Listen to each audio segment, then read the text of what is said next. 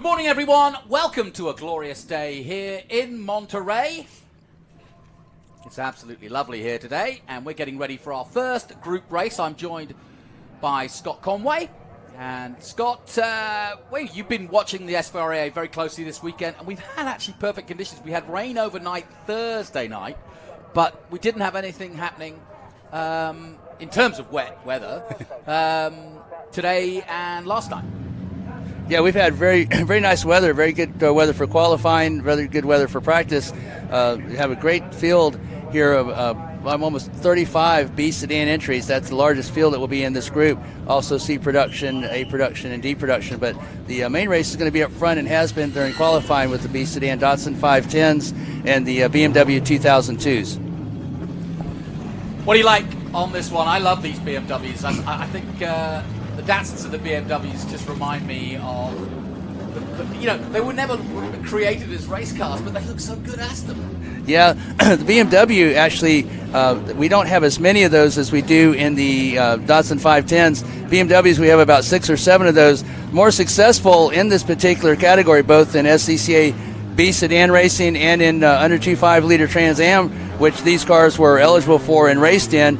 Where's the Datsun 510? Car to watch out there, Jonathan, he's been the fastest all weekend, is the 38 of Troy Ermish. Actually, I think he's car number 9. He switched his car number, but it's Troy Ermish that should be the top driver out there.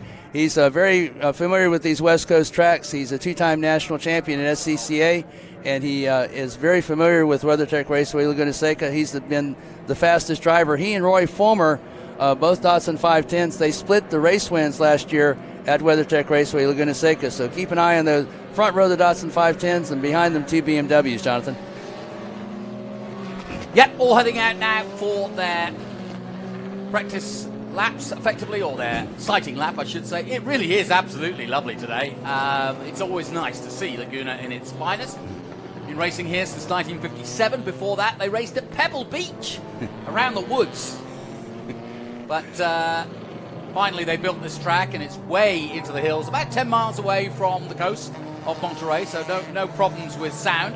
But of course, there's some rather nice houses up in the hills here too, so we don't go too late into the night when we're racing here. We can get fog, but not today, thankfully. Great field streaming into the Mission Foods turn number 2. That is a tight turn, the Andretti hairpin, and it tightens up even further as they go through turn 3. You have to have a lot of patience going into turn number 3 as you have to wait, and finally get on the throttle for that little short squirt into the turns 4 and 5, Jonathan.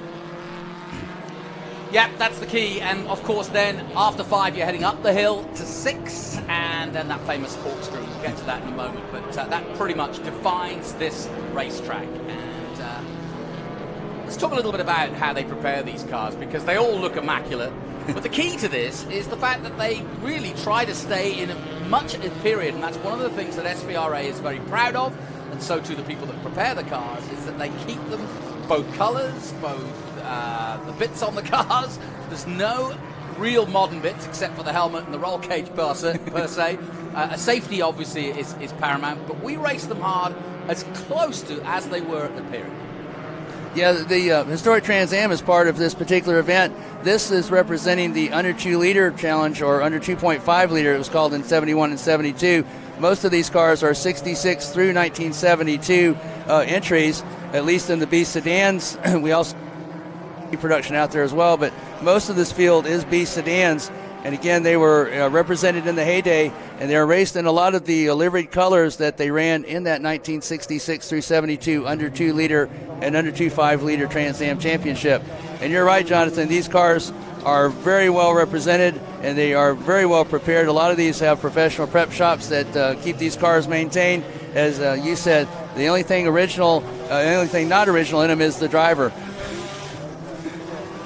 Coming through that iconic corkscrew, this is the Big Machine Spike Vodka Coolers corkscrew, a 10-story drop, Jonathan, from there all the way down to turn 11 as they get prepared for the start. They'll be coming through turn 11 and headed towards start-finish line here very soon, John. Yeah, I actually looked at the stats from literally this point back up to the corkscrew is 10 stories. That's 101 feet. So if you don't feel it in your stomach, you're going to when you're racing, that's for sure. And that's what makes it so iconic. Here's turn 10 we're looking at just below, and then the final turn 11, which is tricky because it's a key corner to getting good speed over the crest at 1 and then into Andretti at 2. Here we go then. Our Group 8 race getting away, and a host of fantastic cars from the 70s.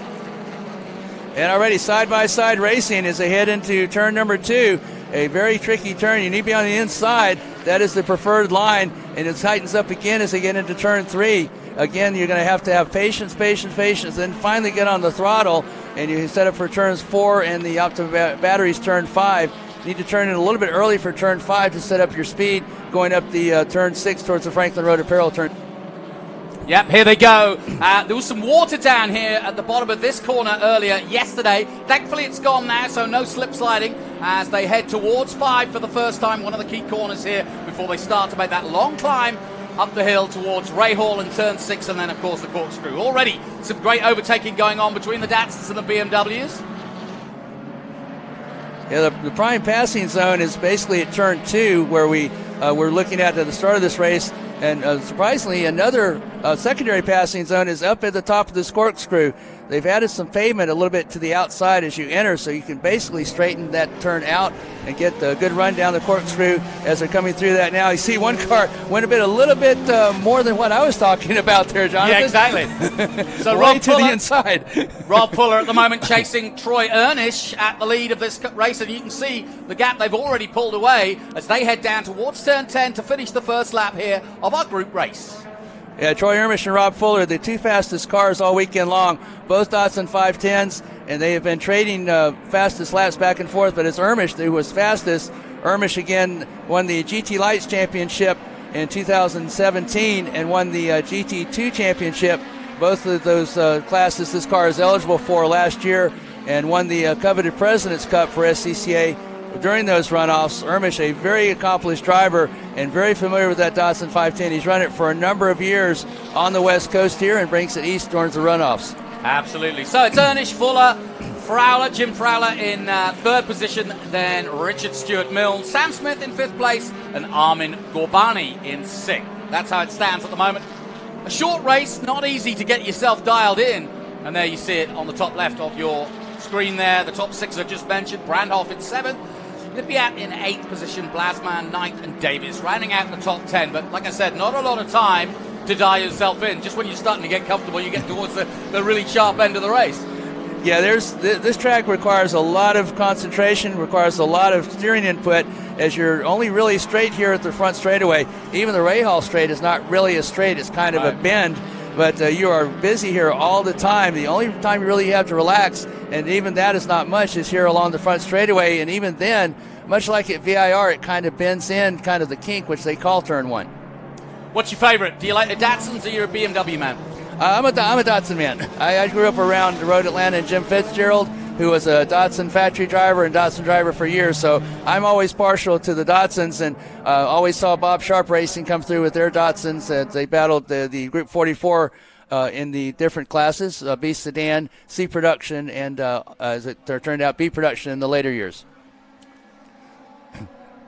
Yeah, beautiful cars. And of course, a really interesting point in the American race history is when the Japanese came to play. Before that, it was Americans, basically against the European small bore cars. And the Datsuns were small bore, but they kind of took the best out of both, didn't they? Yeah, they did. Actually, the Datsun is based on the BMW 1602, the 2002 being a successor to that. But the Datsun 510 actually, it came into the U.S. The Dr. K or Yutaka Katayama was actually sent to the U.S. as a bad thing because he racing. The management group of Nissan Datsun at the time did not want to go race cars, so they sent Katayama to the U.S. and he was here and he began to understand the U.S. market, and he is instrumental in the reason why that the 510 and the 240Z are over here, both iconic cars, and we're watching the 510s out there now. But yeah, it was a great battle between the Europeans until the Datsun 510 showed up, and then it was the Japanese Datsun 510 going up against the BMWs. The 2002, a 2-liter, the first 2 stands for, and a 2-door sedan which is the second 2 stands for BMW 2002. And they, along with Alpha, were the 3 main manufacturers in the under 2 liter and under 2.5 liter Trans Am Challenge. And also it helped the Japanese basically get themselves into the American market, which they hadn't really profiliated up against Ford and Camaro, and they became a household name, and everybody wanted one. They were good runners, they were good family cars, small but very efficient, and they soon started to take hold, especially here in California. And funny how this works, the management that was upset with Katayama suddenly was very pleased with him, because they were exporting the Datsun 240Z and 510 in record numbers to California. Yeah, exactly.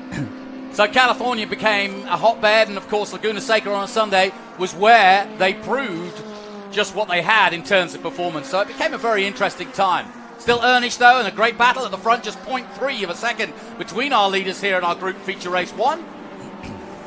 Each group, by the way, gets 2 runs each weekend and a lot of time on track. I think that's one of the things that Tony Pirelli has really made sure and persisted on each and every weekend, that every one of the historic drivers does get plenty of track time.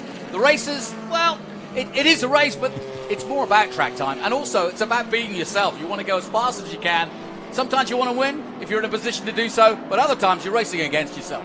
Yeah, and these are original historic cars, and it's not just like you can go down to your local Datsun dealer and get another part. So you have to be a little careful. Contact is obviously discouraged greatly. We like to see very hard racing, but very clean racing as well. A little bit further back is the C production battle for Group 8. That has been between Paul Gaudio in a Porsche and Bruce Maurhan and the other Datsun that we were talking about, the 240Z. They have been going at it all weekend long too. Gaudio and Maurhan were only separated by a couple of tenths of a second in qualifying this morning. And Gaudio in the Porsche, Maurhan in the 240Z, they're quite a ways back. But again, great collection of these B-Sedan cars. This is basically because of David Stone, one of the drivers here, who was instrumental in getting these cars and drivers first interested in this particular event and then actually out here and competing in it. We've had a great reception, as you can see, by all the cars out there on course. But Roy Fulmer and Troy Ermish going at it. Those 2 drivers split the race wins last year, and they've been the 2 fastest cars. They're at it again, John. Yeah, and Ernish has just extended his lead now to just 1.4 seconds, and I don't know if Fuller made a mistake there, but that definitely increased dramatically in that last lap. We'll keep an eye on it. 10 minutes to go as we look high above. Yes, you can see the Monterey Bay in the background there. The Sea Lions and the Otters will be doing their bit. If you ever get a chance to go to Monterey, it's a wonderful place to go. A couple of good cars coming through down the front straightaway. I believe that is Foods turn 2. Good close racing, and that is one of the things about SVRA. The cars are very equal, and with this big a field, you're going to have a race pretty much anywhere along the way. So we see the car coming through turns 2 and 3 and headed up towards turn 4. This is a very difficult turn. It's very easy to turn in a little bit too early here and slide off to the outside of that turn. You do not want to do that, as that berm out there is very, very unforgiving. Then you turn in a little bit early for turn 5 to get an aerial overhead shot of this beautiful WeatherTech Raceway Laguna Seca facility. And then going up the Rahal Straight into turn 7 and turn 8, the corkscrew. And down that 10-story drop, as you said, Jonathan, down to turn 11 and back across the start-finish line. So we've got a really good battle for the lead and for the win here after 4 laps. And with 9 minutes to go, it's going to be a real cracker to the end between Ernish and Fuller, I think. Fuller, let's see if he can get back on the pace. He's just 1 and a bit seconds behind, but that can change very quickly here. Frula in 3rd position. He's some 9 seconds off that battle. Then Milne. We got a nice view of Blazeman in that all-purple number 40. And that's a cracking-looking car as well. He's currently in 8th position. 9th is Lipiat in 9th. And then Davis now up to 10th position. Hey, Robert Davis in that Lotus Super 7 leading in D production. That was one of Colin Chapman's designs. It was designed for the street, but he also wanted to design it as a race car. It's very lightweight. As you can see, it is a convertible. It's basically what people describe it as is a Formula car with fenders. It was used to win the D production national championship by Tom Robertson. That car won in is displayed at Barber Motorsports Park in their beautiful museum there. But Lotus Super 7, very potent, still is in the C production category. In SVRA, usually in the hands of John Nash, and in D production, today in the hands of Robert Davis. I'm sorry. Go ahead. Big weekend of racing. Lots of different groups here. We've got obviously all the 2 Trans Am races. The TA race coming up later today and tomorrow TA2, a massive field. But SVRA well appointed and well represented here, as always, at Laguna Seca. They love their historic racing here. And, of course, with Pebble Beach just down the road and so many of the dealers here, there's always been a very robust entry field here. Yeah, we're very, very blessed to have a great entry here for SVRA and Trans Am 2, along with the historic Trans Am. I had a glimpse on screen there, Jonathan. I believe that's him again, of the Porsche Paul Gaudio. That's a air-cooled flat 6 engine. It has retained most of the basic lines of the 356 coupe, which it replaced, but it's a little bit lengthened, so it can have a 2+2 designation, and it has improved aerodynamics. And not long ago, we had a glimpse of Bruce Marhan's Datsun 240Z as he chases him around. Great shot there, number 27, Datsun 510 going through. Again, this is an iconic racetrack. It was during the day from 1957 on, and it is today. Beautiful day here at Monterey. Yeah, that was Robert Brooks you mentioned in the 27. Good to see him out there, running 27th, ironically. Yeah, good to see him. And also want to say fastest laps, laps coming down. Brandman just did his fastest lap. Brandhoff, did his fastest lap of 147.3. Now, there's a couple of non-Datsun and non-BMWs in the field. Mauricio Brandhoff was the fastest non-Datsun or BMW in the Group 8 B Sedan category. He's in a Ford Capri Coupe. Also, we had entered a Toyota Corolla and a Volvo. Yes, Volvo was very potent back in the B Sedan SCCA club racing days. Not so much success in the under 2-liter Trans Am, but certainly had a lot of success with the B Sedan category in SCCA racing. Be interested to see if that gap's come down at all between the leaders, because we want to see if we can get a grandstand finish. They're getting into a little bit of traffic in terms of as they fight through now, the leaders. 1.4 seconds was the gap. We'll see if it changes now in the closing stages of this. Group 8, our first feature race of 2 for them. Yeah, I think the advantage is going to be with Ermish. Ermish, again, very familiar with both WeatherTech Raceway Laguna Seca, where we are this weekend, and even more familiar with Sonoma Raceway, where we'll be next weekend for the Mission Food Speed Tour. But Ermish, I think, is going to have the advantage even through traffic. Yeah, I think he knows this track a little bit better than Roy Fulmer, but Fulmer is right there. And I tell you what, back-to-back events like this here at Sonoma and Laguna Seca, it's going to be great because you want as much track time, and this is what it's all about. Historic racing is how many laps can I do for a weekend and enjoy myself. But 2 very different tracks, but also with an equally different challenge too. Yeah, between the test day, practice, 2 qualifying sessions, and 2 sprint races, you do get a lot of value for your money here in SVRA, and that's part of it's the joy of driving. It's the thrill of being out there. No, you want to beat people, obviously, because you're racing against racing, John. But we also you just want to get the joy of driving out there as well. Bay Area Datsun, that's who Rob Fuller is backed by. And you can see that gap now yourself physically between the 2 leaders as we focus on them now, going up the Ray Hall straight towards the famous corkscrew. And it's great to look from overhead at that corkscrew because you really do get a sense of just how far it drops. But you really get a sense. I was privileged to drive around with our driver development, driver that is Ernie Becker for the Trans Am 2 series. And going down that, it's even more terrifying than just actually looking at it. It's almost like a Disney ride. It's that big a drop, 10 stories down from the top of the corkscrew all the way down to the bottom of turn 11.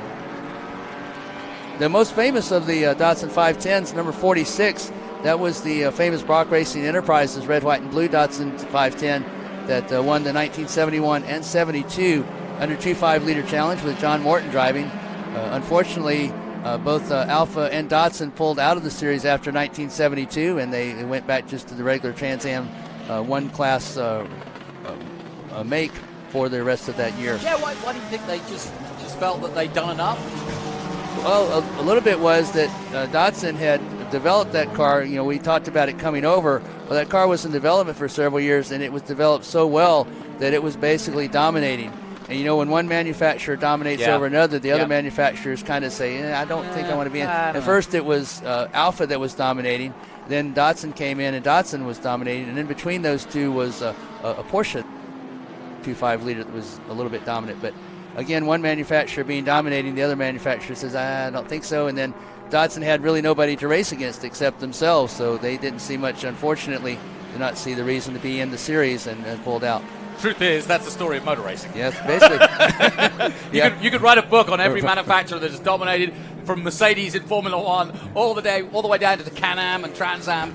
You know, there's always a sweet point when somebody gets it right and nobody can copy them, and they dominate potentially for a decade sometimes. Yeah, that happened in IMSA with the Porsches between the 935s, the Kremer editions, and the 962s. Porsche was the car to have. Right at the beginning of that stretch, the Decon Monza with Al Holbert was the car, but after that, Porsche dominated, and it was basically great drivers back then, great cars, iconic cars, but they were mostly Porsches. And it's like we've got that iconic Audi. I'm not sure what group it's in, but it's one of the most successful Audis. And when Audi went World Sports Car Racing and then into IMSA, they didn't see the dust of anybody else, did they? No. Travis Engen, that number 2, right. The silver 2005 Audi, that won, I believe it was 5 of the 7 years that competed at Le Mans, won 6 consecutive Daytona 24 Hours and 7 consecutive American Le Mans Series championships. But being that said, Peugeot gave them a run for their money a couple of those years, but came up second. Yep, absolutely. So we're coming down to the closing stages of our first Group 8. Scott Conway and Jonathan Green bringing you the action from SVRA. I'm really enjoying these beautiful Datsuns and BMWs. That's one of my favorites there, beautifully prepared in the old Bavarian colors. Love it. Yeah, again, I grew up in around Road Atlanta, and of course Jim Fitzgerald was the driving instructor there. Jim Fitzgerald, one of the drivers, and ran in the Trans Am series for a couple of years. But also Bob Sharp Racing always came to Road Atlanta very prepared with the B Sedan entries for both himself and Dave Frelson, and won a number of national championships. 71 and 72 were two of Bob Sharp's racing championships there. I believe Dave Frelson's was in 77. But again, B Sedan was the home of the Datsun. And as you can see, a good, clean race as they file back into the pits. No dramas, and that's really what you want out of historic racing, which is a good spectacle, but not too many dramas. Because they want to do it all again, of course. Yeah, and they have a second feature race coming up, plus a B Sedan feature race as well. All right, my thanks to Scott Conway. That gets us underway in our SVRA coverage. We'll take a short break. We'll be back from the famous and iconic Laguna Seca after this. A marathon coach owner is someone who expects exploration and relaxation to blend flawlessly. For the most reliable, luxurious motor coach on the market today, look no further than Marathon Coach. Indulge that wanderlust, leave any cares behind, and lead a life filled with adventure. Join the Marathon family and take your 5-star hotel with you.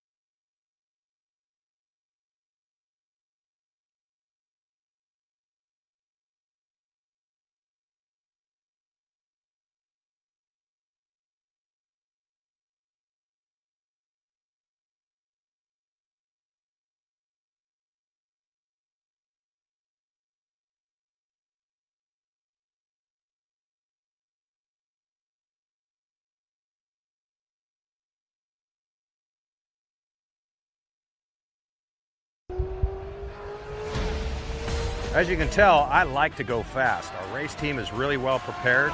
We like to look good, but we also like to dress good, and that's why we shop at Franklin Road Apparel. I own the company, and I wear the clothes that we sell in that store. So check us out. We carry all the top brands: Baldwin, John Barbados, Billy Reed, Goodman brand, and on down the list. So come see us. Franklin Road Apparel, Franklin, Tennessee.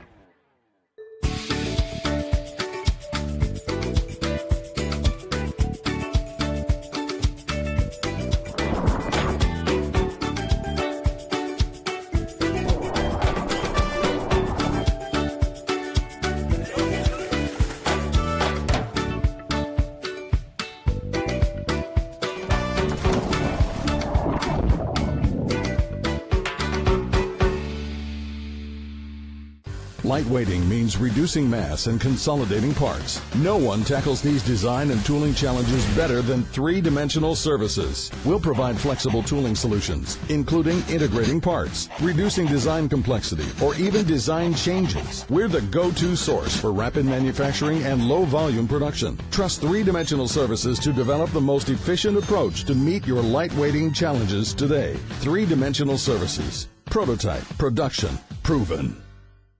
Menards is the Midwest's ultimate home improvement store. Family owned since 1958, Menards is the one-stop shop where you always save big money. Get the Midwest's best selection nationwide when you shop online at Menards.com. We make it easy to complete your projects around the house, big or small. From hardware to plumbing or paint to appliances, we carry it all. Visit Menards.com today to save big money at Menards. Save big money at Menards.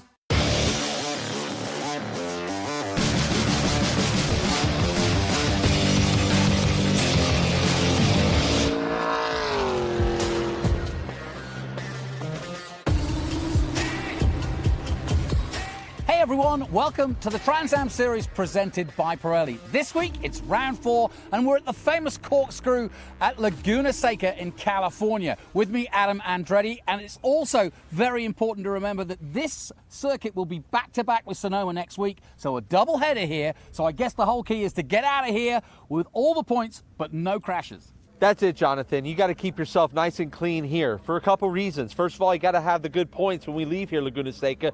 We're going to Sonoma next week. You can't have that on your conscience either, that you blew away a bunch of points here at Laguna. You want to go into Sonoma knowing that you got a firm grasp on this championship, and you don't want to give your guys and gals any more extra work on that race team. Well, given what you've just said, does that make you as a driver drive more conservatively? Well, I mean, of course you have to in certain cases. You may not take the chances with traffic or things of that sort, but it's a championship, and this is Trans Am. Every lap out there is a battle, and at the end of the race, you want to win that war. And you can't do that if you don't have any fenders hanging on the car. Yeah, no doubt about it. And the thing is, it may only be round 4 of the championship, but there's a lot of unfinished business here at Laguna from last year. Tommy Dreese won the race, but Dyson should have won it. He's our current champion, of course, and leads the championship, but by only 12 points. So, a lot of unfinished business, and this territory is Tommy Dreese. He, of course, is from California, and he's down with Ben Sissel.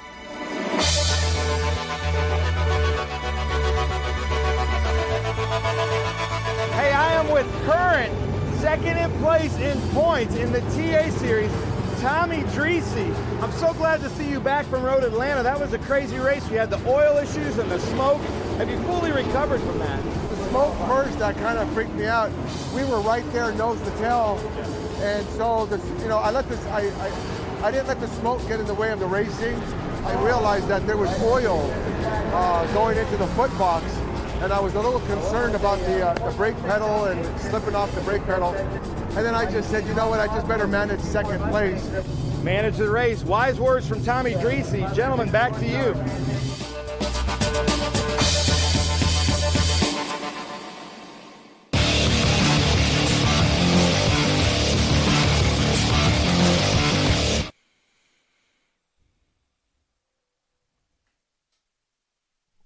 Thank you, Ben. Yes, we'll be hearing from Ben Sissel throughout the weekend as we look high above the Monterey Peninsula. You can see the glorious sea in the background, the Pacific Ocean. What a day, what a place, what an iconic venue. 1957 they started racing here, and it's been running ever since. Trans Am has raced here for 12 years, in and out of the championship. We started here back in the late 60s and early 70s, and we're, of course, back here. COVID, we had 1 year off, but we did race here last year, and you heard there some drama and some unfinished business. But welcome to round 4 of the Trans Am series presented by Pirelli. And coming up, it's our TA, XGT, SGT, and GT round 4. But before we head to the start of the race, once again, Ben Sissel is amongst it. Let's head down to him for some more information.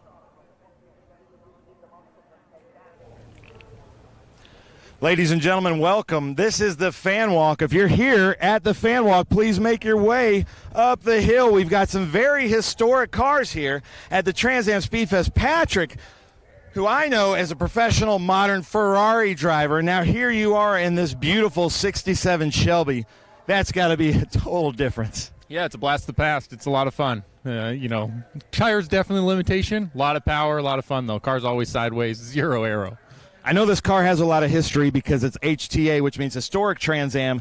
It had to have raced in the Trans Am series from 1966 to 1972. Do you know the history of this beautiful car? Yeah, Bob West drove it. He bought it new. It was always a race car from day one, and it, like you said, it competed in historic Trans Am. So it's a great group, and they raced pretty hard and together, sideways the whole time. So, yeah, that's who drove it. Perfect. Patrick, thank you so much for bringing out this newly finished Bob West Shelby, number 15 of 26, made for the Trans Am Series or in Europe in FIA. Then we come over here, Ed, one of my favorite cars. This has a lot of history. It raced in 1969 at Laguna Seca and at Sonoma, as Sears Point. Tell us about the car. Well, it's purchased originally in Europe, raced in Europe for 2 years, brought over here, won 2 championships at the SECA, and raced the Trans Am at Riverside in 1968 with Bruce O'Neill. And Walt Moss drove the car in 69 in a Trans Am here and Trans Am at Sears Point. He placed 15th out of 40 cars, won $700, and he came in 4th in under 2-liter group. Nice, 4th and under 2-liter group. But there is a famous photo of your car coming down the corkscrew right behind that famous Mark Donahue Penske Camaro. That's pretty cool. Yes, beautiful. This is a beautiful car. It's an old warhorse. I put 200 street miles on it. 200,000 street miles, right? 200,000 street miles on it, and then brought it back to race because that's where it belongs, right? I love it. Ed, you're my new favorite, dude. I love it. And then this beautiful Sam Posey Slime Green Classic Wax Challenger. So many great films with this car. Just here, the last turn, this car right here put Peter Revson into the wall in the 1970 championship at Laguna Seca. I see you've buffed that out, but Chad, tell us about this car. Actually, this car made its debut here at Laguna Seca in 1970, and there's a great story about it here. It had just passed tech inspection. It hadn't even run yet. And John Tamanis, the tech inspector for SCCA, went just like this. And when he leaned back on the hood, they'd just given him a beer. His elbow dented the roof. And he said, well, boys, we got a problem. And so Chrysler called in a dealership closest to this track, and they were able to cut off the roof of a passenger car, put it on this car so it could make the race. And they raced it with somebody else's roof on it. Somebody at a dealership that hopefully hadn't taken delivery yet, and painted it black, and then it started racing. That is awesome. Little secrets, right? The little cheats going on. So, Steve Link, quickly, I know you race in historic Trans Am, but also the beautiful B Sedan Challenge. Tell us about your Datsun. This Datsun was raced in 1971 and 1972 in the brand new 2.5 Challenge. That would be the first year that they separated the small sedans and the big bore cars. So I found this car in the late 90s and bought it from a doctor in Alabama. And then my father, who was an engine builder for BRE, was involved to help in the restoration of the car. So it was a load of fun and a revisit of his past. Peter Brock and John Morton helped. So we tried to make the car as authentic as possible and just having a great time. I Love it. Having a great time is what it's all about in vintage racing, and Steve Link definitely knows how to do that. But Gordon Johnson driving this car, one of my favorite cars, cool era of Trans Am, the 91 Olds Cutlass Rocket Sports Paul Gentillosi car. Tell us about your car. Well, this car originally campaigned in 1991, Trans Am with Irv Air, Rocket Sports Racing. He won 3 races that year out of in the season, placed second overall. Then they campaigned it in 1992 as an IMSA GTO car, running back then in a V6 Buick engine, and it was a championship car that year. He won 6 races, including the last race here at Laguna Seca. Oh, that's awesome. Yeah. That is awesome. Gordon, thank you so much. Thanks for bringing that out. Now let's come down here to modern Trans Am, because like I said, we have almost 60 years of Trans Am history represented here. These are the cars about to make Trans Am history. Chris Dyson on the pole, getting the Motul Pole Award. We've got a ton of cars here, the National Series, the West Coast Series, the Trans Am SpeedFest at WeatherTech Raceway Laguna Seca, as we're watching Chris Dyson get into the car. Some great history here. If you know anything about current Trans Am Series presented by Pirelli, you know we have great races here at WeatherTech Raceway Laguna Seca. They're going to suit up. It's about to get loud, gentlemen, so I'm going to send it back up to you in the booth.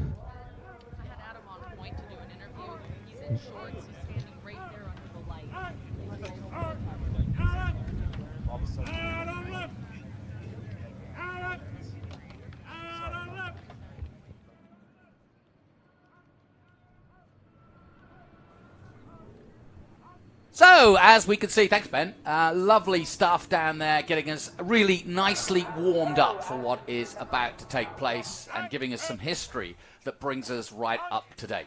Getting ready for the colour guard and, of course, our national anthem coming up. I'm delighted to be joined by Adam Andretti. Adam, how are you set for your race tomorrow afternoon? I think we're in good shape, and you know, this is always a great time of our race weekends here, is to honor the military, those that sacrifice, the ultimate sacrifice for us to enjoy this freedom, and so this is beautiful to see the presentation of our colors right here.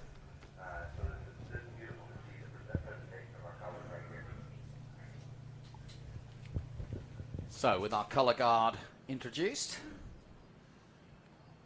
let's head down for our national anthem. And once again, join Ben Sissel.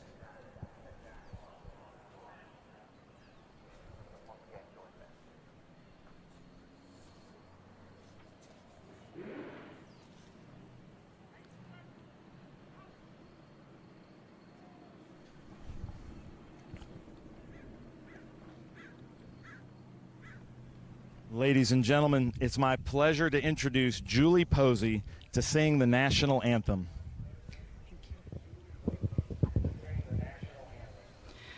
Oh, say, can you see by the dawn's early light what so proudly we held at the twilight's last gleaming, whose broad stripes and bright stars through the perilous fight o'er the ramparts we watched were so gallantly streaming, and the rocket's red glare, the bombs bursting in air, gave proof through the night that our flag was still there. Oh, say, does that star-spangled banner yet wave o'er the land of the free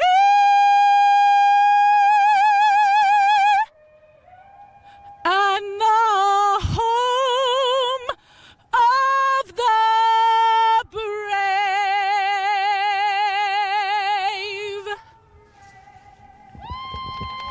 Wow, Julie Posey, absolutely beautiful. Thank you so much. Well, gentlemen, we've got a lot of new drivers in this race today. I'd like for you to go through the grid. Send it back to you, Jonathan. Thank you, Ben. An excellent rendition there of our national anthem as we look at the cars. It's no closer than to look at the number 20, which, of course, is our champion, Chris Dyson, who has had a brilliant run at Road Atlanta, and he's about to do the same again here. He got a 1:23.7, a new lap record. But Tommy Dreesy, just 6,000ths of a second, and that's first and second in the championship. Simon Gregg, Masood, Ruman, Lux. Great to have Cindy Lux back in the national championship. Mike Weathers, Chris Evans joining us from the West Championship. McMillan and Leuenberger, good to see Dirk back in the fold again. Then Howard Johnston and Michael LaPaglia from Southern California. Eric Joyner for the Good Boy Coffee Roaster Porsche GT3. He's back as well. Mike Skeen down in 14th position.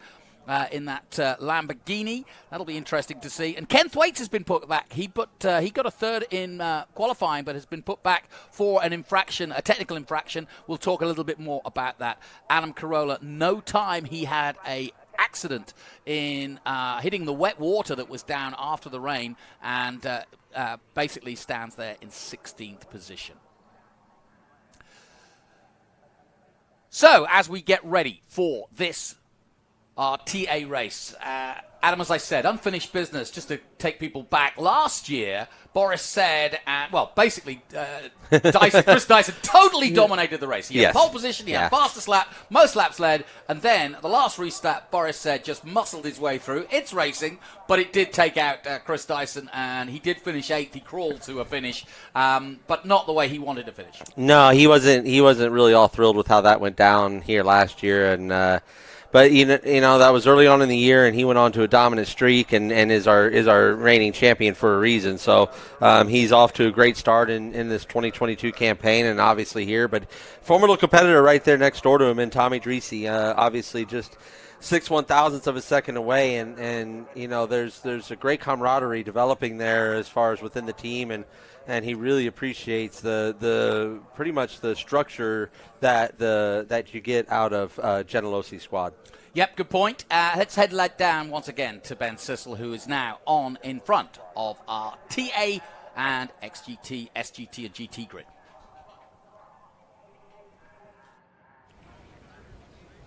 Well, here I am with one of my childhood heroes, our Grand Marshal for the weekend, Willie T. Ribbs, to deliver some of the most famous words in motorsports. Willie, I know that you've been a Trans Am legend for years. You know how to do this. Take the mic. Take it away, Willie T. Ribbs. Drivers, let's get it on. Start your engines. Hey, love you, dude. All right, thank you.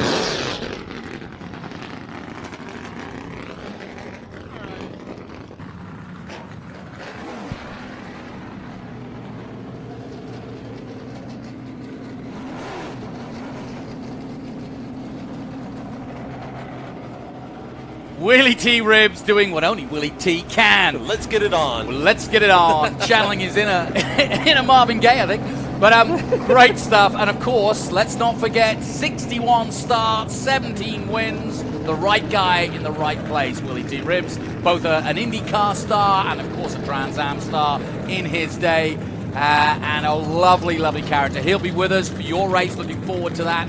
But tell us a little bit about this infraction, first of all, to Ken Thwaites, because that's the big story for me. It looks as though, everything was going right for he and the team. Carolla has an accident, and then he has an infringement. Yeah, it's just a small technical infringement. You know, nothing that those guys would ever intend to, and honestly, what it was, from my understanding, it was somewhere in the rear wing as far as either be too low. I think it was too low. Oh. And I mean, just by the that's gotta hurt. And it does, but at the same time, you know, like, pretty much every competitor knows that wasn't the difference maker of why he was there, but there are rules for a reason, so they gave him for it. But now, you know, Ken's poised to go give a heck of a drive. We lost a dear friend yesterday to cancer in Teddy Trappist, so I know that he is racing with a heavy heart. He's going to go out there and put on a great performance for us today. Yeah, and you've got some personal news you want to share also from your team, right? Yeah, you know, my engineer, Seth Holbrook, he unfortunately suffered a mild stroke last week. He's going to be okay, but all the prayers to him and for a speedy recovery. We look forward to having him back at the races, but most importantly, to just get healthy. But yeah, I appreciate that, Jonathan. So any of those prayers and well wishes we can get his way are always great. So what are your thoughts? We mentioned Carolla's incident, and that was because of water down on the track, which you must have probably dealt with it yourself. Go on, tell us about it. Oh, man, that was it was sketchy yesterday. I mean, it black flagged our session yesterday because I think there was just there was like they were trying to put a compliment sandwich into the track conditions, and we really didn't need that. We just need to know what they were because the message came through from the Trans Am officials, track is good, but there's a river in turn 3. Well, the back half of that message didn't get to a lot of teams. All they heard was track was good. And so everyone went racing into turn 3 with this big river coming down into it, and you had all this grip leading into it, and then all of a sudden you hit the river and you're on slick tires. So we're on board here with Tommy Dreese getting everything warmed up in that Lucas branded Ford Mustang. Eric Joyner, this beautiful 911 GT3R. Yeah, it's good to have Eric Joyner back in the Porsche GT3R, and in fact it's his first return to racing, so welcome back, as it were, for the 2022 season. And of course this is a back-to-back event, and let's talk about that, Adam. We mentioned it at the top of the show, but why is it so important that you basically, I don't know, I was going to say race conservatively, but you can't, can you? You can't. No, I mean, there's just no such thing as a racer. So, I mean, what did the great Ayrton Senna say? If you no longer go for a gap, you're no longer a racing driver. Very true. And so there's these drivers, you know, and they're going to lay it on the line. They need to get this win. They need to get the points, and so they're not going to lay down by any means. But at the same time, you know, if you don't think. And really, honestly, you have enough meetings ahead of time with your team management, and things like that. That it's in the back of your mind enough that you might not take some of the chances that you would normally take. But I think on board here at Ken Thwaites in that Franklin Road Apparel Chevrolet Camaro, I think we're going to see a really good show out of him today, coming from the tail. Yeah, this is the first time actually I think we'll see Ken really have to fight, because he's always qualified well since he joined TA, but he's been learning the way in TA, and you had many years, of course, in TA yourself, and not an easy car for someone like Ken coming from XGT. He was our first XGT champion, but it's a big change, isn't it? Yeah, no, they're animals to drive. I mean, there's no question about it. You have 0 driving aids, so no traction control, no analog brakes, you know, none of that, and you're sitting underneath, you know, you got over 900 horsepower underneath your right foot. Very powerful braking systems, tons of downforce. The cars are built to be the baddest GT cars on the planet, and that's what we have here in Trans Am. Let me ask you a question as we're on board with the Lucas on board of number 8, Tommy Dreese. This is his home race. He's based in Hollywood. But there's a change to Tommy, and you perhaps know better than anybody what that change is. He's looked quicker. He was 0.06 of a second off Chris Dyson, who is well known as the man to beat in TA. What is it? Is it the new team? I think there's a lot to do with that, and that's just me, you know, having friendly conversations with Tommy, and we had a nice little pal around out the back of the haulers, you know, the other day. I think it was Thursday, their test day, and he said it. He said it just like that. I love the structure that it provides me. He goes, I can tend to kind of go off the path a little bit, and Paul and the guys don't let him do that. It's very serious business over there, as we all take this racing very serious, and but they really keep him on track. And you know, anybody that knows Tommy, we all know him. He's funny. He's an entertainer, and and as you said earlier, and he's just a real treat to be around. This is another guy, a real treat to be around. Eric Joyner, just so glad to have his smile back in this paddock. He's such an enjoyable character, and I'm sure he's just been incredibly busy. Is what kept him away from us so far this year. But we're in his home state now, so he gets to come play. Yep. Paul Gentillosi is the Paul you were mentioning, and of course Paul's probably the most, if not the most successful driver and team manager in the history of Trans Am. Yeah, I mean, he is so much of Trans Am history, so there's a good reason why they're hooked up and they're doing the thing that they're doing as we're getting the field to tighten up. Yep. To come around here in turn 11 and bring us to the green there, Jonathan. Well, here we go then. Our TA will kick us off.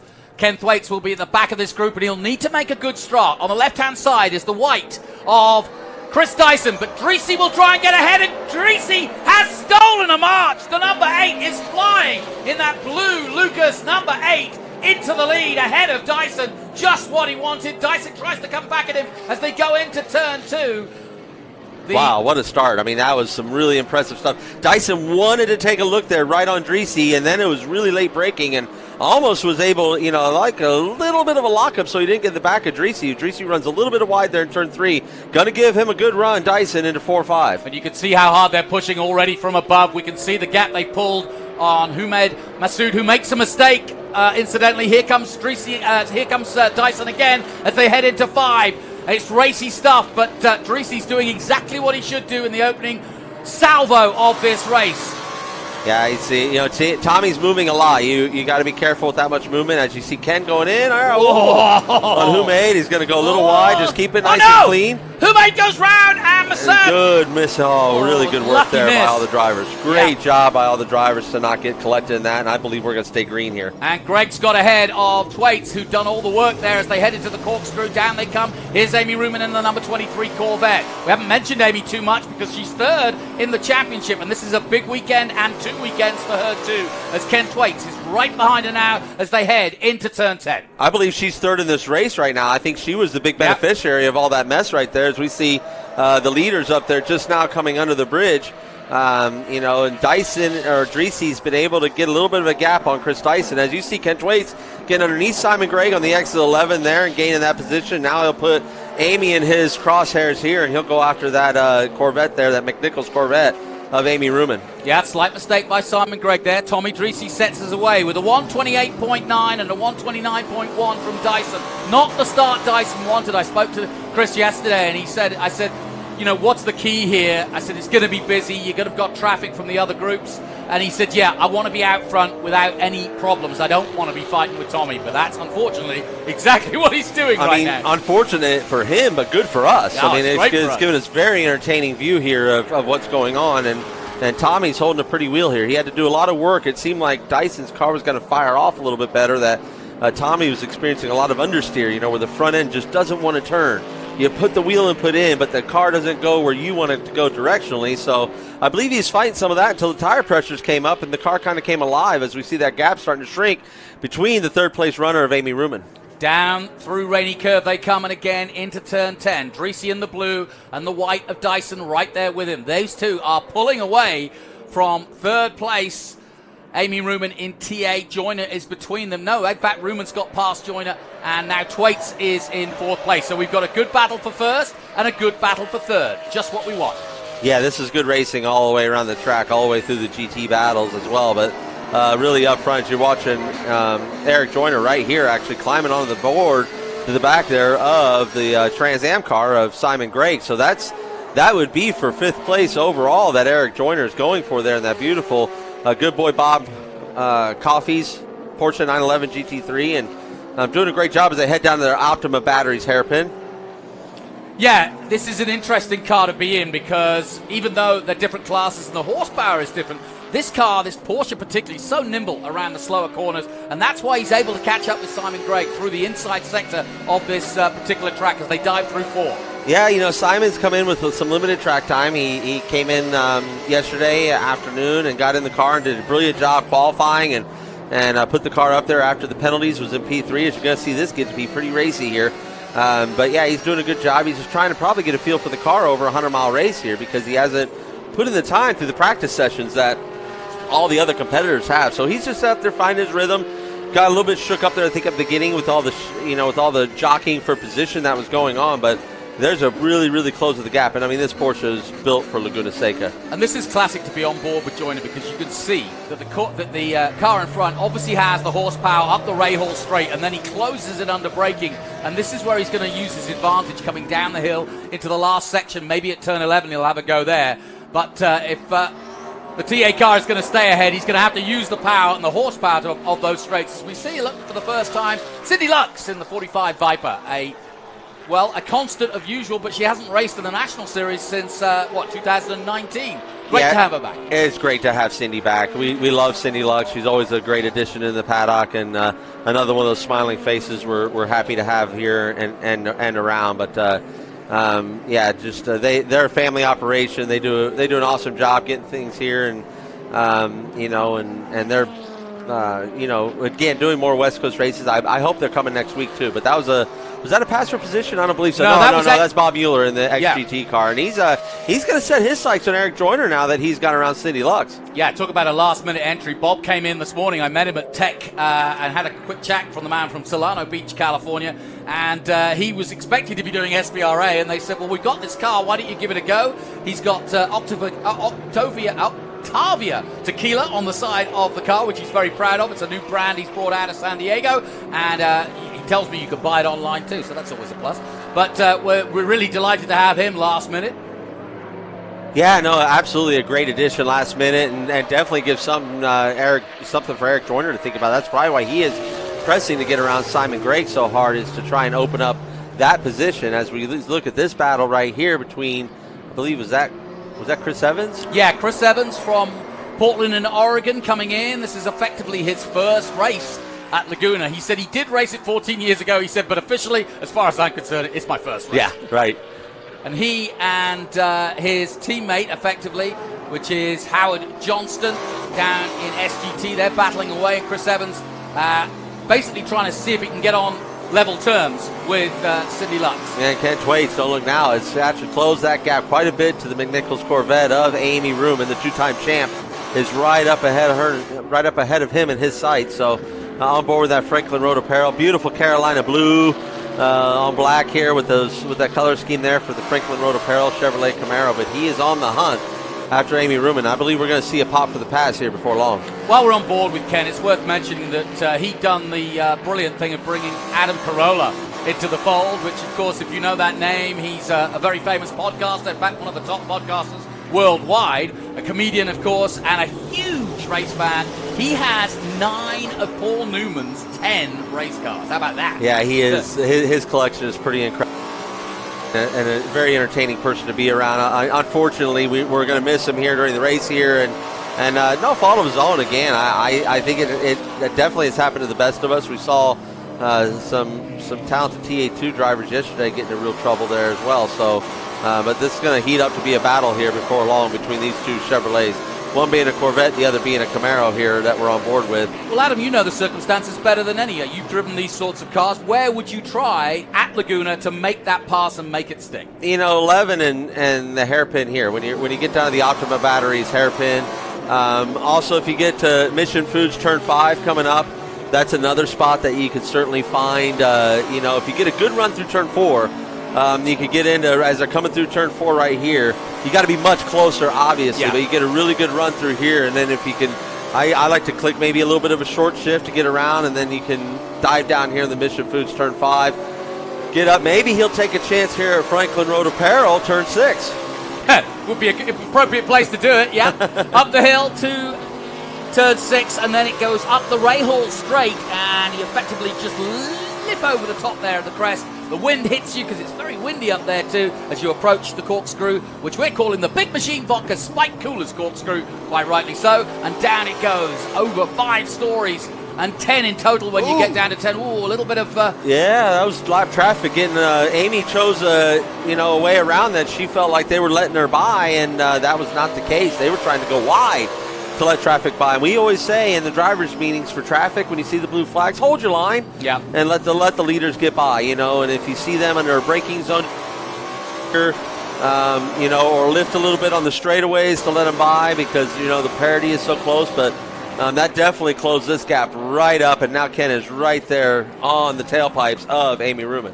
Really good race we're having here. 7 gone. Out front, it's still Tommy Dreese and Chris Dyson. No change there. And you can see it for yourself now. Dyson doing every which way but get past Dreese so far. But he's trying to put the pressure on. And again, you as the driver, do you want to make the pass or do you want to force Tommy into a mistake? So what I think a little bit of what Chris is doing here, being around Chris and knowing Chris's racecraft, I think he is comfortable running where he's running. And he sees that Tommy has to really get 10/10ths out of that Lucas Ford Mustang to do what he's doing. So I think Chris is there just letting him, because this is a high tire degradation racetrack for us here at WeatherTech Raceway Laguna Seca. So I think that Chris is being that smart racer that he is, the champion that he is and he's just given this guy enough trouble that in that Lucas Smaff TV Ford Mustang, just enough trouble that he's got to push a little bit too hard, and he's actually not using like parts of the track that actually save your tire.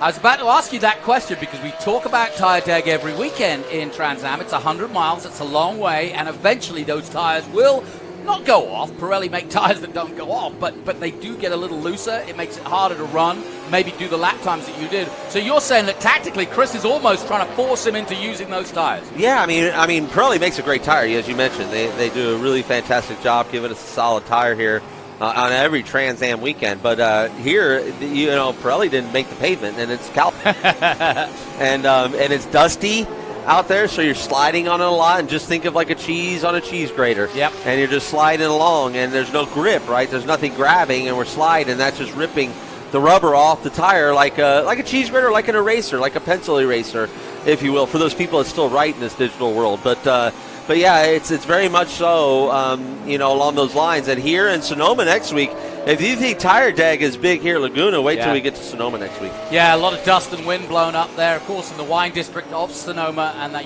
as you say, it gets very gritty up there, and tire deg is an effect. So, a multiple race here. We've got this man, Tommy Dreese, leading the way at the moment in the number 8. He's leading TA in XGT. Eric Joyner holding off Bob Mueller for now in XGT. And SGT at the moment being led by Cindy Lux with Chris Evans behind her. So we've got good pockets of racing all the way through. Another lap completed, and still immense pressure on the Lucas number 8 of Tommy Dreese. Chris Dyson needs DRS. He's within a second, so he could have it. But no, it's a great battle up front here. Just 0.2 of a second separated these two, so throw a blanket over them. And that's exactly the kind of racing that you want to go and take a look at. So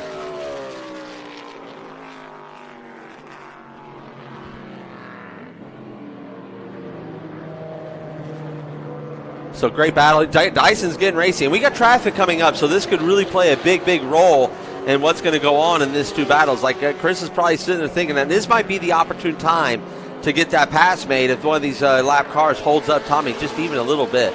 But then Tommy's thinking the opposite. If I get these lap cars, just like he did a little bit there, I can get a little breathing room. Yeah, good driving from Tommy as he dives again into that corkscrew at the spike coolers. Big machine spike coolers. Corkscrew down the hill they come in towards Rady Curve, just under the trees there. Yeah, what a beautiful layout here at WeatherTech Raceway Laguna Seca. I mean, you couldn't ask for a better 11 turns in motorsports than what we get here. And we come up here to the final turn here, turn 11, onto the front straightaway with our leader, Tommy Dreese, as he's encountering a little bit more traffic here. You know, it's interesting. I was talking to Evan Slater yesterday, and he was saying, just learning Laguna. And I said, what's hard? And he said, well, it's getting out of certain corners. Turn 11 is a classic, because if you get it wrong, a nice little move by Tommy to get past one of the other cars in the other groups, and if he can make that stick and Dyson doesn't get through, that could give him a big advantage. But here comes Thwaites now, all over the back of Amy Ruman in the McNichols number 23 Corvette.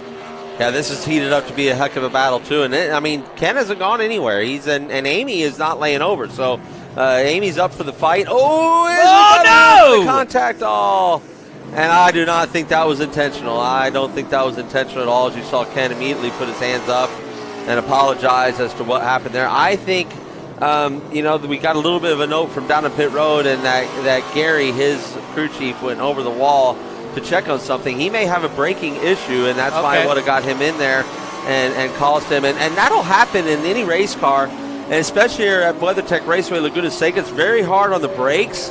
And if you're tucked up behind a car long enough, you see Dyson, he's not necessarily always pushing there to get to panic Tommy. He's putting his nose out there to get fresh air into the brake ducts, get fresh air into the cooling system, so that he doesn't have that issue. So maybe, and I'm just speculating here, but that I don't believe that was intentional at all by Ken. That was a square hit. He was trying to hit her as square as possible because he knew he had a braking issue. I believe that's what we're looking at. Well, good news that Amy is still running. You saw her going up the Rahal straight there. Look at this, Dyson all over him at the Andretti curve, the Optima Batteries Andretti curve, the famous turn 2 here at Laguna Seca, and then diving into 3. And Dreesy, if he hasn't felt it, must be feeling that pressure now. 11 laps gone, and he's had that number 20 right there the whole time. Yeah, I tell you, Chris Dyson into turn 2 is very, very strong. And right here between 4 and 5, obviously, Tommy feels the heat as they get and maneuver around some of the lap traffic. But he's got a heck of a run coming up here to 6. And this is not, the Franklin Road Apparel turn 6 is not usually a passing zone. But Nicely Chris done. Dyson showed us something different. Great pass on your leader, Tommy Dreesen. Now let's see if Tommy was holding up Chris at all. Yeah, that was interesting because, like you say, Tommy wouldn't have expected that there and then, would he? No, I mean, that was a surprise move. That was traffic that kind of got into and rattled Tommy and where he was at in his line and what he could take, and it sacrificed him on the exit of turn 5 there. Chris got a great run out of 5, took full advantage of it, and dove down in on 6. I mean, that's down there in the Franklin Road Apparel turn 6 is not more. That's not, let's just say, as drivers get together and say, yeah, that's your passing opportunistic feeder. You're going to take that chance. Well, Chris Dyson started the weekend 12 points ahead of Tommy Dreesy. He got the pole position, and of course that helps. He got some more points there, but that's the most important, is to get ahead of Tommy in the race as we go back on board with the Porsche GT3R of Eric Joyner in XGT. Yeah, this battle is, it's still a little bit of a gap between these, between Eric Joyner and Bob Mueller. Bob has not been able to pull that gap in too close, but you never know here around WeatherTech Raceway Laguna Seca if we get ourselves underneath the full course caution, that could make a heck of a race out of this. And right there in a peculiar spot is Cindy one Lux. of, I don't think that's Cindy. I think that, is that Dirk Lundberger? Or No, is he's that, got a different Oh, color no, that is scheme. Cindy. Oh, no. Oh, goodness. That's a shame if she's sitting there dead in the water. Luckily, yeah, that is she's off Cindy. the race line. That is but, Cindy. yeah. And the Black Rock Coffee Viper there. And sorry to see that. And she's in and it can be kind of a peculiar position because, if someone were to spin to the inside or have some contact there, it's going to get racy into turn 11 as the laps start to wind down. Well, we're going to take another look at what happened with Ken Thwaites, because I was very interested to how you explain that. We'll see it again. Now you take over. There's plenty of gap here, so it's not like he's overrushing the corner. See right there, it doesn't seem like the car's stopping for the pressure he's putting into it. Gotcha. So Good point. I don't think that he was intentionally going after Amy's tail there. Unfortunately for Amy, I mean, she's having a run of a life right here, and you can see him. You'll see hard brake pressure. He's full brake. See, that's full brake. You can't go any more full brake, as you see on the meter there, and you can see like Ken was not happy with the way that turned out. So I feel bad for Amy, horrible, and I know Ken feels the same way because a heck of a race going there, and she's having a really good season of just surviving these races and figuring out this new version of the Pirelli tire. The Pirelli has been a struggle, and there's a good look at Cindy Lux there. Yeah, and that's why we've got the caution out. Cindy Lux parked basically on the main straight. They're talking to her, her engineer's talking to her, but she is in a precarious position. She's not on the racing line, but you can't just leave a car on the front straight there and not have the caution. So we are under our first caution here in our TA XGT SGT GT race here at Laguna Seca round 4. We hate a break in the action, everyone does, but I tell you what, that's a great call by David Hoots up there and the gang and Gordy and the group and the Trans Am officials, because it is a peculiar position. Cindy can't get out of the car where it is and get safely out of harm's way, so it's important that they throw this caution, get her out of harm's way, get that car out of the way, and then we can go racing here again real soon. Yeah, and let me just explain, having seen Laguna Seca as many times as I can. Well, I'll tell you what we'll do. We'll take a short break, and then I'll explain why she's in a precarious position, because if you know Laguna, you'll know why. We'll take a short break. We'll be right back with more from the action of TA and the rest of the groups after this. Speed, endurance, desire. For 160 years, Motul has helped engines and drivers go faster, further, and stronger. Tested in the heat of battle, driven with passion, with one aim: to give you superior powertrain protection and performance. Motul.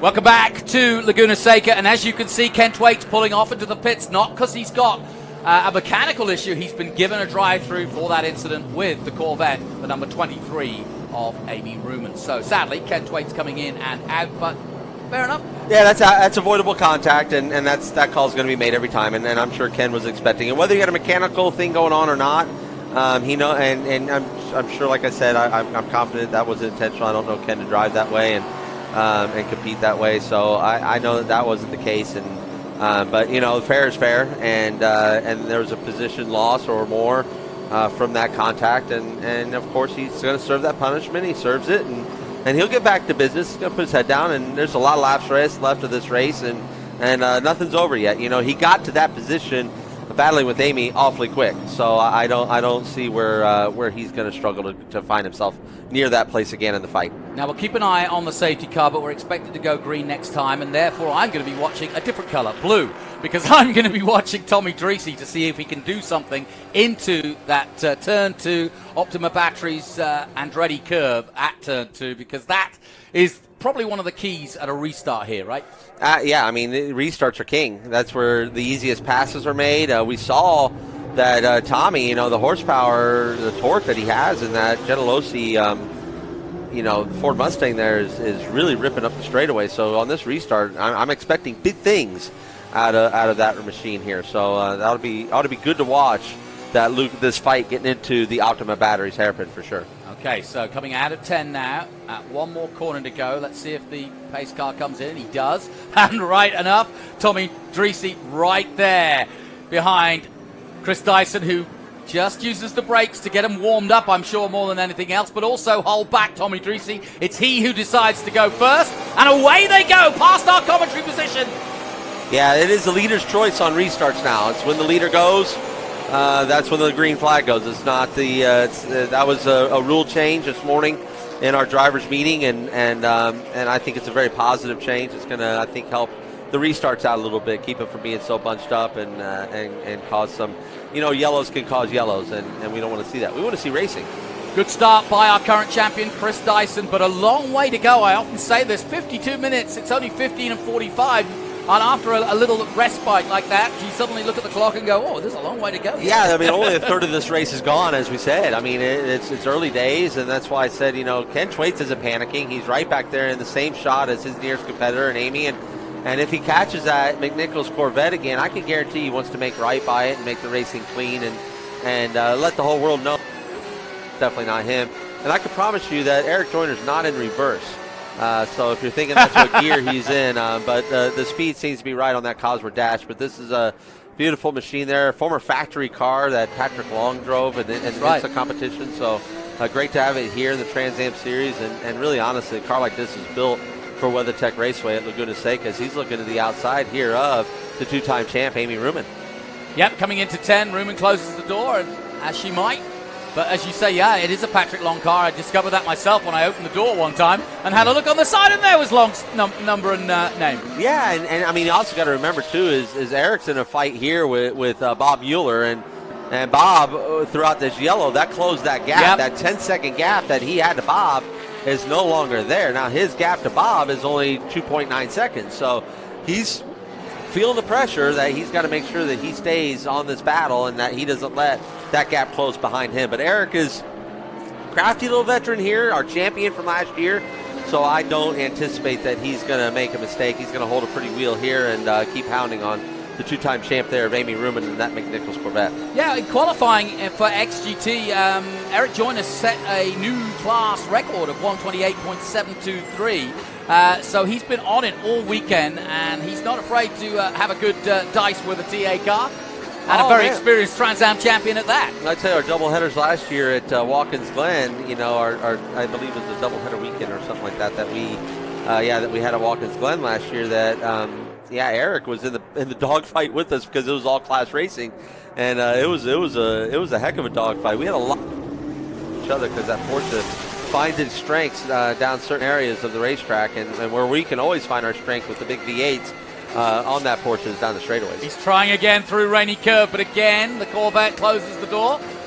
And into 10 they go. Coming up to the last corner here at Laguna 11, the left-hander. Got to get out of this. I've mentioned it before. It's a place you can make an overtake if there's enough room, and he almost gets it, but not quite. Yeah, I mean, he would need to make that work on a TA car. He'd have to do a block pass. He'd have to get into the apex before the car ahead and really kind of slow the apex speed down so that you get the straightaway, because the straightaway advantage is just too great with these thunderous V8s that we have inside these Trans Am cars. I mean, you're looking at over 900 horsepower that you're sitting underneath the heel of Ken Thwaites here, who's on the hunt. Look at his head's down. You can see he's got the grip between his teeth, and he is ready to go. Like he's paid his penalty, and he's paid his debt to society here at WeatherTech Raceway Laguna, and he's going to make a pass here on Eric Joyner. Maybe take a look into the Mission Foods turn 5. Now he's got enough squirt that he might be able to take advantage at Franklin Road Apparel turn 6 here. Let's see if he's able to take advantage. It is so good under the brakes, unfortunately. Yeah. Up here the Rahal straight, with all the torque he may be able to get, but it's going to be tricky. You can make a move at the top corkscrew on the inside, but then you're in the wrong place, aren't you? Yeah, I mean, it's not, I mean, it can be done. It's known to be somewhat of a desperation move. We tend to do it a lot in practice for slower traffic, but yeah. But and you'll see it. You'll see that blast for the win, right? The famous Zanardi pass. Yep. You blast through there so fast that you're not there. You just got to launch it down to the apex on the second one. So or Casey Stone. Yeah, or for the motorcycle racing fans. Yeah. But yeah, there's Valentino Rossi, the timeless classics that have gone through that corkscrew. So we did ask in the drivers' meeting if that was going to be frowned upon, and it was. So, so you're going to see Ken Thwaites get a good pass. That's a much more, turn 1, the little kink is much more obvious than block pass at Andretti at the Optima Batteries turn 2. That makes more sense. Masood's followed him through. Yeah, Humaid is really doing a great job. Haven't mentioned Humaid at all, and he's doing an awesome job. He is right now looking at being P4 or P5 overall, and P5 in the TA class. So this is a very, very good run for him, and he's right here in the thick of it. This is the battle for podium right in front of Eric Joyner, who we're on board with, and that good boy Bob Coffey Porsche 911 GT3. So, yeah, Humaid with the all-Graham Ford Mustang here. That's out of the Chris Dyson Racing stables. So Scotty and the gang are attending this car. So no doubt that it's poised and ready. But it would be great to see, you know, I want to see any of these cars on the podium. They're all my friends, and I just I love the performance that they're showing right now in the racing that they're giving us. It's very, very entertaining here, lap 18 of 45. Yeah, and in the case of that light blue and white Humaid Masood car, he's hardly done any of this season, so he's not rusty, but he's hardly driven, so good to have him back. He was on the podium here last year and at Sonoma, so this is a good weekend for him to get going, and of course he's the sidekick, if you will, to our champion Chris Dyson, teammate 2. Just heard from the pits from Ben that Don McMillan from Texarkana had a brake issue. They brought him in and the pedal went straight to the floor, so you don't want that. See here, this is going to be getting racy again here. Now, like I said, what happened here last time between these two competitors, I know that Ken, you know, he's going to make sure he's nice and clean here. Looked real slippery there on the exit of the Optima Batteries hairpin here as they come into turn number 3. That's where the river was yesterday that Adam Carolla unfortunately hit and ended his weekend. Come in here. This is a fun turn 5, fast, sweeping corner. Can hold a lot of corner speed. Click up through 2 gears here into the Mission Foods turn 5. He's going to take a little peek. Amy's going to leave the door open. And he's going to get a run up here into the Franklin Road Apparel turn 6, or is he? That's interesting how she did that. And again, she kind of, she doesn't leave it as open this time, but I agree with you. Coming into 5, it looked as though he had a clear run, but she was banking on the fact that she'd accelerate. She had the line to accelerate early. You know, she found grip on the outside there, and that's something that put in the memory bank, right? I mean, if someone does get down to you and pops on you on the inside and gets position, your race isn't over there. You can hold the outside line there and get a run. And, you know, Ken's got his mirrors busy. He can't just... I was about to say, yeah. He just can't focus forward. He's got Humaid right here behind him, getting ready to make his own party. Yeah, and I think if Humaid is smart, and same for Joyner right behind him that we're on board with now, he could wait for perhaps Ken to make a lunge that doesn't work, potentially get past both. Yeah, I mean, that's what you do. I mean, that's being an opportunistic feeder in this series is waiting for that mistake. As Ken again gets in a little bit too hot. And he's going to lose the spot, and he has done to Humaid and possibly the Porsche of Joyner, and they're side by side as they head towards 3. Ken Thwaites puts the foot down on that 850 horsepower plus Yeah, he's going to go ahead and win that drag race every time into turn number 4 there, or 3, and we're in 4 right now. And so, yeah, Ken's going to gather himself. He's just got to kind of relax a little bit, get back into his rhythm. Again, we're not even at the halfway point. And if I was on his ear and his radio, that's exactly what I'd be telling him. All right, we are right here, not even at the halfway point. Calm it down, bring yourself back down, get back into that pace. Let this race start coming to you. A mistake like that by Ken, would that affect the tires in any way? I know he didn't have a severe lockup, so Okay. so he might have got a little dirt on the tires, being out there in the gray. And but again, he was able to put the power down no problem and win the drag race with this good boy Bob Coffey Roasters 911 GT3 of Eric Joyner. So I don't think that was necessarily the case. So they're setting sail now. Those 3 TA cars have found something that Eric has had a hard time to match here lately. That's the 92 of Chris Evans, racing hard in SGT. In fact, now leading in SGT. Now Sidney Lux has gone out. So that's your leader, number 92, Chris Evans, who will be tickled pink because I was looking at his record and he was telling me that he did get a podium. He said, well, there were several DNFs, and I said, hey, race is racing. And he goes, yeah, I'll take it. And that'll be the truth of today, too, because he did well at Thunder Hill, and this is effectively round 2 for the West Coast, too. So he'll be enjoying this one, leading in SGT. Funny thing about the record books there, Jonathan, they don't ever say who had DNFs. They only say who won.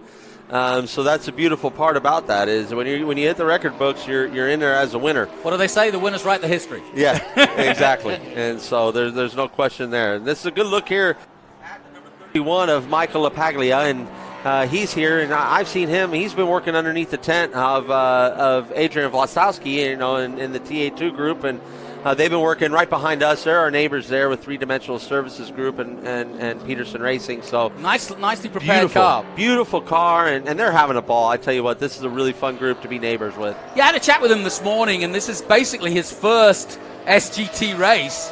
And so brand new car, never raced at Laguna, first time out. He's an ex-motocrosser and supercrosser.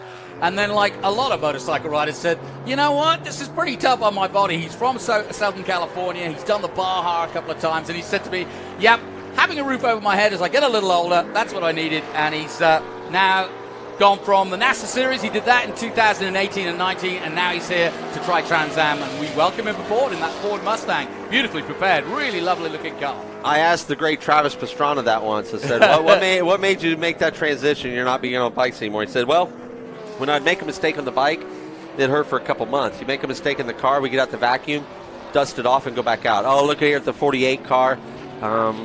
This is Mike Weathers here, and he's in pit here, the G-Speed Chevrolet Corvette. That's a beautiful looking machine there, but unfortunately is looking a little under the weather, Jonathan Green. Oh, nicely done, yes. XGT. Yep, sadly. I don't know what, it's hard to tell.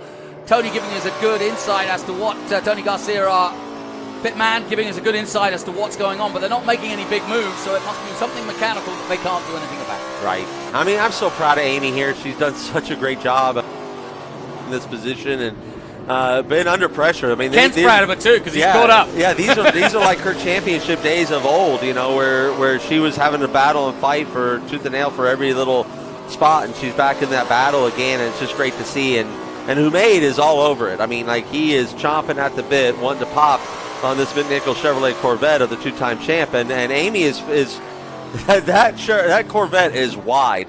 She is making sure that it's staying nice and wide there as they carry some good exit speed onto the front straightaway here. Up over turn 1. That's a fun corner in these cars. Gets nice and light.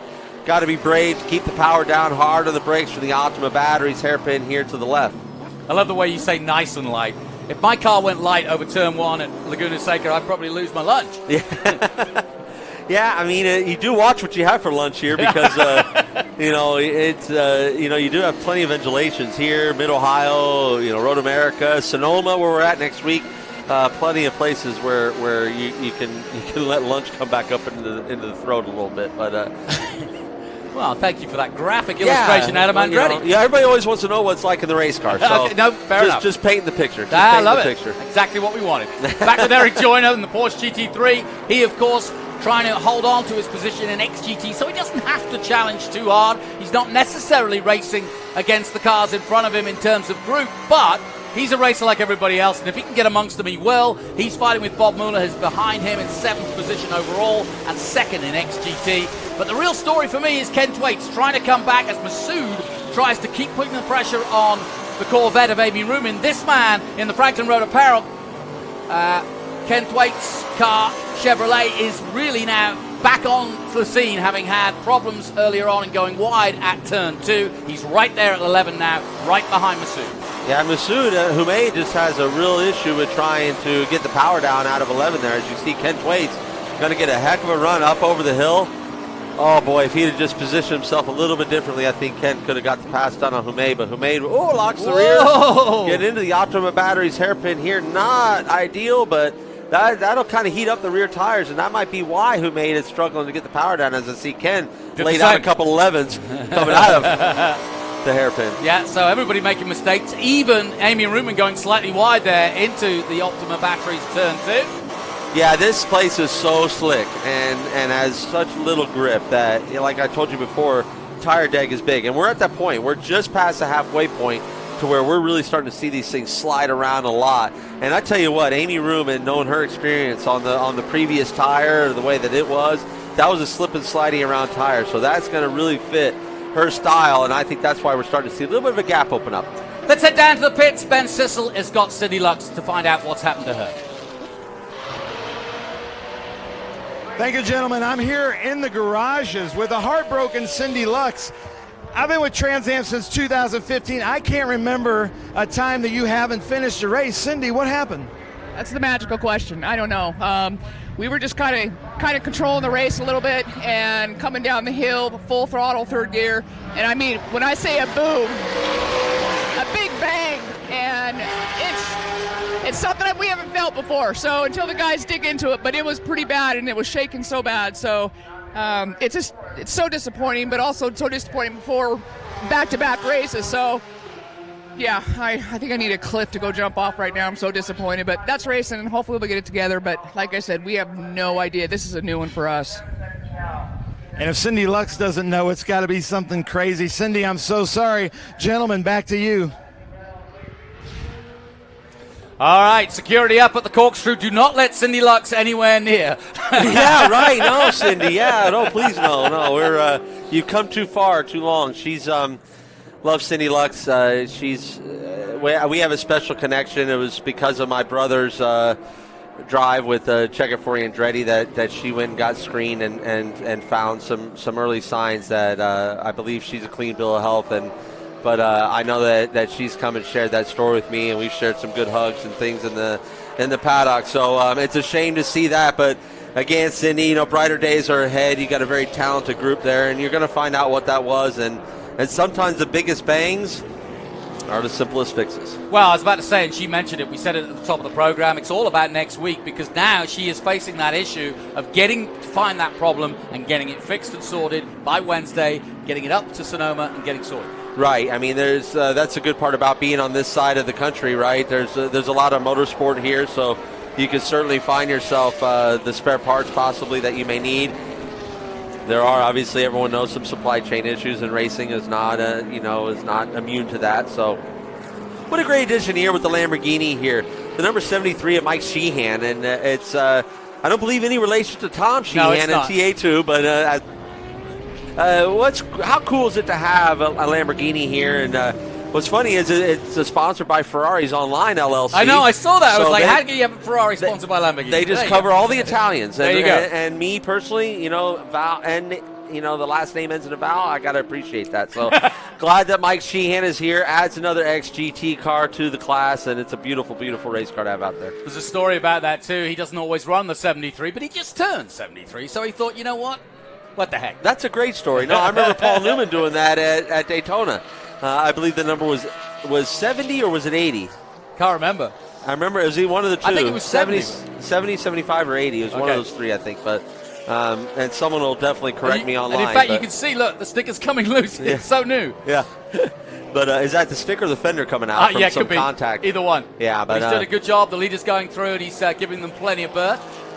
Yeah, a little bit of bodywork damage there on that Lamborghini, as we could see flailing out in the wind, getting to pull out. But maybe got a little bit of a pack in the rear from somebody in one of these intense braking zones. I mean, if you're so close sometimes, and I mean, if you don't roll the corner, at the exact same speed. Oh, look at here, lap traffic for Tommy Dreese, who is now, 7 seconds behind Chris Dyson, our leader. And I think Dyson was doing just that. He gave Tommy a big battle there at the beginning and let Tommy really kind of take some of the tire down. And now he's there in kind of salvage mode, as we see that Masood and Thwaites have gotten around Amy Ruman now. We missed that battle there for third, but Masood is right there in P3, so this could be a CD Racing double podium. Yep, absolutely. And I wonder tactically, Chris Dyson's thinking he's just put in a couple of fastest laps. He's got that gap now of 7 seconds.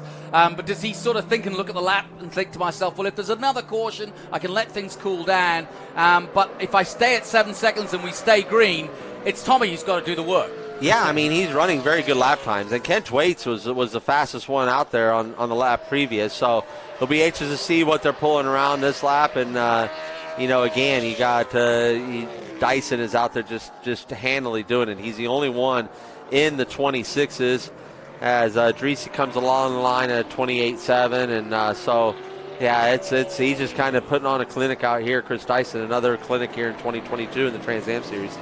So 28 laps gone in our Trans Am Series presented by Pirelli. Round 4 of the championship, TA, XGT, SGT and GT, and of course the West Coast round 2 for their championship. They've already raced at Thunderhill, but they're delighted to be here. We've got some new entries like this man coming through here in the Ford Mustang, and good to see. Yeah, Howard Johnson. Michael LaPaglia out there. Yeah, and we got Howard Johnson right behind him here, and this is like almost like a TA2 car, if you will. Yeah. Running in the SGT class, so it's kind of neat to see them find the rules for that.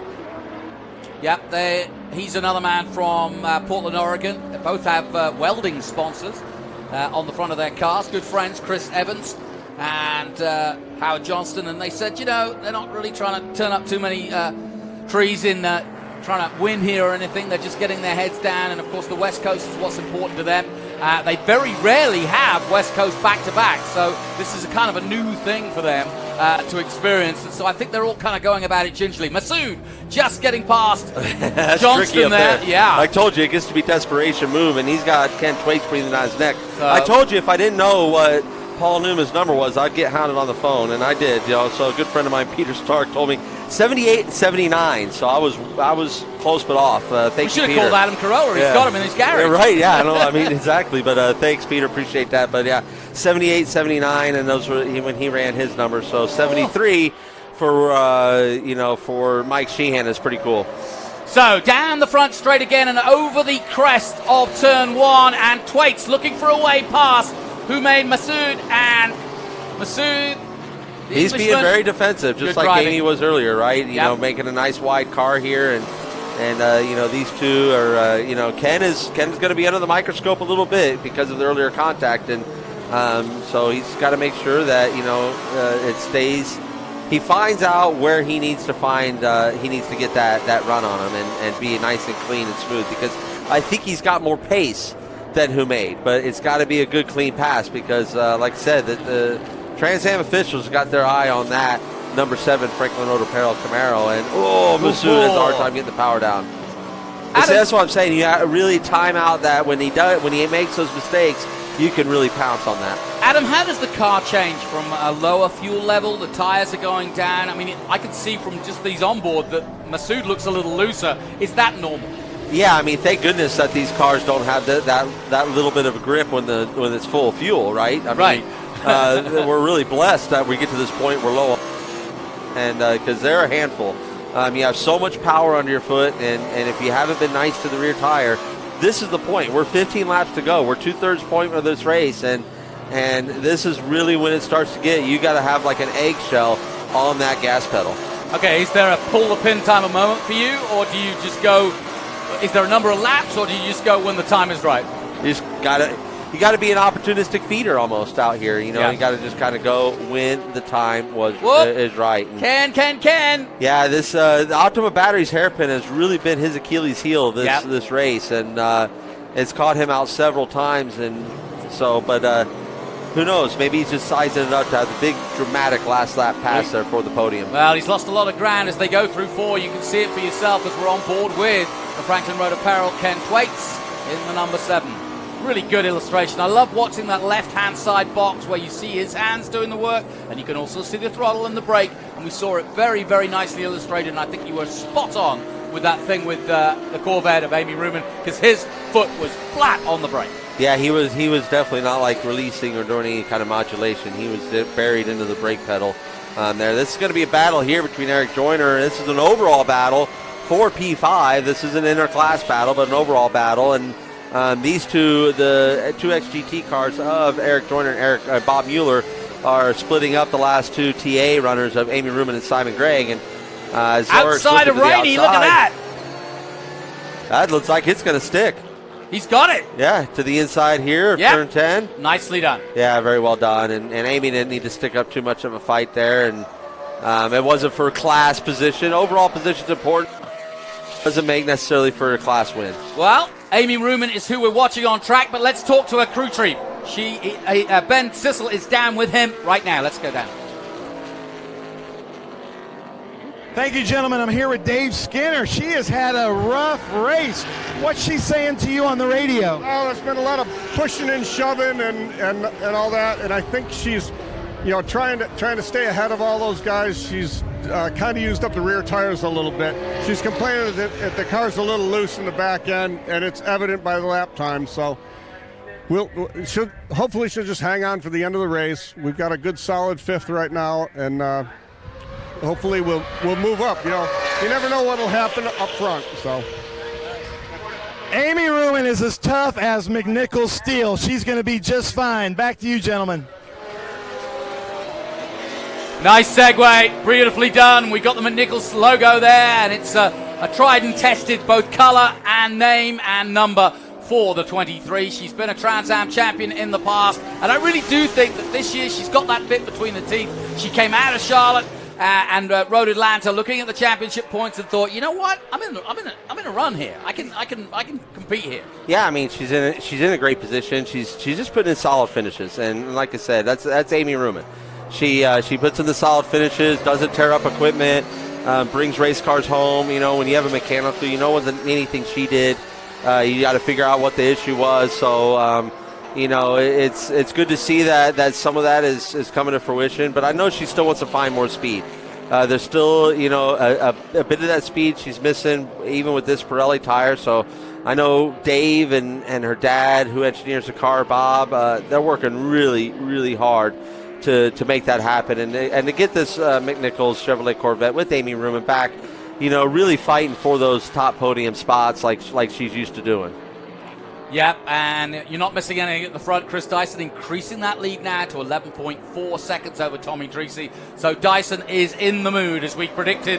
Having been stolen from a clear victory last year, he is determined to make this stick. Meanwhile, Tommy Dreese is calling his team and saying, somebody create a caution, please. Right. Yeah, he's desperate for one as well. And watching Ken Thwaites here close the gap again on Humaid Massoud. This has been one of the better battles all day long. Yeah. And I think they just went around maybe and lapped the 59 there of Simon Gregg, who has the most TA starts in history. I think 200-plus starts. That's incredible. That is incredible. That's a great career for Simon. A lot to be proud of there, and so happy to have Simon back here. This is his first race of the season in the Trans Am Series, and it's great to see him back in the Peter Gregg Foundation colors, and with Claudio Burton and Burton Racing, and it gives you that warm fuzzies inside. So glad that he's here, Simon, and holding a pretty wheel out there, and looking at Humaid here. This fight for the last podium spot is gonna just get vicious right here down to the end. Yep, we'll be talking more about the Peter Gregg Foundation tomorrow. That putting money into the youngsters, which is a great opportunity to win over $20,000. We'll talk more about that tomorrow. Adam Andretti will be, of course, racing in TA2. But we're 33 laps into this 45-lap race. 25 minutes to go, settling down. Chris Dyson and Dreese going at it. A chance for a Dyson Massoud, the teammates on the podium at the moment. Ken Thwaites, though, putting pressure on in 4th place. Leading XGT Bob Mueller and Eric Joyner, but Joyner ahead overall in 5th place with Mueller down in 7th place. Hats off, though, to Bob. He only arrived this morning. He came to do SVRA, and they throw him in that Porsche, and away he goes, and he's currently in 7th position. SGT led by Chris Evans. He's in the West Coast Challenger, the number 92, and he's got Michael LaPaglia, also of California. Chris Evans, of course, from Oregon, but LaPaglia from California. But that's who's second, and third is Dirk Lugenberger in his first run back this year, and good to have him back on board. He's in Lux's team.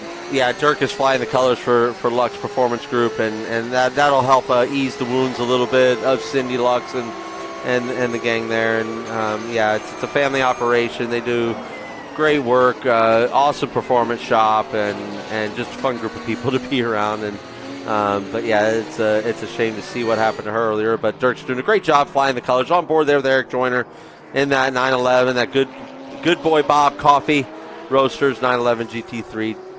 And then we look here as the 32 car of Howard Johnson in the SGT. He's running 5th class. Doing a nice job there, holding a pretty wheel in front of the 51. And that is of Don McMillan. I believe that's a fight for position right here, these two. Yeah, Don McMillan's got back out, so whatever the problem was, they've sorted it. He had a little brake issue, but Chris Evans leading SGT. Yeah, that's gonna be a good victory. He's going to really enjoy being able to pull home that victory, and it always feels good staying on top part of the rostrum at the end of the day on race day. So you only got one more week, and you get right through Sonoma and see what that brings us. But yeah, this I believe that battle's over and done with, and Howard Johnson setting sail there. Oh, I'm sorry, that's the 92. That's Chris Evans. I'm so sorry, that's Chris Evans. Yep. He was lapping the car of Don McMillan. Yep. And I think Don's taking it careful because obviously he's had that issue, and they've got him back out there, and it seems to be rectified. Right. But I would have thought he's taking it rather gingerly. Yeah, he's multiple laps down, so that makes complete sense to Chris Evans. So, just making sure he gets the car home and nurses it home, and that's smart work. Let's talk about this last sector of a TA race. We've mentioned the fuel, we've mentioned the tires. That is fairly obvious, but what about strategically? Do you just slow down? I always say that when you start to slow down, you take your mind away a little bit, and that could sometimes create mistakes that you don't need. Whereas if you stay in the zone, you're in the zone. Absolutely. I mean, you can see, I think Chris has taken about a second off his pace, so he's probably, just short shifting, braking a little bit earlier, definitely taking a little bit easier with traffic, and, driving like a true crafty veteran, because even a second slower a lap is still a second faster than his nearest competitor. So there's really no reason for him to push to be in the 26s anymore. He can still pull a gap by running the 27s that he's smart around traffic. Great to see Chris Evans do a real good job letting the TA car come around, made sure he's very obvious, very early. Yep. And that's what you want out of any kind of lap traffic, is to make sure you're obvious early or just hold your line. Those are the two options you have. But darting right in front of the faster car and making it unpredictable is certainly not the best case scenario. You want to be nice and predictable, as we saw Chris Evans put on a perfect display with the faster TA car coming around his SGT Mustang. Well, if you've been watching Trans Am for the past few years, you'll be well aware of the sight of this Altwell number 20 of Chris Dyson doing just this. He's looking very comfortable. I spoke to him after Friday's practice, and in fact, Tommy Dreesy was just a smidgen quicker. And I spoke to him, and I said, "Well, what do you think? Competition's going to be tough." And he went out on clean, on new rubber, and I wasn't expecting anything. We'll be fine in qualifying. And then after qualifying, he said the opposite. It was 0.006 of a second between him, and he suddenly went, "Okay, I got that wrong. Dreesy's on it." Well, yeah, and Tommy gave him all he could handle for the first 10 laps of this race, but then. We'll find out from Tommy if there's anything like that ailed the car or came up and ailed the car for any reason, and so that's something that we could definitely find out post race. Because his handling certainly went away, his lap times went away, and he's been consistently right now in the 29s and 29.5s and been able to pull those off. But you got Humaid who's doing 28 flats. Right behind him, and you got Ken Twait still in the 28s as well. So I don't know if there's anything that's affected his pace, but we'll only find out that after the race, because right now I'm just doing the business and getting through turn 4 there. And, getting through turn 3, into turn 4. Still this battle goes on, and as you quite rightly point out, this is the battle for the race at the moment that we've had that's been ongoing for most of the race between Ken Thwaites and this man Masood. Whoa, very close again. Yeah, it's not real predictable right there, and Humaid is not making it easy for Ken to be able to predict which way he's going to go. And when you're racing for position, this isn't like a lap car. This is what you have to deal with. You have to deal with, that's a strategy. I've watched some of the best in the business. Tony Stewart was a magician at putting his car in places and doing things that just made you guess, like what the heck are you doing if you caught him, because there's nothing illegal about it. It's just, it keeps the person guessing behind. So I think we're seeing a little bit of that cat and mouse game going here between these two competitors. Yeah, and Ken's got the bit between his teeth because he had that tiny infraction of a wing height infringement, because he would have started third and that would have put him in a completely different race. Instead, he had to start at the back of TA. He had that problem when he went wide at Andretti at the Optima Batteries turn 2, and then he's been working ever since. So to get back on the podium would be a satisfactory weekend for Ken. Yeah, it definitely would. The Optima Batteries hairpin has really been his trouble spot today, and it's sucked him in a few times with the competitors, and he gets a great run out of 11 there. That's a really difficult corner to get the run that he gets, and he gets this phenomenal run down the straightaway. He uses full advantage of the horsepower of that Chevrolet Camaro, and he comes down here in the braking zone and gets a really good run down there into Optima Batteries hairpin, gets a drive off of the hairpin here. That was much smoother than much he had better. in previous. Yeah, no, he needs that run. He needs that run between turn 4 and the Mission Foods turn 5. Okay. And then he could get underneath him, complete the pass by Franklin Road Apparel turn 6, and get a clean run up to the Big Machine Baca Spike Cooler Corkscrew. Bounced over the There it curbs a is. little bit. Could this be Just- it? Oh! They touched! Big time! And through goes Ken Thwaites for damage to the car. Wow, they're side by side! Oh, and he got doored, yeah, and Masood just got into the door there, and Ken's off into the gravel. And I tell you, the gravel here at Laguna Seca is not forgiving. There's a really good chance that we may be stuck there in the Mission Foods turn 5 exit. Adam, I know you're not David Hoots, and I don't want you to be, but what's your call on that? That's a tough call. There was some hard racing. I think Humaid needed to give a little bit more room on the exit there to Ken, so they could race side by side down there into the Franklin Road Apparel turn 6 and see what came out through there up the hill. But I think Ken's stuck in that kitty litter. There's nowhere you could go when you're in that litter. You're absolutely jammed and they're stuck, and that's just a real shame for Ken Thwaites there. And he got a good run out of turn 5 or out of turn 4 and was going forward into turn 5. And Humaid was not expecting him to be on the right hand side there, and came across, felt the contact, and gave the room, and then came out on the outside, and that was not a positive thing for Ken Thwaites as Masood came over and gave a little bit of a door shove, and Ken's in the litter, and Humaid is there in P3. I wonder if there's any damage to Masood cars, because that's going to be his worry, and likewise Chris Dyson. Here's another look at it. Yeah, here we go. You see the little bit of contact there in between 4 and 5. As we come through here, you can see Masood didn't really make it to the apex, and Ken was using up all the track there, and he was even in the gray at that point. I think there needed to be just a little bit more give and take there from the inside car, and just they could have gone through there, I believe, side by side, and found some good racing. That there. incident began here. Watch. Yep, he gets on the curb there, gets too much of the curb, gets a good run. Now Ken might have been well served to stay to the left there and keep the run going. As we sit in the cheap seats, it's easy to say that. But yeah, he was way up in the gray. Like, he definitely gave Humaid lots of room to the inside, and was way up in the gray, and kind of needed that little bit more forgiveness on the other side. Well, we're under caution, as we expected here at the WeatherTech Laguna Seca Raceway, and TA has thrown up once again some great action, but Chris Dyson has done all the hard work, only to find himself under caution, and Tracy's dreams have come true. That's great. Yeah, I mean, this is going to be. This is what we've been talking about too, and this is when we would really like to see lap traffic out of the way. and be able to see the fight for the win go down. Because there's right now, we'll count how many lap cars there are in between. Chris Dyson and Tommy Dreese, but I imagine it's not going to be right on Chris's bumper. Well, let's head down to the pits. Ben Sissel has got the latest from that Franklin Road Apparel team where sadly, they've been stuck in the gravel. I'm with Gary Seelix, crew chief of Franklin Road Apparel. Gary, you were watching on your phone. What happened? From your point of view, what do you think happened? We've been having trouble all day with the 21 car blocking and got into us at the start, and it just continued the whole day. And then few laps ago, Ken was making a pass on him, almost got it done, and the 21 got into us and kind of dumped us into the sand trap. Now we're stuck. We'll get it. The car was really fast today. We'll get it pulled out, go to the next one, and get him at Sears Point. Nice. Yeah, we're at Sonoma for the Mission Foods Sonoma Speed Tour next weekend. You got a lot of work to do, Gary. Back to you, gentlemen.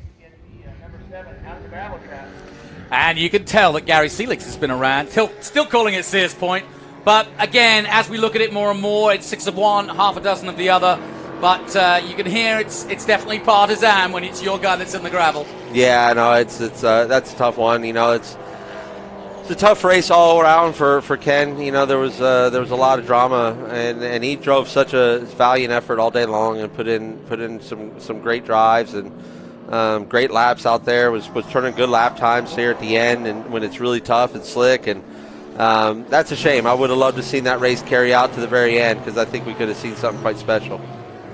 Well, they're pushing Ken back on track because I think he can get up going under his own power. And that'd be great, to see him at least finish and get the points. Yeah, he is up and running. So no real damage then, or heavy damage to that Chevrolet? No, he just got Dorden off the track. So that's the biggest thing was losing the laps and losing the time. And now get a little bit of dust on the track, a little bit of gravel. If I was a driver, I would hate to see that. Yeah, you're getting that, and those can offer a puncture too. So hopefully, that their drivers are made aware, and you see that there's 2 lap cars in between the leaders, and we'd love to see that change and see us get. So what is the rule? It's up to hoops to decide. Yeah, it's up to. It's a bit like the Formula One conundrum. Yeah, it's up to the powers that be to make the decision to change that format up, but.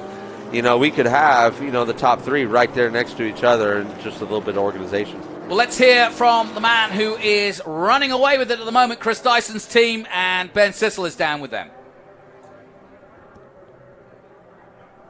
Gentlemen, we got to be quick because we're about to go green, but I'm with Vince Wood, the crew chief. What did you hear from Masood in that? He just said that it had been a good battle and that they'd been side by side a couple times. I don't know if he actually touched him or not. He's not sure if he did or not as well, so we'll see after the race what happened with the camera. So what are you hearing from Chris Dyson? Dyson's doing really well. Yeah, Dyson's been doing a great job. Chris has been doing an awesome job. He got by Tommy and then got a good rhythm going, and it's been really good from there. He did a great job and kept the rears under him, so the car's still awesome. I got to interrupt because we're about to go green, guys. Here it comes. Here we go, thanks Ben, away we go then, and already Dreese's passed the other group car of Dirk Leuenberger, and now in pursuit of Chris Dyson as they head down to the Ultimate Batteries turn 2, and he's not close enough yet. Dyson got away well, and Dreese's got it all to do now with the last 10 minutes or so. Yeah, let's see what can happen here. They were running almost identical lap times before this caution, and still a little bit up on what Masood's pace could be, so I don't see Hamid dipping into this battle, but again, it's about the same spread we see between these cars that we had on the restart. So that's the difference there. That was the difference maker. But yeah, this is hopefully turn out to be a good 3-lap battle here for us at the end of the race. Eric Joyner's right there too in the XGT class. You see Amy Ruben dive in. Yeah, Amy Ruben making a big move there. Also looking to get in on the action. Bob Mueller in the number 28 there. All trying to get into position where they can battle for group position. And they don't want to be held back by a different group, that's for sure. There's McMillan, got back out in the 51 Corvette. Yeah, and he's able to still salvage, P4 and SGT, and that's a great job. That's why, you put in the fight to get out there and make sure that you can stay out there and complete these laps. No different than we saw Ken Twaits, go out there. He's going to be 6th in class, 10th overall, but that's out there and he's getting those valuable points. And there you see that 35 of Dirk Leubenberger coming into turn 10. Of course, with, as you represented, representing the Cindy Lux Performance Group. Sadly, Cindy not making the finish. She heard a big bang. There he is. Took a big wide move there at 11, but it'll work. You're going to see, I think we're going to see a battle for second place start to heat up here between Tommy Dreese and Humaid Massoud. And this could get really, really heated because, Humaid wants to deliver a CD Racing 1-2, no doubt. Am too, it's a social media network that you own your data, so pretty cool little deal there. But nonetheless, that's what we're looking at here is those two could collect themselves into a battle that brings Amy Ruman and Simon Gregg into the mix. Let's head down to Ben Sissel once again in the pits. So Ken, I'm with Ken here at Franklin Road Apparel. Ken, you came in a little bit banged up. What happened out there, buddy? Well, Humaid and I were having a pretty good battle there, back and forth, and I could see that his tires were going off. He kept backing up to me, and I got to him. And, I had to move. We only had 8 laps to go, right? So I had to do something, and I moved to the outside. But, he doesn't give you any room to survive. He moves over on you, tore everything up. And I'm still on the outside going around 5, and then he just, bam, punts me right off out in the gravel. You got to give a guy room a little bit. Well, guys, that's unfortunate. Ken Twaits, I'm sorry, buddy. Back to you, gentlemen. Well, and that is motor racing. 2 versions of the same incident. One from one team and the other from the other. But I think I'll take both on board. Yeah, I mean, there was certainly contact. I mean, you can see the 7 car of Twaits move pretty violently. So there was certainly contact. And I'm not going to beat the dead horse too bad. I would have just liked to have seen Humaid has driven such a great race. I would have definitely liked to have seen Humaid just give that extra racing room. And they could have taken that battle into the Franklin Road Apparel turn 6, and we could have been just really enjoying that battle as fans here, and instead of watching that Franklin Road Apparel Camaro sit in the pits. The ECR motor was performing real well. You could see it as they were getting on the straightaway there, and Gary had a good setup underneath the thing, and they had a really good race going. So I feel Ken's pain, been there, done that, and got the T-shirt. So he'll move on again to Sonoma. They'll put the work in, and they'll get that thing. It'll be ready. It'll be like new. How about this? Eric Joyner currently in what? Hang on a minute. Where's Tommy Dreese disappeared to? I'm looking at Tommy Dreese in 5th place here because Joyner's up in 3rd in XGT's class. So something's happened here for Tommy Dreese. Yeah, we've got ourselves a little bit of a deal here with Tommy. He was way off the pace, a 138.5 the last lap. So he's either having a mechanical and kind of what I was suspect of before, why he kind of dropped so far off pace. But that puts it into a CD Racing 1-2 with Chris Dyson, Humaid Massoud, and there's Dreese under power, but Amy Ruman, our 2-time champion, that Nichols Corvette home. She's got to hold off Tommy Dreese for just another lap because we get the white flag out here. Jonathan Green, we're cycling the last lap here at WeatherTech Raceway. This is incredible. Final lap then, and amazingly, what a turnaround. Amy Ruman, as you quite rightly point out, has a chance of a podium here. Tommy Dreese will try to change that, but no questioning this though, because Chris Dyson is on his way to victory, and it has been a really purple patch from, well, what was Charlotte in the wall after his tyre blew, but then Road Atlanta was immaculate for Chris Dyson. He comes back to Laguna Seca for this doubleheader, looking to keep clean as he comes down the Big Machine Vodka Spike Coolers corkscrew one more time and headed towards victory. But this is typical Chris Dyson. Put on a clinic today, I mean, 100%, and he is loving life right now in this championship, and it couldn't happen for a nicer guy. They put in the work. Scotty and the gang down there, they put it. Oh, Tommy spins up at the top of the corkscrew, and he's doing a little baja coming down to keep the position on Simon Gregg. As you see, Dyson come to the checkered flag and takes the win. Dyson wins in the WeatherTech Raceway at Laguna Seca. Back-to-back victories for him, and the team delighted.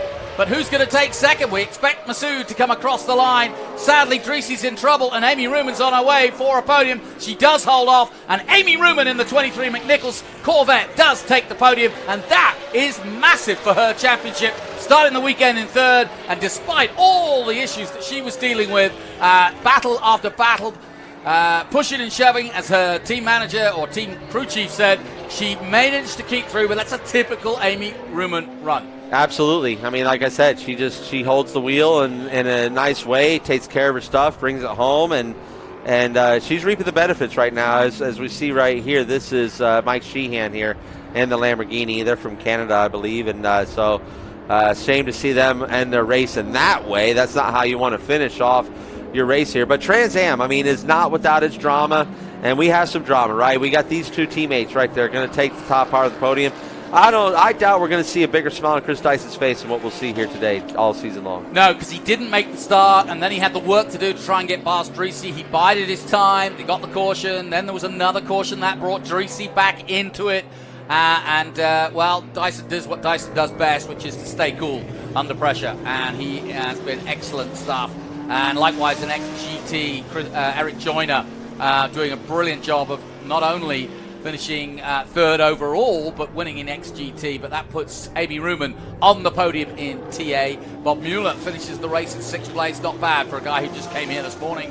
And SGT won by Chris Evans ahead of Michael LaPaglia. And we still don't know, I mean, if this is going to be the final finishing position, because of the contact between the 21 and the 7, and it's up to the officials to find out if that was avoidable or not, and who would be at fault, and so on and so forth. So it'll be interesting to see if this does maintain to be a CD Racing 1-2. It'd be a great story, but it's always up to the officials on how they come to that kind of conclusion. So that you never know what happens, because if that were to happen, then that puts Amy Ruman up into a P2, and it would bring possibly Dreesy into a podium position. So it would, again, change the structure of the championship and the finishing order. Yeah, that could be massive for Tommy in the comeback at the end of the season. Never without the drama here in Trans Am there at Johnson Green. I love it.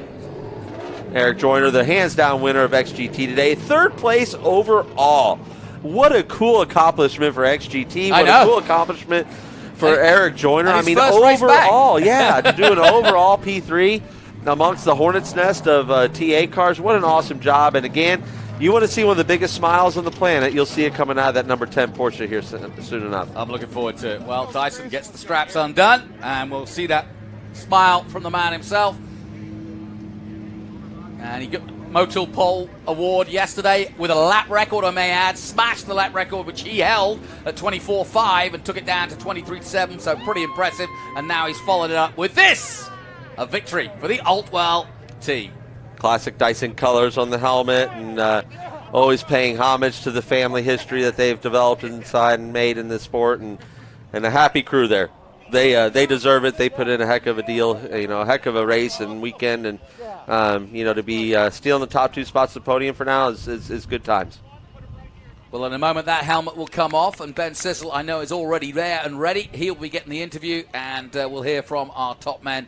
But there he is. That smile says it all.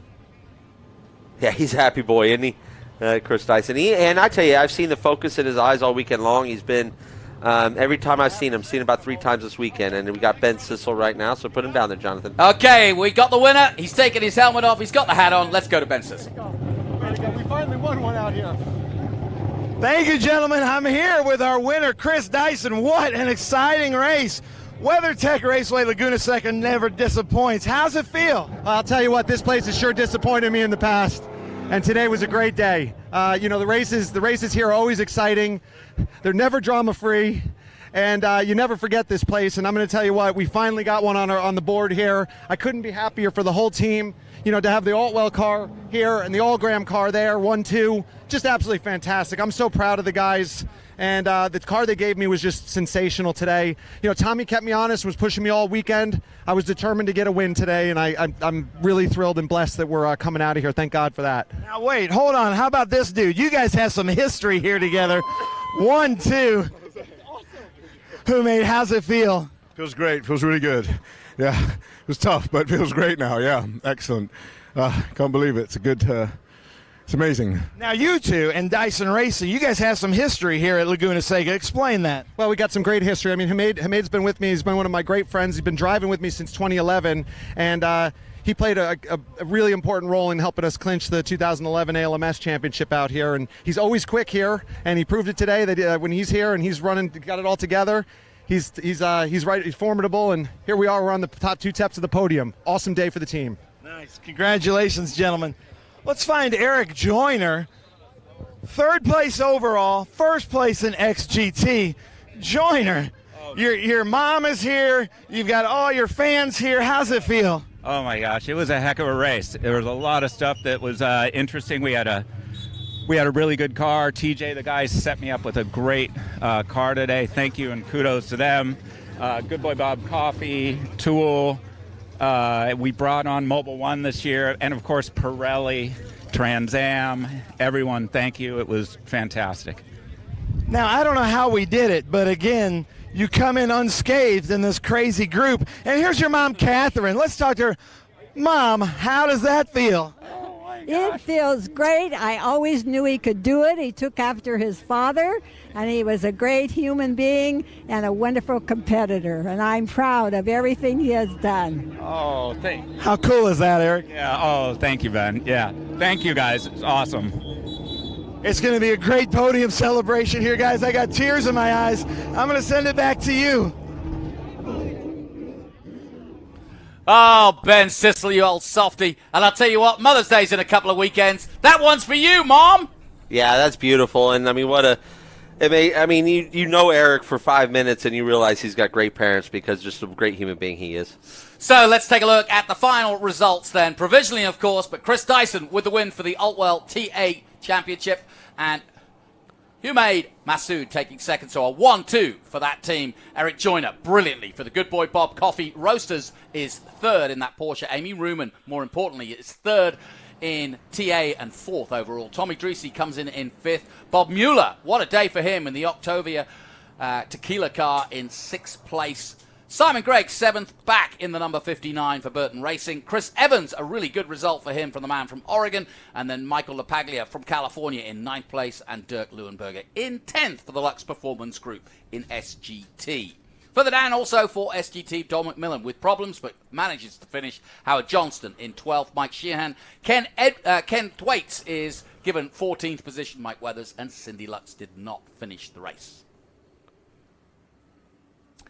So, what a draw of breath we take after that was a sensational run of TA action. Let's take a look at some of the highlights of what we just witnessed.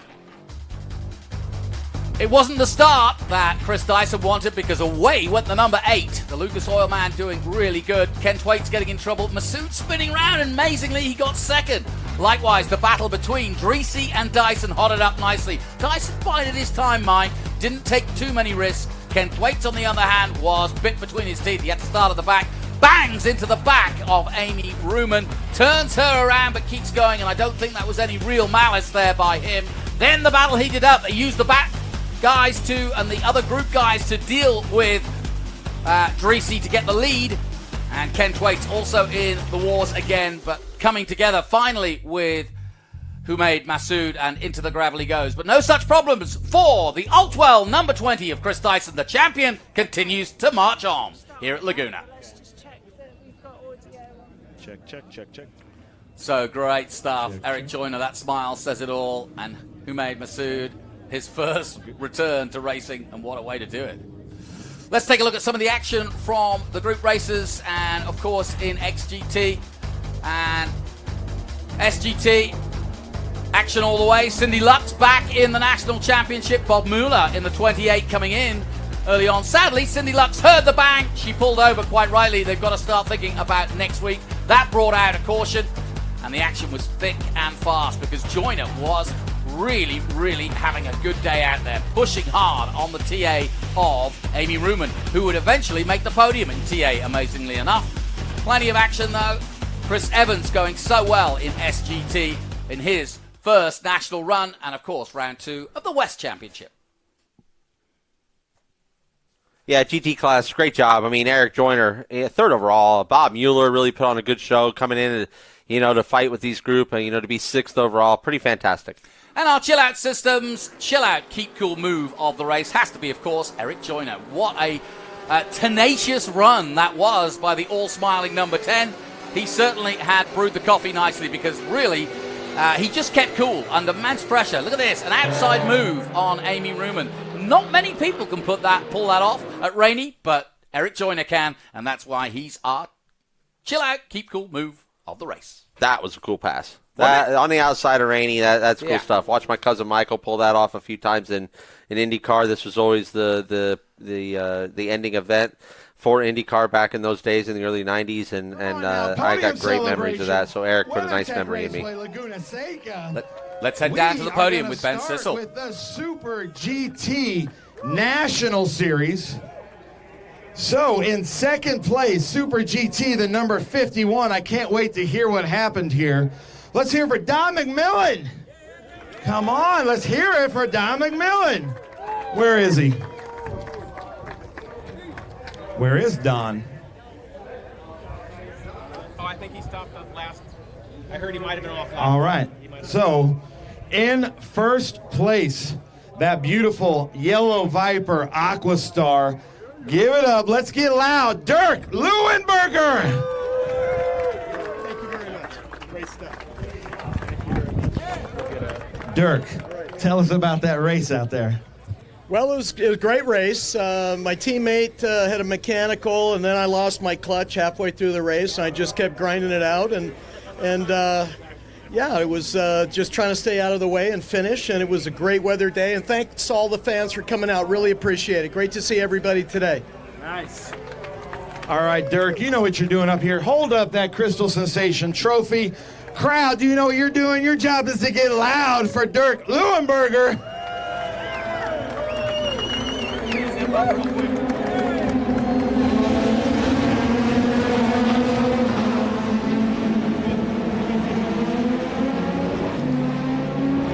Hold it up, Dirk. Let's go, crowd.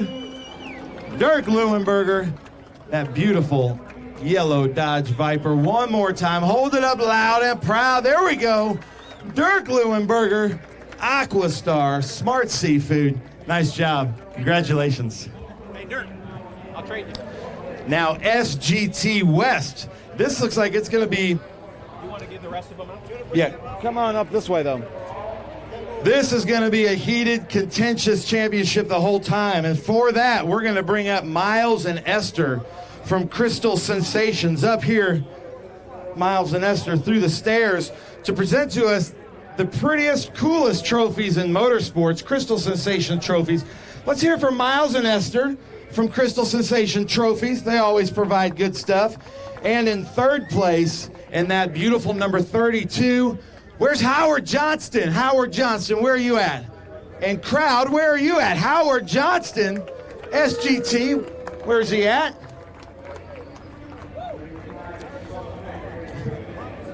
And then in the number 31 right here, red, white, and blue, that beautiful Ford Mustang, Michael LaPaglia. Where's Michael? Let's hear it from Michael. He's here.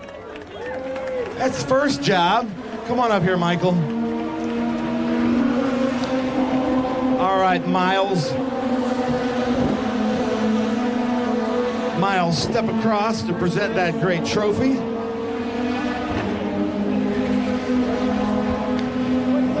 Second place is. And in first place, Super GT West Coast. First place, Super GT overall. Unbelievable. Let's hear it. Chris Evans. Come on up here, Chris. That was fun to watch. Is this the second place one? Right here? No, this one. 213. Chris Evans builds his cars. Unbelievable. Oh, wait, hold on. Howard Johnston, third place. Come on up here, Howard Johnston. Get loud for Howard Johnston, third place. Come on up here. In first place, SGT West. First place, SGT overall, Chris Evans. The founder of Gas also, which is really cool. So, Howard, We were talking earlier today. That looked like a lot of fun. How'd you feel out there? It was great. It was great. I really felt like a rookie. I hope some of you guys aren't cursing me right now, but I did the best I could to stay away from you. Nice. Howard Johnson, third place. LaPaglia, you come from Supercross, AMA, the Baja 1000, but now you've got solid ground under you. How did it feel out there? I didn't feel too solid all the time, but for the most part, we had a good race. It was hectic there a couple times after the caution, but really proud of my whole small family team we have here to come out and compete and get on the podium. It's great. I would just like to thank the guys from Pampini's Garage, Robert and Richard, Corbin Johnson for helping us get the car ready, my family, of course, my wife, my kids are here, my father-in-law, my mother-in-law, my mom, and of course, I couldn't do this all without my dad. So, Dad, thanks for everything, and appreciate all your help. Nice. I love it, Michael LaPaglia. And Chris Evans, man, that was quite a show out there you put on. First, tell us about your cars that you're building, and then tell us about your race. Well, we probably built about 60 race cars overall, most of them NASCAR-style stock car stuff, and we decided to come to Trans Am from the gas series.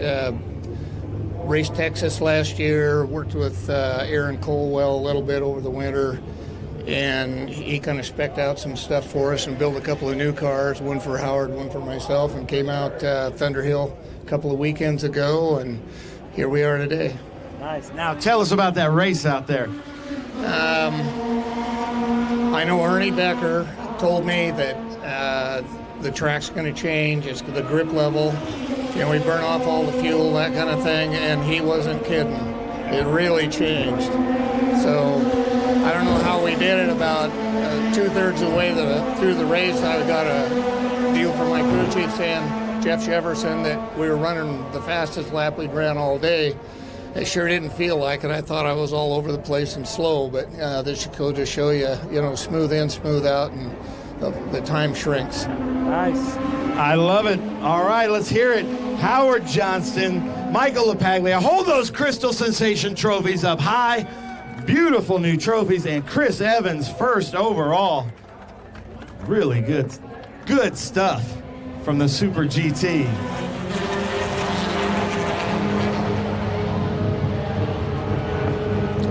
Come on, crowd, get loud and proud. Super GT at WeatherTech Raceway Laguna Seca. Now we go to the Pirelli hats, and we've heard from a lot of drivers of the changing conditions out there as they put on their Pirelli hats. This track is always unpredictable. All right, let's get loud this time. West Coast Super GT, Howard Johnston, Michael LaPaglia, Chris Evans. I like you guys. That is good. Keep that up. Laguna Seca crowd rocking it.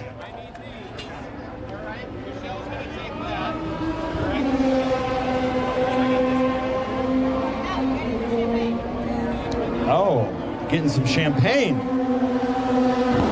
Don't go too far, Esther. Thank you. Uh-oh.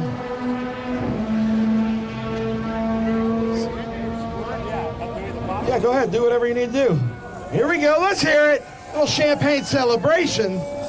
Super GT here. WeatherTech Raceway, Laguna Seca. I love it. Hey, crowd. I like you guys. It's a good crowd. Hey, well, hold on now. Let's see. Who wants to see what kind of arm Chris Evans has? Throw that thing out there, Chris. Throw that out there. Who wants it? Oh, it's a boomerang. Oh, nice. That's pretty good, pretty good. Thank you, gentlemen. Congratulations. Now, Extreme GT. XGT. In third place, wearing the number 73 because he is 73 years old. Let's hear it in that beautiful Lamborghini, Mike Sheehan. I know you guys can get louder than that. I mean, look at the back of his race suit. Hold on. Show them the back of your Skunk Works race suit. Look at that. How cool is that? Right over here, Mike. In second place, I got to give a little backstory on this as Miles gives out that Crystal Sensation trophy.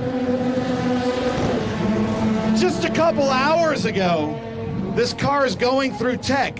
I guess he found out this morning he could race an Extreme GT with Trans Am, and he said, why not? Started from the back. Unbelievable show. Let's hear it. The number 28, Bob Mueller. Where's Bob? I don't even know what Bob looks like. Never met him before. He joined Trans Am just hours ago and then comes out here and gets second. Puts on a great show in that beautiful Porsche. Can't wait to hear how that happened. Hey, nice to meet you. Welcome to Trans Am. We're going to bring over that second place from Esther. Beautiful Crystal Sensations. And then one of my favorites, this beautiful Tool Good Boy Bob Coffee Roasters. So cool to have him back. We've been missing him. Let's hear it. Third place overall. First place Extreme GT. His mom Catherine's here filming. Let's hear it. Eric Joyner from the beautiful state of California. So happy to have him back. Eric is always smiling. Let's get that beautiful Crystal Sensations trophy. Shakes hands with Bob Mueller. I think they're going to go at it this year, hopefully. Sheehan, Lamborghini, Extreme GT, smiling. Looks like you're having fun out there. Having fun. I've got a great car. It's not very fast, but it sure looks pretty. So I think I win the award for the sexiest car. Yeah, now explain something to me. You're a Ferrari dealer, but you're driving a Lamborghini. How does that happen? We bought two GT3 cars out of Hong Kong about a year ago, and I decided we're going to keep one and go racing. I ran Trans Am way back in the 80s, so I thought it'd be fun to come back. Nice. Well, hey, let's give him a little welcome back to Trans Am. I love it. Bob, what in the world? You just like, you know, it's a pretty day, let's go racing. What happened there? Yeah, my buddy Brad just said, hey, you need to come over and race Trans Am. I was just racing with SVRA, it was awesome as well. And I said, hey, if we can make it happen, let's do it. And somehow we did. So thanks to Trans Am. Yeah. Nice. I love it. Well, welcome. That is so cool. Eric Joyner, so your guy Brad calls in extra competition, huh? How was your race? Oh, we had a great race. These guys were awesome to race with. It was nice to race with Bob the first time. I think we're going to do a coffee tequila swap between us. And one of these races we'll bring tequila and coffee for everybody. So, yeah, everything's great. It was great to race with Mike, who told me at the beginning of the race, I'm 73 and I'm 73 on the car, which I told him I'm driving the 10 car, so I guess that makes me 10 years old. But we had a great race with Amy, some of the Trans Am people. It was a great race. Nice. Anybody you want to thank? Yes. Your mom's here. Yeah, I know. I'd like to thank everyone that came out to support me. My mother, Ron, TJ, who always gives me a great car. I don't even see where he is. Brandon, Brad, my friend Steve has been with me forever. Darren, who I went to college with, is out here. And Hunter, we brought a new friend out. Hopefully he'll come out some more. I'd like to also thank Mobile One, who's a new sponsor with us, and Trans Am and Pirelli. Nice. Awesome. I love it. I love this new Extreme GT class. Hold those Crystal Sensation trophies up high. Let's hear it. Mike Sheehan, Bob Mueller, Eric Joyner, Extreme GT, XGT, putting on a good show out there. So much fun to watch. Bob Mueller, welcome to the series. SVRA feeder series, I guess, to Trans Am. I love hearing that. That's awesome. Now they put on their Pirelli hats. All right, Laguna Seca, I need to hear you loud over these beautiful cars behind us. Mike Sheehan, Bob Mueller, Eric Joyner, hold them up. Dude, I like this crowd.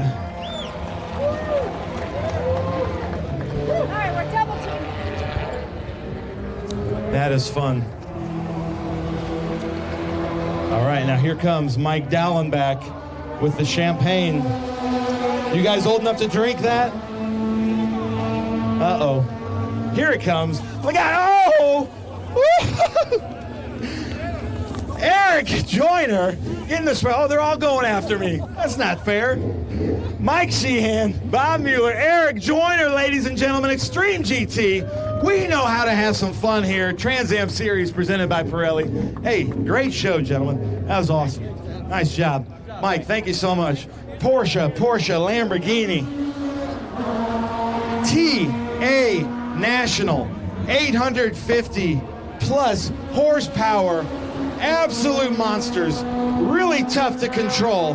Coming in first place in Masters, Franklin Road Apparel, all the way from Tennessee, gets super loud. Ken Twaits, where's Ken Twaits? First place, Masters. Here he comes, running up here. Here comes Miles. Here comes Esther. Ken Twaits, man, hard-fought battle. Come on up there, get on the top step. First place Masters from Esther. Beautiful. I gotta say, I've been to Ken Twait's shop and he displays these trophies very proudly. They're so beautiful. Thank you guys so much. Ken, Masters, crazy race out there. How's it feel? Yeah, it was pretty wild. I hope everybody enjoyed that, man. I did. You know, me and Amy got together. Me and Amy had a great race. I'm so happy that it all worked out for her.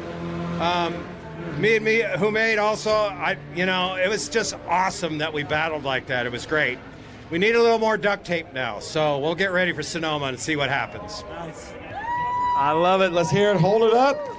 I did notice that Ken Twaits is drinking his competitor sponsor's drink, which is cool. That's the camaraderie. Woo, woo, woo, woo, woo, woo. That's the farthest yet. There he hits a competitor's car, puts a huge dent in the roof.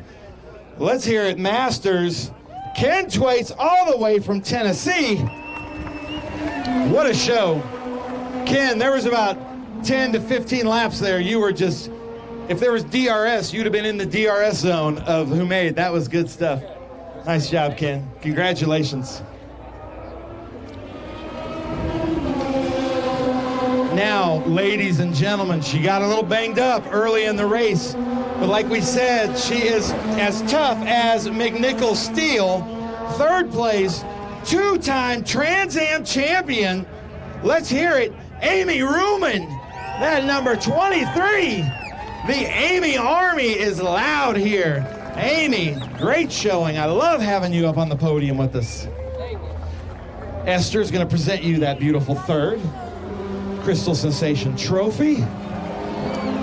In second place, the teammates all the way from London, England. Let's give it up. Who made Masood with a great show. Masood, I hear it out there. And then just kind of putting on a clinic again. Set the pole for this race, and then here he is coming up here. Let's give it up for Chris Dyson. Oh, well, CBD. Chris Dyson sporting his sponsor's drink there, getting some energy. Miles is coming with that beautiful Crystal Sensations trophy. I know that Chris and Dyson, they display those trophies very proudly. Prettiest trophies in motorsports. Amy Ruman. That is how you stay in the race and battle. Tell us about that race. Well, unfortunately, we went off early on with the rears, just didn't hold underneath of us. Too much horsepower from our ECR motors, what can I say? But anyway, you know, we hung on to it to the end and made it to the checker flag to take home third in our McNichols 23 Corvette. And we're proud to be up here, and we appreciate all the fans coming out and supporting us. And, you know, this one I'll take. I love it. And yes, I'm going to echo that. I love having fans out here. Masood, we've been struggling to have fans for a while. You've been struggling to come race with us. Doesn't it feel good? It's absolutely, no, it's awesome. It's one of my favorite tracks. Had a great, you know, overall great weekend. Today was awesome. Had a great race with Ken. Really good battle. That, you know, it's memorable for me. I'll remember this. It's great. Now, I know half a world away, your mom and your auntie are racing. You got to say hi to them. Yeah. Hi, guys. I'm, yeah, watch it online. He's a little shy with that. Nice, Masood. Congratulations. Dyson, take the mic, dude. Well, you want me to hold something? Tell us about that race. Well, Ben, just a great day for the team. I mean, a 1-2 here at Laguna. Hold it up to your face. A wonderful day for the team, Ben. 1-2 here for us. A track that's it's made some days and broken our hearts on other days, and to come back here and grab a 1-2 after a tough race there last year. I'm so proud of Hamid. What a brilliant drive from the back. Tommy Dreese and I had a tremendous battle at the beginning. Hammer and tongs, and I think it was that way all the way through. I hope we put on a great show for the fans. We love bringing these cars out here to the West Coast.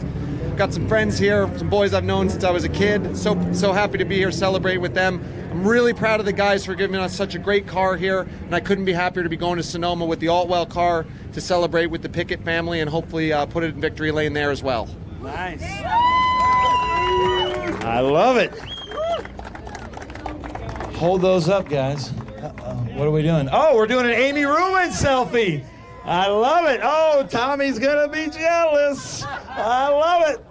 There we go. All right, let's hear it. Amy Ruman, who made my suit, Chris Dyson, putting on such a great show. I love this, the Masood crew.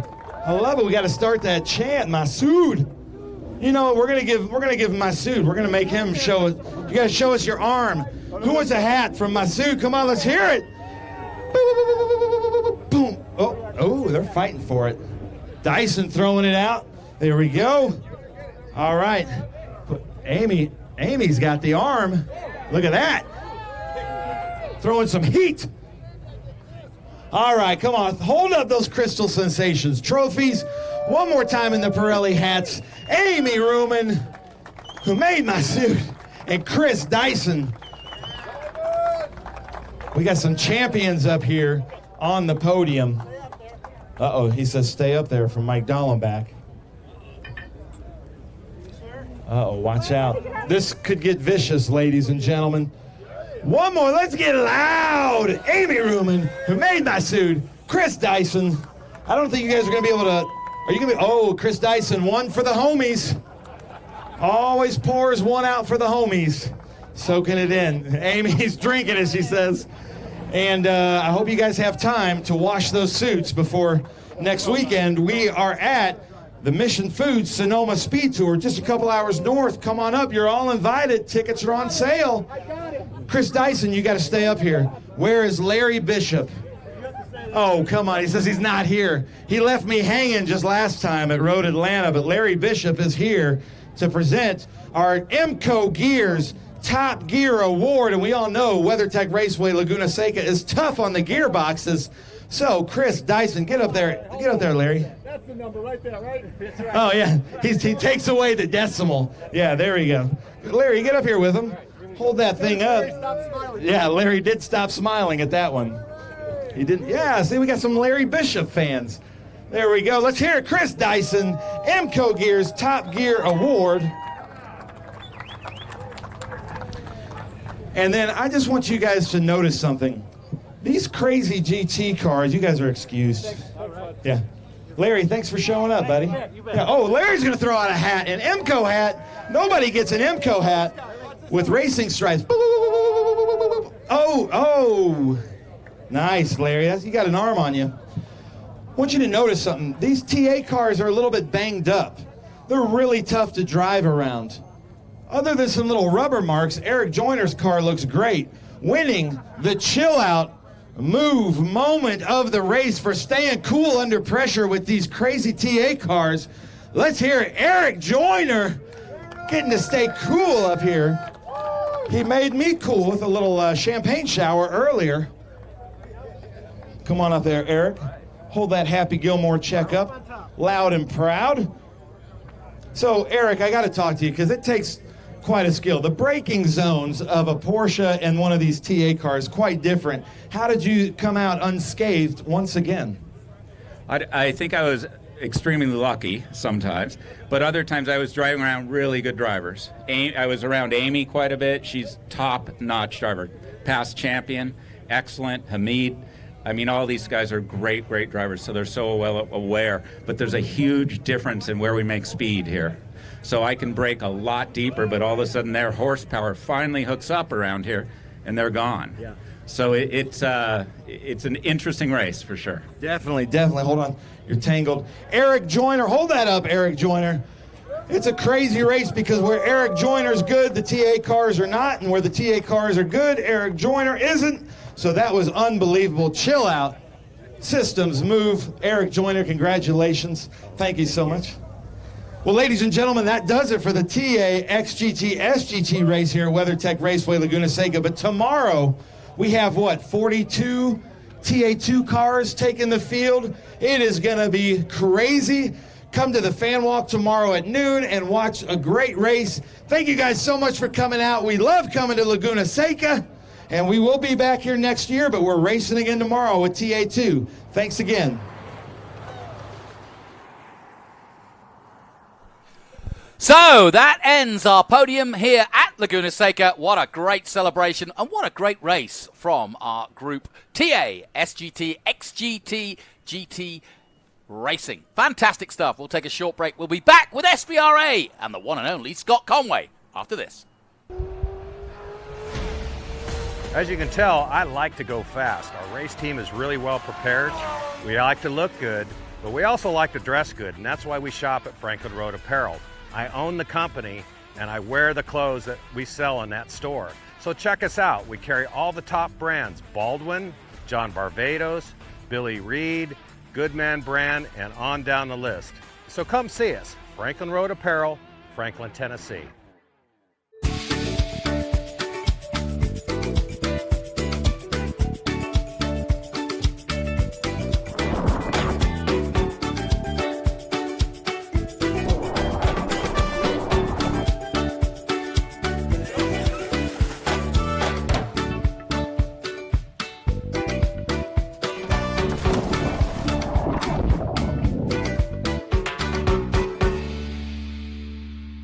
If your tooling isn't quite ready, and you need parts, and you need more parts than just a few, or if your run is just not that big, look to the experts in low-volume production, Three-Dimensional Services. Whether it's 10, 100, or 1,000 parts, we can meet your needs. And if it's 10,000, we can do that too. Three-Dimensional Services delivers high-quality parts for short runs, 70% faster than industry standards. Three-Dimensional Services. Prototype, production, proven. Menards is the Midwest's ultimate home improvement store. Family owned since 1958, Menards is the one-stop shop where you always save big money. Get the Midwest's best selection nationwide when you shop online at menards.com. We make it easy to complete your projects around the house, big or small. From hardware to plumbing or paint to appliances, we carry it all. Visit menards.com today to save big money at Menards. Save big money at Menards.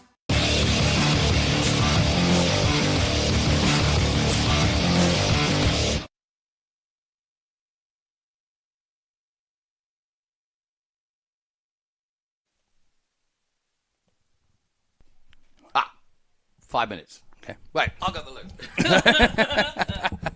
Quick. But yes, I think that's so it's like if you can use Just a light. It's like a light touch with Right, I two got you. fingers. If you do one or you tap it, it'll go back at it.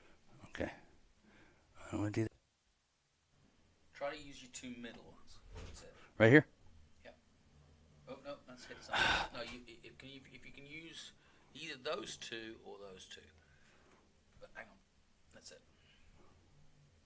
That's it. You got it. All right. It's a deft touch. It is. Right, I'll be back. All right, I'll be here. Whoa. Not unless you're going to run out from the restroom.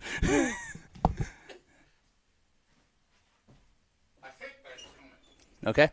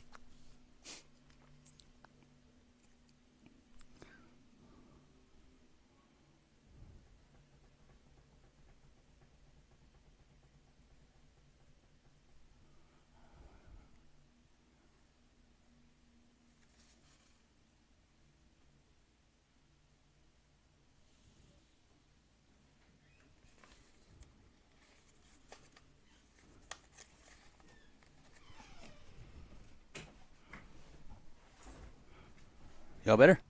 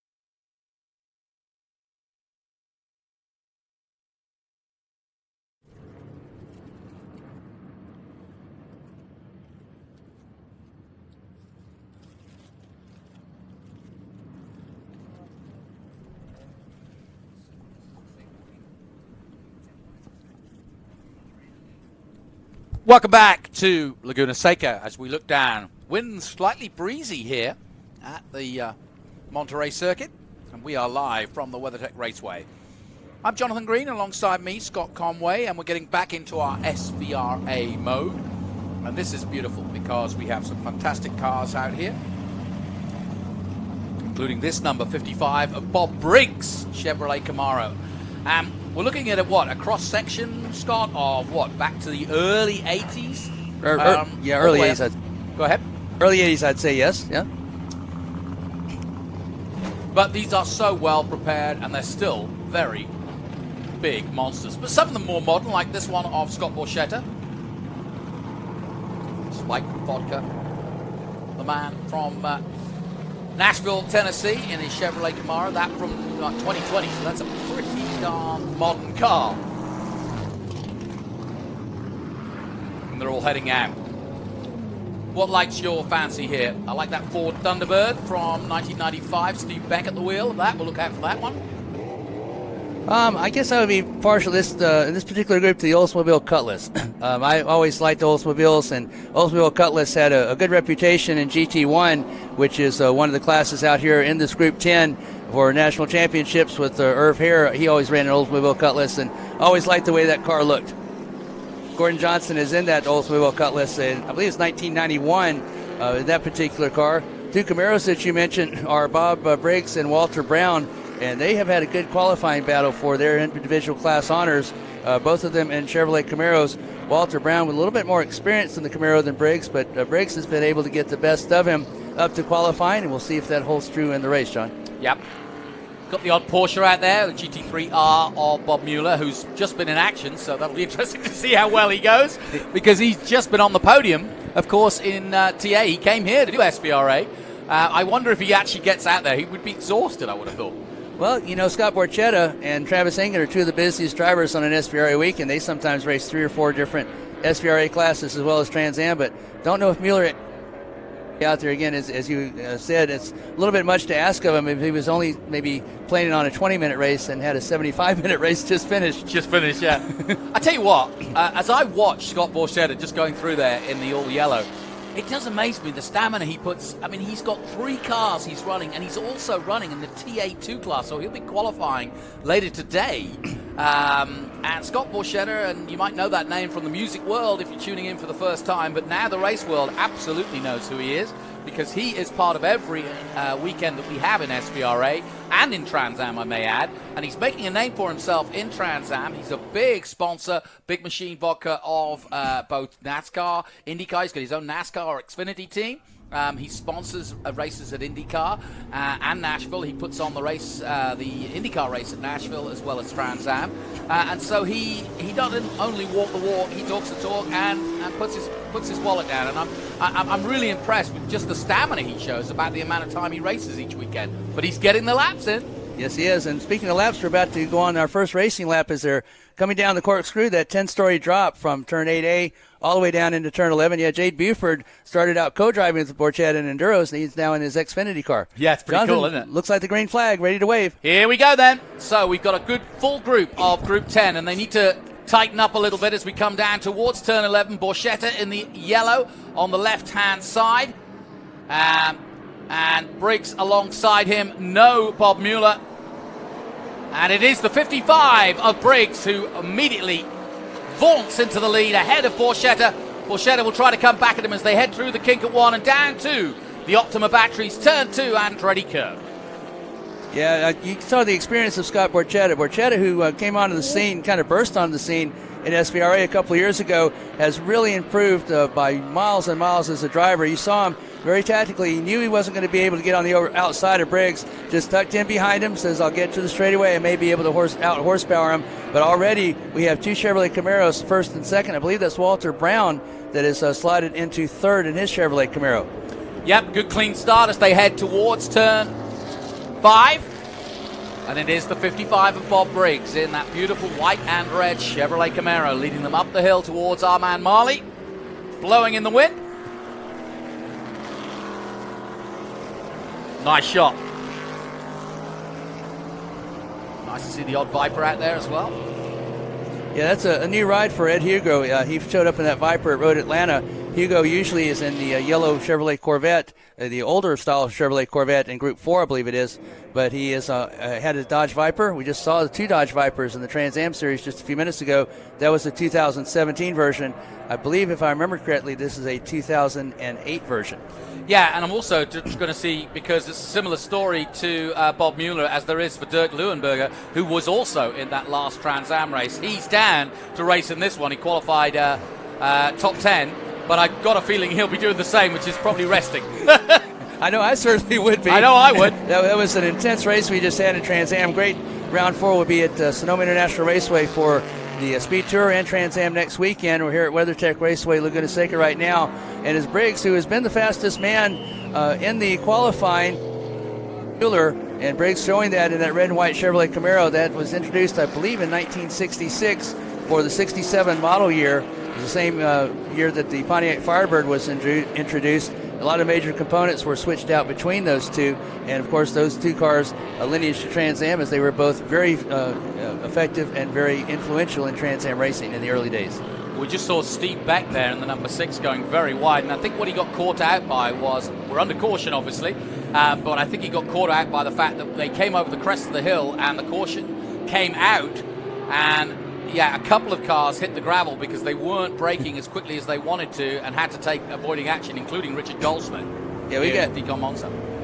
Richard Goldsmith in that Decon Monza, he was the fastest GT1 car. We also have the iconic number 3, that is a Goodwrench Chevrolet, made famous by the great Dale Earnhardt, and unfortunately it looks like he's in the gravel trap as well. Should be 2 Monzas out there. I believe Artie Ogier is also in a Chevy Monza that has a either 4.6 or 5.7 liter engine in it, and that was a car that was recognized by Al Holbrook in IMSA, and he said that looks like a very good car. I haven't heard for a while. Very good car. Al Holbrook, number 14, winning 2 Camel GT championships in that car. That was ordered from Lee Dykstra and Horst Queck. They were Dykstra Engineering at the time, and he ordered it from him, and of course the rest is history. Those were the last 2 championships. Of Monterey, down on the house of Wayne Rainey. It's down there somewhere, and of course they named a curve after him. Here it is. And I heard Wayne Rainey is actually going to Goodwood and going to race his old championship 92 winning bike at Goodwood. What a wonderful moment that will be. Yeah, that's a name I haven't heard for a while. Wayne Rainey, I used to watch him back in the day in motorcycle racing, and I still don't understand how they can lean that far over and not crash. Well, we're under caution here in our Group 10. We'll take a short break. We'll be back with more action from Laguna Seca in a moment. The Mission Foods Sonoma Speed Tour returns to Sonoma Raceway April 29th through May 1st, featuring the Trans Am Series presented by Pirelli, the Sportscar Vintage Racing Association, Historic Trans Am, the Optima Ultimate Street Car Challenge, and Saturday you can take part in the Haggerty Cars and Caffeine Car Show. You do not want to miss the Mission Foods Sonoma Speed Tour April 29th through May 1st. For tickets, simply go to speedtour.net.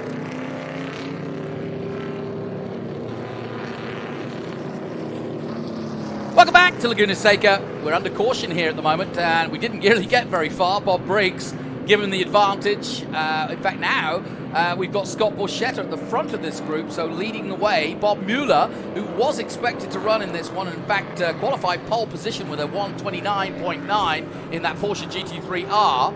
But as you can see, we've got a few waif and strays. A couple of NASCARs going off. One of them, the number 3. And that's Richard Goldsmith, and also Steve Beck, in that Ford Thunderbird, the 95 red, white and blue went also off. And so we are under caution while we take the main culprit, as it were, that number 3 just at the exit of turn 3. Now, Jonathan, how ironic is this? Back in the day in NASCAR, that number 3 was driven by Dale Earnhardt. Back in the day in NASCAR, the number 6 was driven by Mark Martin. Now, how many times do you think they have tangled each other? And now they are sitting side by side in the SVRA WeatherTech Raceway Laguna Seca sand trap. 2 of the most grisly fellows who, I'm glad they're not side by side. Me too. Even the cars will probably have a memory of those 2. Two of the most grisly guys in NASCAR. Mark Martin, who of course recently retired after an amazing career. And sadly, of course, we lost Dale Earnhardt a few years ago, but two of the greats, as you quite rightly point out, and not two men to mince their words. No, I think in the day, those cars may be in the same position, but I don't think the drivers would be. Nah. Martin, that was a 1991 season where that number 6 red, white, and blue Ford Thunderbird. Martin won 4 times. Won once at Talladega, which, as you know, is a very difficult stock car race to win. Also won at Martin. If not the hardest. Also won, ironically, won at Martinsville, and also won at North Wilkesboro that year. Finished, I believe, 7th in the standings to Dale Earnhardt. Yep. Well, we'll keep an eye on the pace car, see if he comes in this time, and if he does, we'll be going racing. He does not, so we will do another lap under caution. This might be helping Scott Borchetta, who's got the busiest schedule, I think, this weekend. I think Travis Engen might rival him for that. Okay, fair enough. But it's pretty close. I think maybe the Trans Am 2, Scott Borchetta outweighs the Travis Engen 3 or 4 groups. And Scott is a little sprightlier than Travis, to be fair, but I don't know how Travis Engen does it. Yeah, but I tell you, that Audi and composed out there, that is a handful to drive. It's all the electronic devices and all the downforce and what have you. Scott Borchetta does a great job in these Chevrolet Camaros. These are muscle cars of the past. Even though this is a 2020 Camaro, it is still a muscle car, and Borchetta does an excellent job of wheeling that around. We'll see Scott Borchetta a little bit later on. He will be going for his 26th straight win in Group 6 a little bit later on today. That's pretty amazing. And we'll also see him, of course, qualifying in TA2. So he's certainly getting the track time, and we're also getting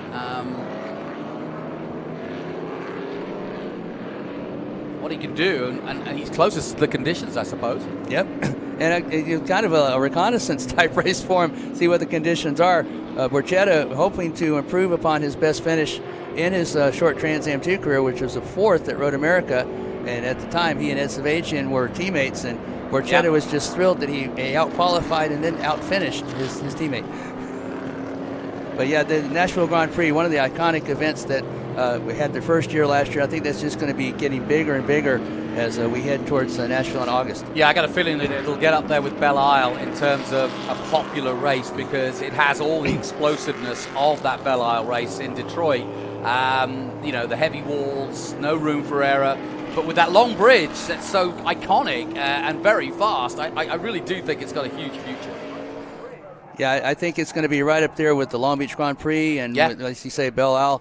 And again, Borchetta doing an absolute great job. You don't know the work that goes into a street race. You have to, obviously it's through the street, so you have to come up to some negotiations with the businesses that obviously aren't going to be able to have their business there on the streets. But turned out great weather, and it couldn't have been a better event put on by Borchetta and his crew. Yeah, and they did some clever things as well. They used the Panther Stadium, as the safety car does come off. They used the Panther Stadium for hospitality, so people could look out of the stadium at the racetrack rather than into the stadium, which was empty.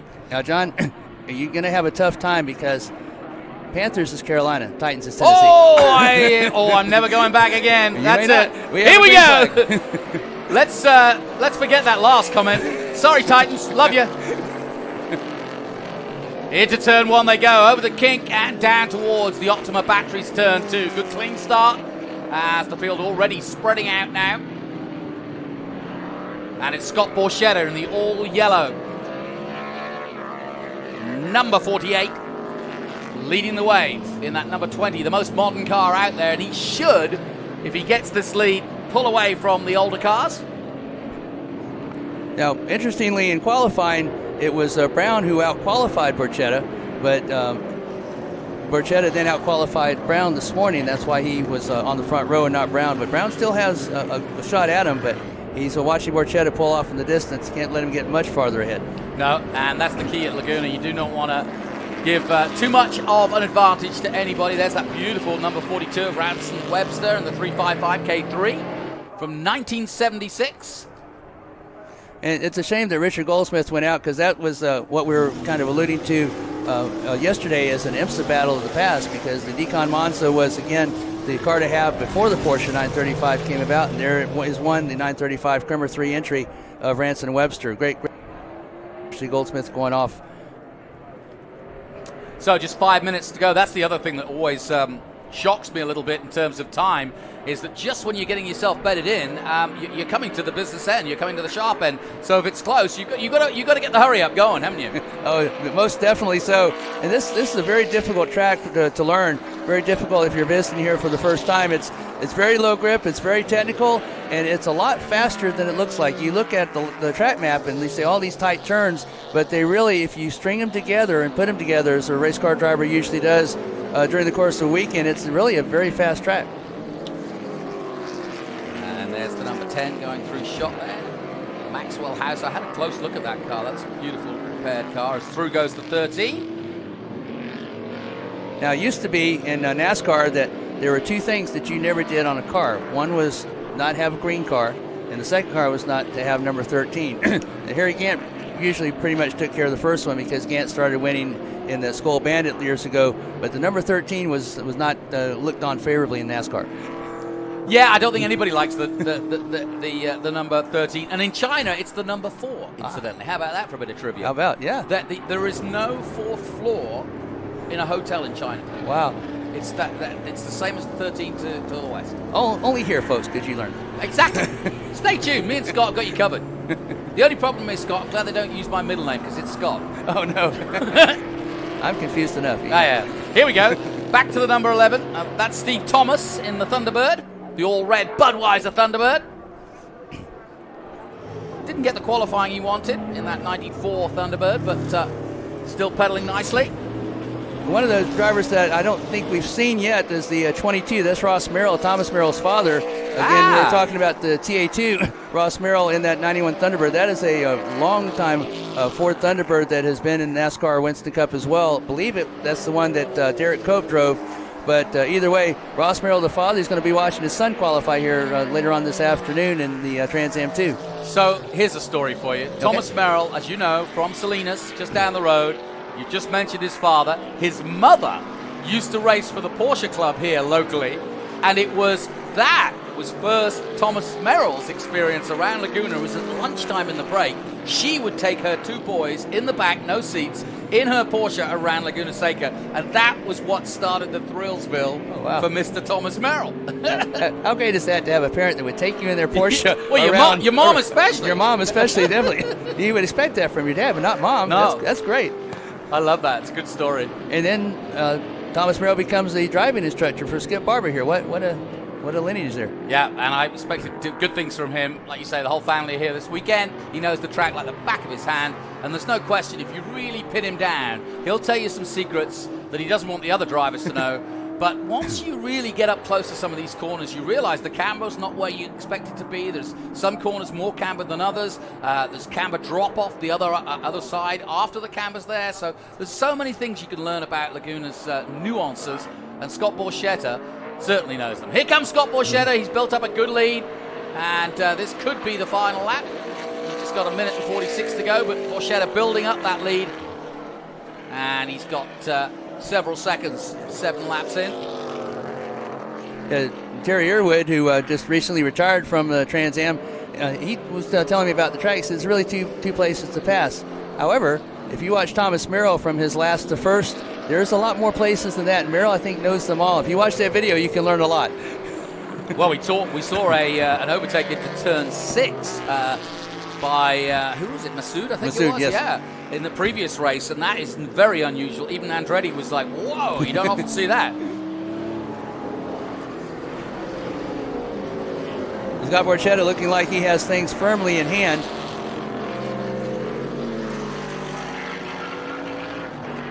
Success of Gordon Johnson.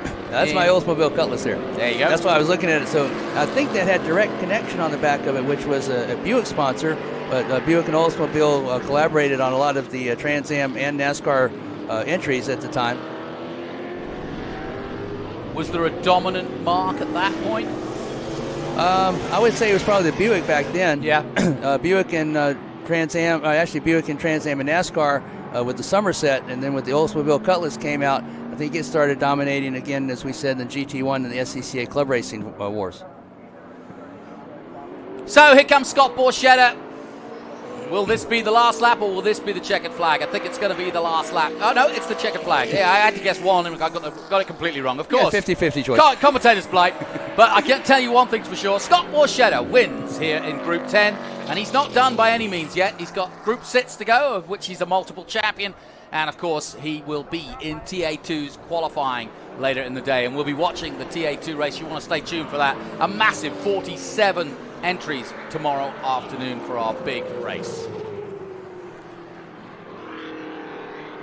So, by my guesstimates, that's Scott Borchetta. Walter Brown, would you say second, or was it Bob Briggs? I would say it's probably Briggs. Yeah. I think our timing monitor's showing us slightly different, but yeah, by my estimate, Scott Borchetta, Bob Briggs, Walter Brown, Gordon Johnson, and Ransom Webster. But a great performance by the 48. And that's exactly where he expects to finish in the Trans Am too. He'll be the first one to tell you that, John. Yep. Oh yeah. I asked him once. I said, "So you're in the music business. You go to all these music awards," and I said, "And I'll bet what you're really thinking about is racing." I said, "Is there anybody in the music business that wants just to talk cars with you?" He goes, "Yeah, Keith Urban." He goes, "He's my neighbor." That's not surprising. Yeah, he said he loves cars. He buys new cars and he wants to show me them. And when we get in a corner at the music awards, that's all he wants to talk about. I said, "He doesn't want to talk about his wife?" No. All right, on that note, we'll take a short break here from Laguna Seca. Well done to Scott Borchetta. Another win under his belt in Group 10. Join us in a moment. Hawk Performance packs 100 years of friction dynamics into every product. Backed by Carlisle Brake and Friction, the world's premier innovator of industrial brake and friction components, Hawk leverages R&D tools and motorsports experience to deliver uncompromising performance on the street. There's no reason to settle for less. Choose pads that are race-proven and street-legal. Find the Hawk Performance brake dealer near you at hawkperformance.com. Hungry for SVRA action? Well, the best way to enjoy classic auto racing is with a delicious classic from Mission Foods. Green flag your race-watching snacks with Mission's mouth-watering race day recipes. Try some of our tasty tacos, piled high nachos, fresh chips with guac, and more. So gear up your ride and fuel up those stomachs with delicious Mission Foods. Now that's too fast, too tasty.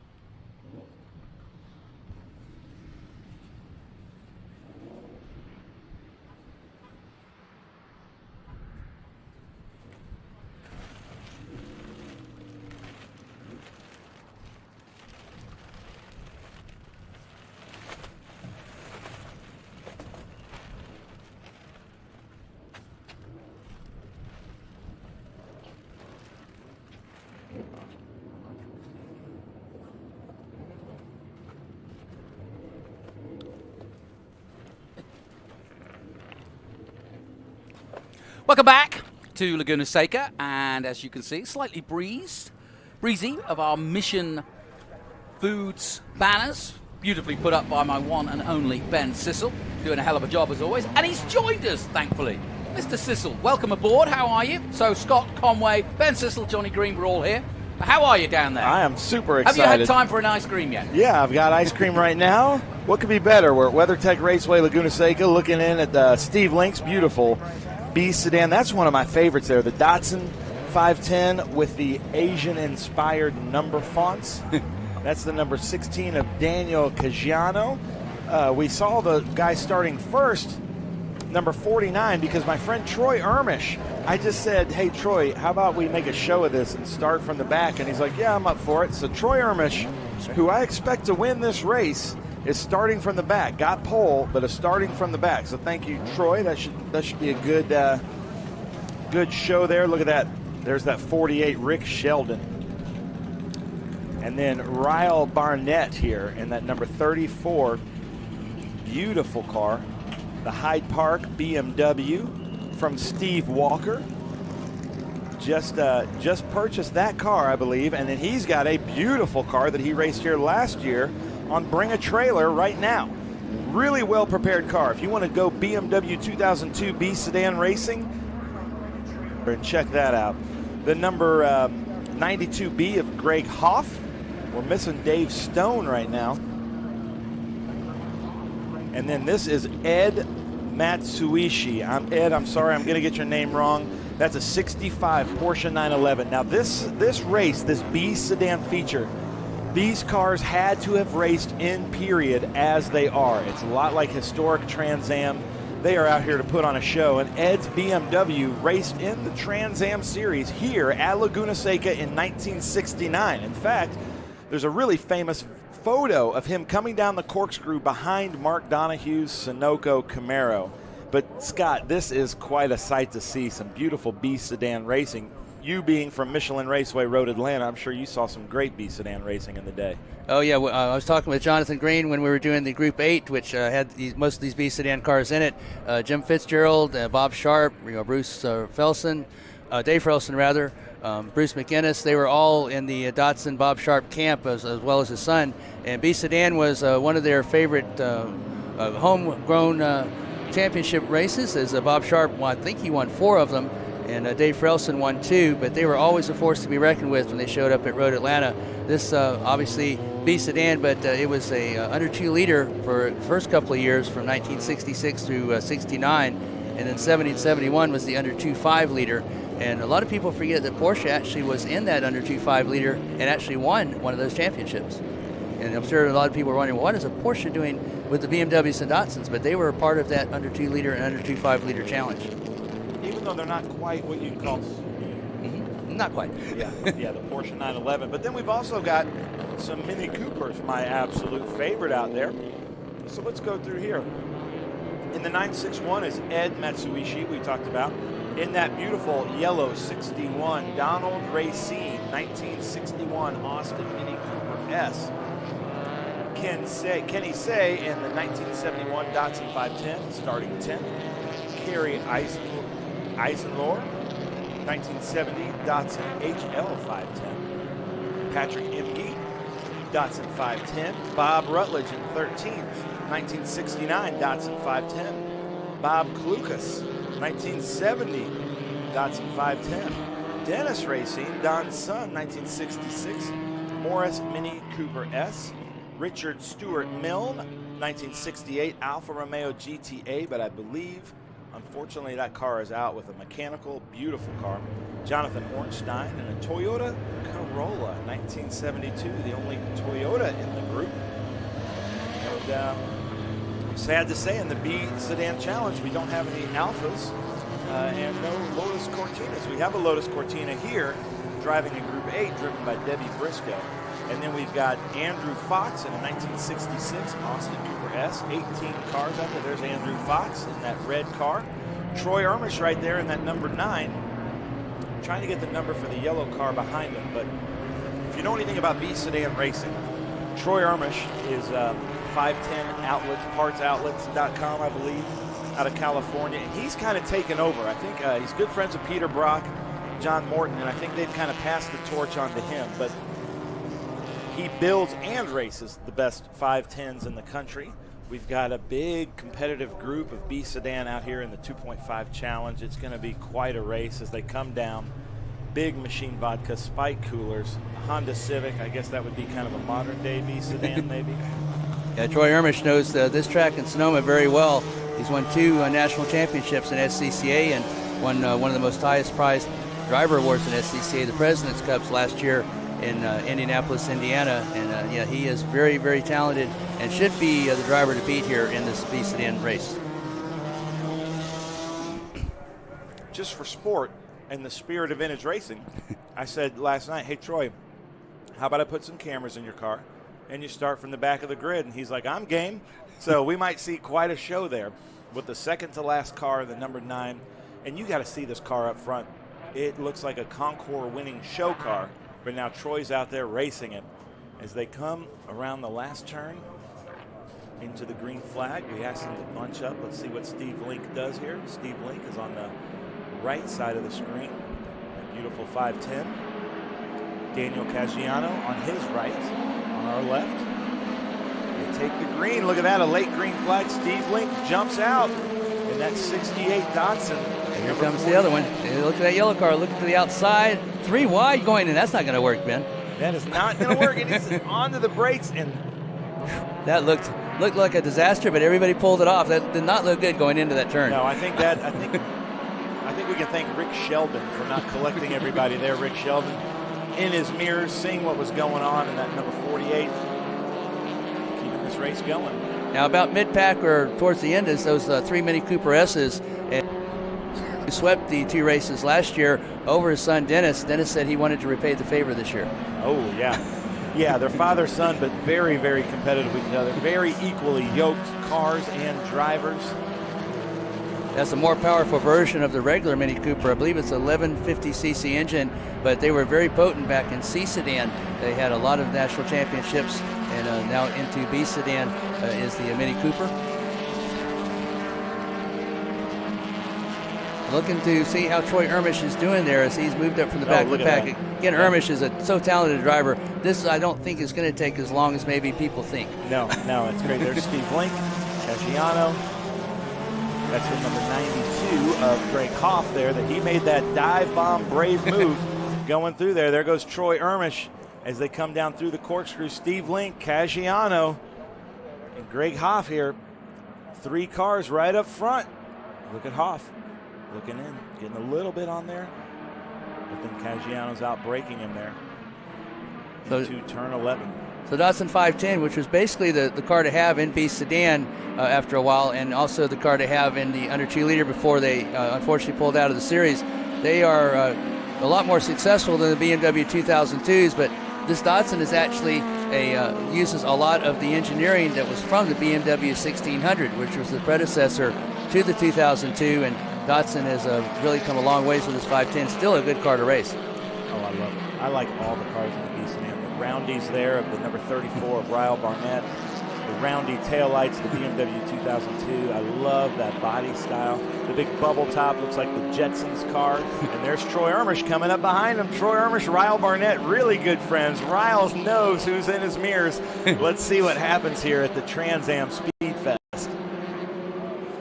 Again, Ermish, we were talking earlier in the Group 8, Ermish has a big advantage here as he races up and down the West Coast very regularly in SCCA racing. In fact, he won one of his national championships at where we'll go next, Sonoma. So it's advantage Ermish. But again, it's very exciting to be at the back of the pack and come up through the field. I know Jacek Muka sometimes does that in some of the races.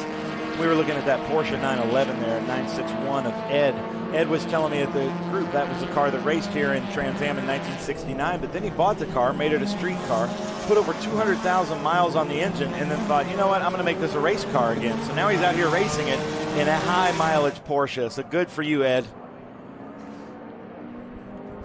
Look at these drone shots high above, and Troy Ermish is closing in. And Troy Ermish and Steve Link, they're all really good friends in this group. It's just a lot of fun vintage racing, and they're all looking in their mirrors wondering when that 9's going to come pouncing. This is a great collection of cars put together by David Stone. He was kind of instrumental in getting these cars and drivers out here, getting them interested in this event, and then actually getting them here and participating in it. And look at this, nose-to-tail racing in the first three with Ermish is coming up. He's going to be in that pack very soon. There he is. There was on the right side there. There's looks like a 48, but it was a 46 of Rick Sheldon. And Troy Ermish has just gotten around Daniel Caggiano straight. But look at that VRE Datsun Simonized. That's when I think of like John Morton here at Laguna Seca. That is the livery that I think of. But also, don't discount those Hyde Park motors. I'm talking to Ryle. He's going to put that car back to the livery that it raced here back in the day. So I love seeing the commitment that these drivers put into the restoration and the love and heritage. They all feel like they're custodians of these cars, and they want to pass them down just as they were. There's that number 92, Mr. Dive Bomb, Greg Hoff, and it seems to work. Let's see what he does to Steve Link. And Troy Ermish now in third place. This is turning out to be quite a race. Now, if you're just tuning in, that is my camera there on the rear, adding a little bit of downforce to Troy's car. But these are B sedans prepared as they were. These cars have to have provenance and heritage. These were race cars from back in the day, racing just as they were. Not great brakes, not great tires, DOT tires. Look at them just rolling through there. Man, that Mini Cooper of Don Racine can really take the corkscrew like it's a ballet. Yeah, these cars are beautiful to watch. The number 46, that was the race-winning car in the Trans Am Under 2.5 Liter Championship, prepared by Brock Racing Enterprises and raced by John Morton. And that was a very dominant car in 71 and 72. 71 was not as dominant as they battled tooth and nail with Alfa Romeo, but in 72, very dominant in the Trans Am Championship. So what do you guys think out there? Do you think Horst Queck had too big of a gas tank in those races? Let's start a fight here online. Leave some comments. The John Morton, Horst Queck, all the great rivalry there of racing here at Laguna Seca, neck and neck. But look at this. Look at the numbers on that number 16. I love that. I told him yesterday, Daniel Caggiano there in that 16, the Datsun 510. And there is, that's the Peter Brock car. I just think of John Morton when you see that, don't you? Oh, yeah, you definitely do. And you think about the heyday of the Trans Am. The Trans Am always had big bore cars in it, but they had a lot of interest from the under 2.5 liters from the manufacturers. And in the day, it was Alfa Romeo against Datsun, against Porsche, and it was against BMW. It was a great series. And then, unfortunately, one of the manufacturers kind of became dominant, and it kind of fell apart there. But in its heyday, the very first Trans Am race was won by an under 2.5 liter car, Jochen Rindt. In 1966, Bob Tullius finished second, was the first over 2 liter race winner at Sebring in 1966, and it just kind of expanded from there. Lyle Barnett coming around Franklin Road Apparel, turn 6. There's Mission Foods, turn 5. I love that Toyota Corolla there that just came through there. How cool is that? Yeah, there was one Toyota Corolla, and I think there was a Ford Cortina entered. I'm not sure if it's out there, and also a Volvo that was entered in the B Sedan Challenge. Volvo had a good history in SCCA Club Racing B Sedan, not very successful in Trans Am. So Troy Ermish looks like he's going to complete that last to first march there, Ben. Yeah, Troy Ermish. Oh, look at that. Hanging it out there, that Datsun 510. Troy Ermish always puts on a great show. I love the look of that Porsche, that 9620. Don Racine looking inside, trying to intimidate Ed. Now Racine should have, even though Porsche has legendary brakes, Racine has the handling part there in these very tight parts of the WeatherTech Raceway Laguna Seca, as again Racine trying to go for his third win here at WeatherTech Raceway Laguna Seca, trying to get by his son Dennis. But look at how cool that is. So you've got a rear air-cooled rear-wheel drive, rear-wheel drive, air-cooled engine. Then you've got front engine, front-wheel drive with that Mini Cooper. Then you've got a front engine, rear-wheel drive in the 510. And the Mini Cooper was always a fan favorite because of the weight transfer. It didn't have that big dimensions on it width-wise. It would always pick up its inside rear wheel, and you thought, oh, that's going to go over. No, that's how you drove it. And one of my great friends that unfortunately has passed away that was at Road Atlanta, John Burns, had one of the fastest Mini Coopers in the Southeast. But you picked up that inside rear wheel. You actually knew that was going to be doing that, and it actually helped kind of counterbalance the weight as you went through the turns. Yeah, look at the cars just roll through their Big Machine Vodka, Spike Coolers, Corkscrew here at WeatherTech Raceway Laguna Seca. Some great shots here at the drone. So they come around Rainy Curve through 9 and 10. Look at that. Oh, side by side, Don Racine, Ed. Going through turn 10 as they come in through 11. Get him. It looks like he's... See that handling there, that Mini Cooper coming into play there. And that's Bob Rutledge, the number 23 on Patrick Emge. And Don Racine, man, get in that draft, Don. And you know that Don's smile right now in that car is so loud and proud. And there's that number 41, the Rebello engines. Those are the engines that I think Troy Ermisch mostly puts in his cars. They make some great Datsun 510 engines. But look at these great B sedan battles. Oh, I almost did that over-under move. He tried very hard to get inside, but he couldn't quite get there. Yeah, Ermisch just has so much experience at these tracks on the West Coast and has been doing this for such a long time. You just have to give kind of an advantage to Ermisch on any West Coast track that you see, especially these two. We had a pass. Don Racine over Ed. Look at that. The Mini Cooper has taken the Porsche, and the Datsun's right behind there. That number 23, Bob Rutledge. There's the 41 of Patrick. Look at that. They have the California blue plates on it, saying 1970. Look at this. Great close racing. I mean, these are irreplaceable original cars from 1966 through 72, but they are out there racing hard, racing clean, nose to tail and side by side, you know, respecting each other's cars, respecting each other's driving ability. It's great racing to see here on a beautiful day in Monterey. It is. I love seeing it. It looks like we're watching a time machine right now. I love seeing this, and the cars rolling through the Big Machine Vodka, Spike Cooler, Corkscrew as they come through turn 10, turn 11. But I think Troy Ermisch has taken the lead. Yes, he has. In this race. So that is just crazy. No. Troy Ermisch back second. There we go. Steve Link. Our timing and scoring on the screen is right.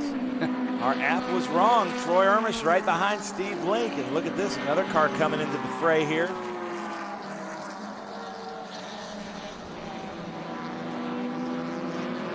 It's 8A, Kerry Eisenlohr. Look at the colors. Those are some power 70s colors there. That turn very difficult they're going into. That turn 2 very tight, and ready hairpin, and then it tightens up even further as you go through turn 3, and you have to wait before you can finally get the power on that short square into turn 4. Ermisch, I think, is just stalking Steve Link. I think he's going to be able to get by him, but Steve Link doing a good job holding him off so far. Yeah, Steve Link's a really good driver, drives with us in a bunch of different cars. Historic Trans Am and this B sedan. So, and Troy and Steve have a lot of laps racing against each other in the B sedan series. There's that classic Datsun Racing 8A Eisenlohr. That's a Datsun HL 510. What's the HL mean? Not familiar. I tried to research it, but I couldn't find anything on it. They had the PL 510, of course, but not the HL. But we'll call it the Hang Loose 510. Okay. Sounds good to me. Great place for hanging loose right in California. Now, Yep. Oh, look at that. That just glided over. You can see that the cars get super light over the crest of the corkscrew there. And you think it's a lot of elevation change to look at it. I was privileged enough to get to be driven down that corkscrew, and it's like a Disney ride. I mean, it is a 10-story drop, literally, like a couple of stories in that first part from 8A down to about 9, and then a couple more stories from 9 down in. The pictures don't do it justice. It is a monster going down elevation change. Oh, yeah, it's crazy. And you're turning and braking and trying to accelerate, plus you're trying to pass or prevent being passed all at the same time. A lot going on there. Yeah, there is. That's Dave Stone, the yellow Datsun 510. The 93. Where's all my BMW and Alpha drivers? We need to mix this group up next year, ladies and gentlemen. Yeah, I was sad to see there weren't any Alphas or more Alphas entered than there were, because again, that was a great Alfa Romeo, the Harry Theodorakopoulos, and you had obviously Jochen Rindt, and you had Horst Queck, all of those drivers in Alphas back in the days in the B Sedan Challenge.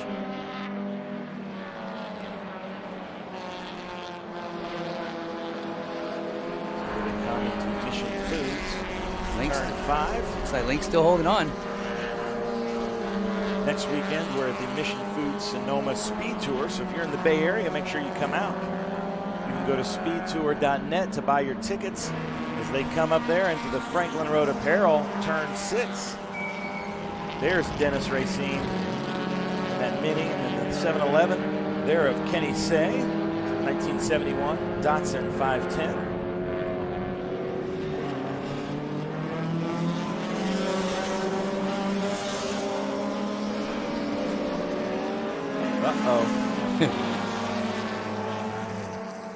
Beautiful shots there, but now saying that Troy Ermish has taken the lead over Steve Link. Let's see if Steve Link can come back. Had we gone to Vegas on this, Scott, we could have made a lot of money. That's true. I would have sure starting from the back, his odds would have been against him. Oh no, I would have pushed all in on Troy Ermish. I know him way too well. I've seen him do this a lot of times. He and Peter Shadowin used to have great races together, and Troy Ermish was always a very, very big factor. Very astute driver, very technical driver, but very quick always. Look at that. If you would have told me a yellowish orange Mini with peach headlight covers and bumpers is what you were going to make, I would say you're crazy, but that is a really good looking car there, Dennis Racine, at number 62. Well, it certainly stands out, doesn't it? It's easy to see. Again, Dennis and Donald Racine and Andrew Fox, they were the three of the Mini Coopers entered, and Mini Cooper S's actually, and again, Dennis wanted to beat his father very badly because he thought that his father may have kind of taken a little bit of unfair advantage last year. Oh.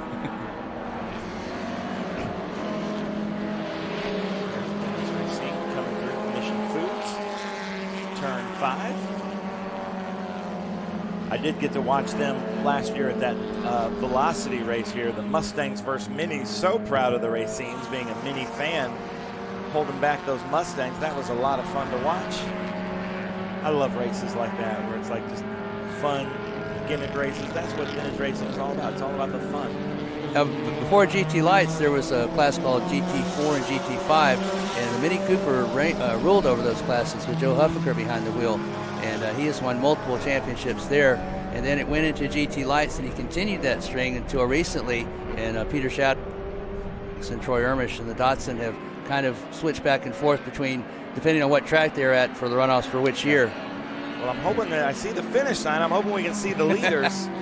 Get a shot of the leaders anywhere. Is it over? Is it checker flag already? We didn't get to see the battle for first. And it's showing Troy Ermish over Steve Link. Not sure by how much, but third place was half a second. So it must have been a great finish. 1, 2, 3. So yeah, we could have made a lot of money betting on him in Vegas. Well, congratulations. So it looks like we are Troy Ermish in first, Steve Link second, Greg Hoff in third, Don Racine fourth, Ryle Barnett in fifth, Rick Sheldon in sixth. Oh, there goes the tow truck. That's not a B Sedan car. There's our leader, Troy Ermish there, the number 9. 49 is Steve Link. That's Greg Hoff in the 92B. There's Don Racine, who finished fourth. That there is a fun race. B Sedan, Heritage Class. Kind of modeled after the historic Trans Am class, and I am all about that. We're seeing some great shows there from Troy Ermish, Steve Link, Greg Hoff. I love this kind of racing. Troy Ermish, thanks for letting me put cameras in your car, adding the weights, adding the drag, but adding to the show of the Trans Am SpeedFest here at WeatherTech Raceway Laguna Seca. I bet Ermish and Link will have some good bench racing there. Ermish coming from last to first and Link finishing second. Yeah. Trying to hold them off, but not quite. And I hope you get to come to these races and see these cars up close, because they are beautiful. close.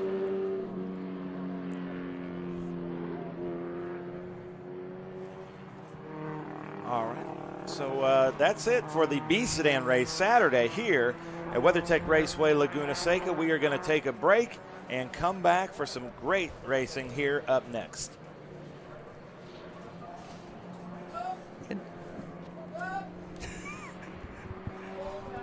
All right, we're going to a commercial break here at WeatherTech Raceway Laguna Seca. Feel the power. Experience the excitement. You're in the driver's seat.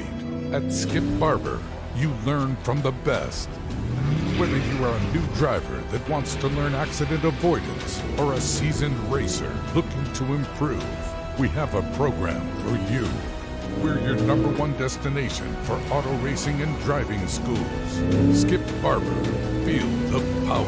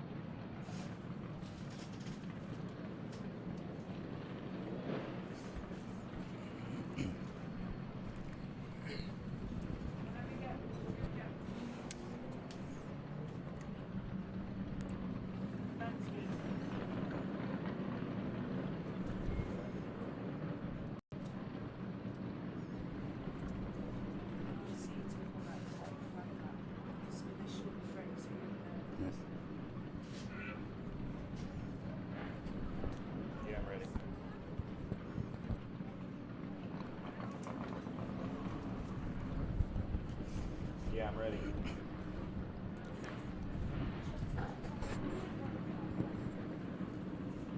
I don't think my...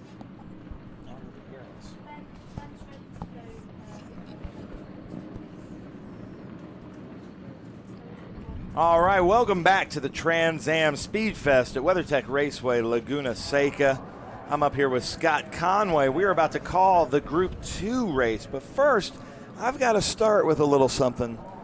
We've got a big Formula 4 Challenge contingency out here that is not being led by Kim Madrid, sadly. So Kim Madrid, we really miss you. I know Kim and Rudy are probably at home watching. Kim got sick, didn't get to come. It's the first time that I've been at a West Coast B Sedan race that she's not at.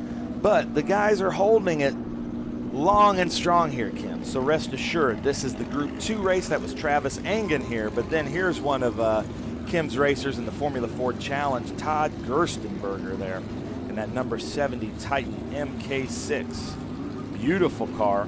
Todd had a great showing in the at the first race of the season at Auto Club Speedway, and a Formula Ford out there in front of a Formula B there. That's the B16B of David Smoker, Brabham BT35. It's pretty rare when you see an actual true vintage Titan Formula Ford in front of these Formula Bs, and look at this beautiful Grant Perryman, the number 24, gives us a wave just like he should in that 1967 BT21. There is the inventor of the shake weight, Todd Strong. Mark Smith was just with us a couple weeks ago at Knoll. in that 1989 Swift DB3.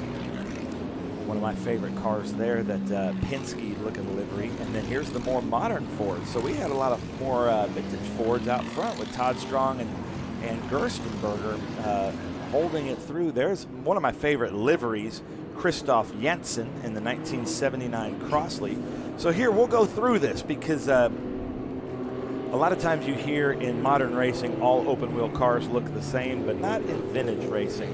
So we've got Travis Engen starting in first in a 1970 Chevron B17B, Todd Gerstenberger second in a Formula Ford 1971 Titan MK6. David Smoker starts third in a 1971 Brabham BT35. Glenn Bilowski in a 1968 Chevron B10. I didn't see that car out there. I didn't see the second Chevron. Grant Perryman in 1967 Brabham BT21, the one that was waving so heavily at grid. Todd Strong, the inventor of the shake weight in the 1971 Titan MK6. Mark Smith, 1984 Swift DB1. Bob Hatley, 1989 Swift DB3. I've got a great story about Bob Hatley here in a little bit. Robert Hutchison, 2000 Van Diemen RF00. Dalmo de Vasconcelos. I should have asked Jens how to say that, but 2001 Van Diemen Formula Ford. Will Jackson in a 1972 Titan Mark VI. Will is starting 11th. Brett Gann in 1975 Lola T342. Timothy Herbst in that Van Diemen RF94. Jim Edmonds, 2001 Van Diemen FF Formula Ford. Robert Thole in a 1972 Titan MK6. Tom Linton in a 1969 Winkleman WDF1. Beautiful car. I was examining this the other day.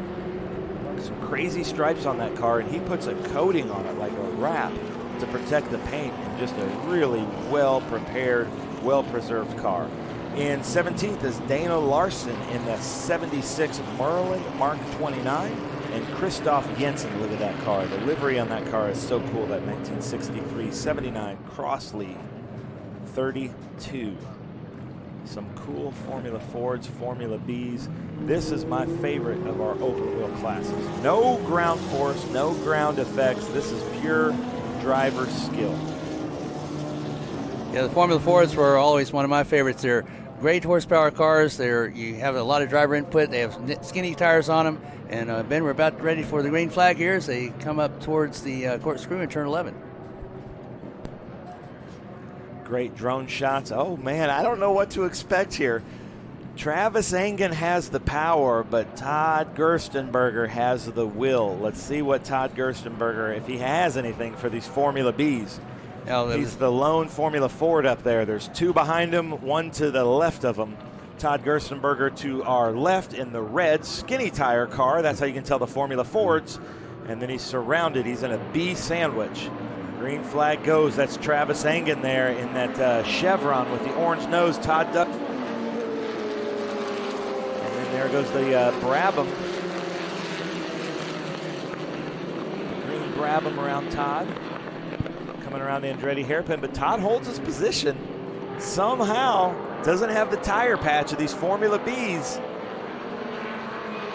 Now, in qualifying, before a lot of the Formula Bs went out, it was Gerstenberger and Strong that were the two quickest cars out there. They split the wins in Formula Ford last year, and they are first and second in the sprint points for Formula Ford. So Todd Strong, his mission is going to be able to either get by the Formula Bs or hope that Gerstenberger gets back towards him, one of the two, so they can fight it out for Formula Ford. Yeah. And Travis Engen, one of the 80 classes, I think, that he runs in every week. Exactly. Oh, look at that. We've got it. Todd Strong made a pass there on Grant Perryman coming into Mission Foods. Turn 5.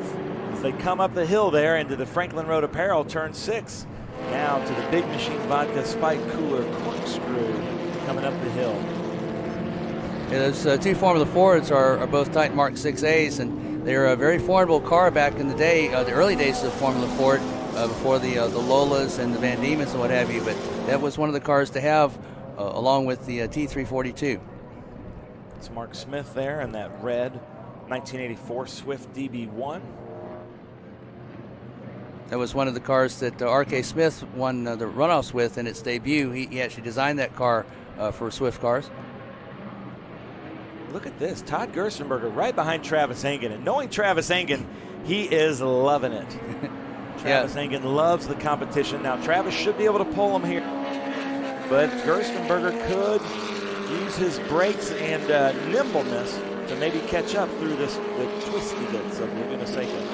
And going back to the, as we were talking in the last feature race, it was not unusual to see a 50 or 60 car field of Formula Fords. Yeah.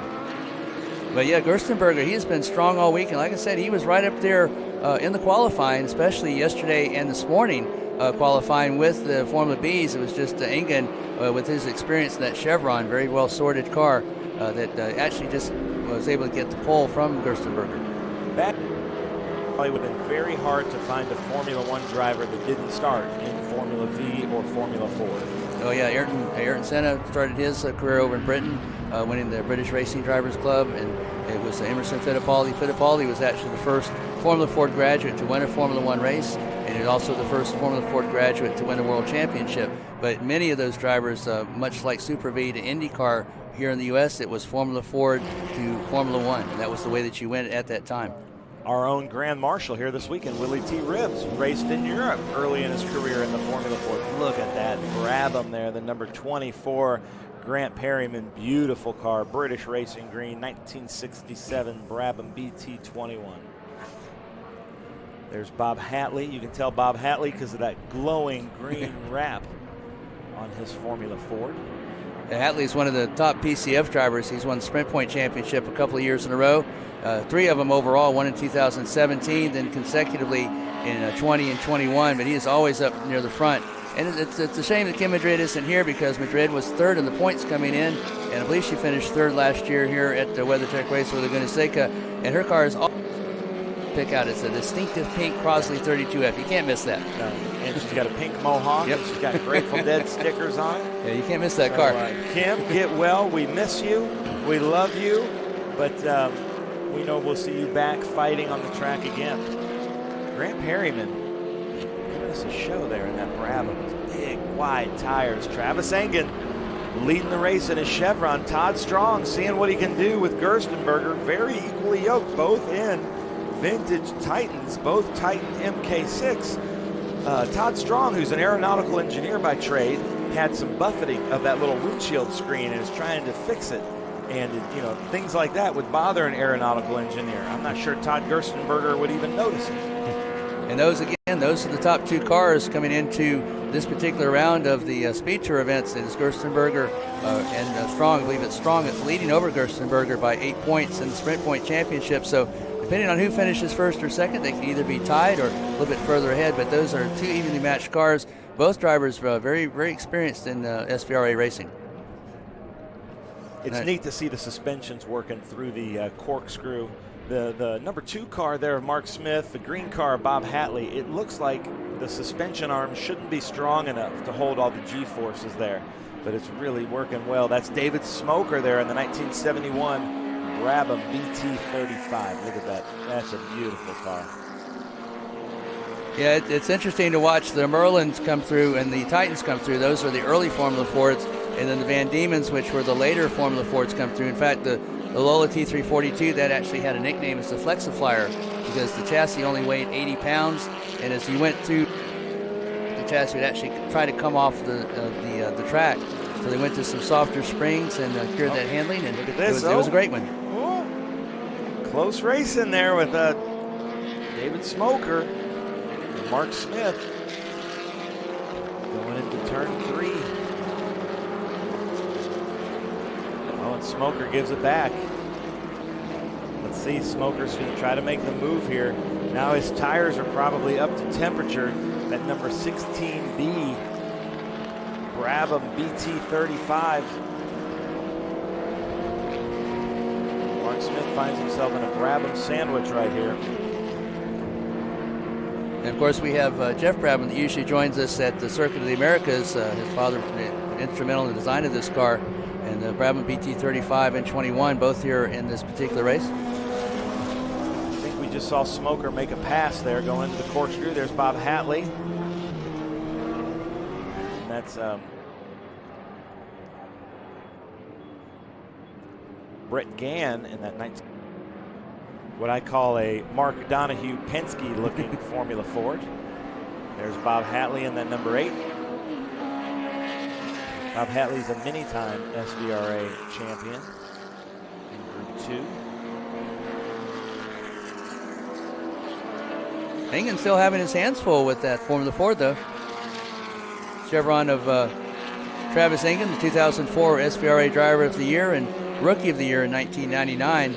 As Engen, see him later on in the Audi, as well as Group 5B in his Lotus 23B. Engen very busy on the weekend. Yeah. If Todd and Todd would work together, Gerstenberger and Todd Strong, good friends, and get in a draft, they might be able to catch Travis Engen. You can see him there. Yep. Turn 3, maybe they're going to work together. And this is what I was talking about in the qualifying. You know, you would think that the Formula Bs would be quite a bit quicker than the Formula Fords, but in the qualifying, the Formula Fords were right there with them. They're right there in the race. At least these two Titan Mark 6As are. And they're giving Engen a run for his money there in the Chevron Formula B, which you think would be far and away out in front of those two Formula Fords.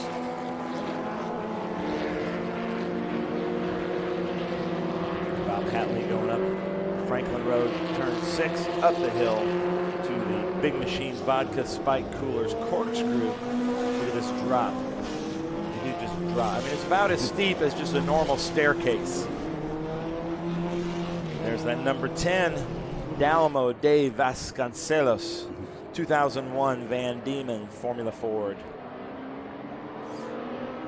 One of the Formula Fords a little bit further back in the pack, you mentioned the Winkleman. Actually, that was known as the Palliser in England. And when they imported it into the U.S., the importer, his name was Winkleman, Bob Winkleman. So that's what they took as being the name here in the U.S. was the Winkleman WDF1. Again, one of the earlier Formula Fords along with Merlin and Titan. Yeah, that is a huge drop. Again, I cannot, folks, begin to explain to you the terror I had going down that when I was first taking down that particular corkscrew.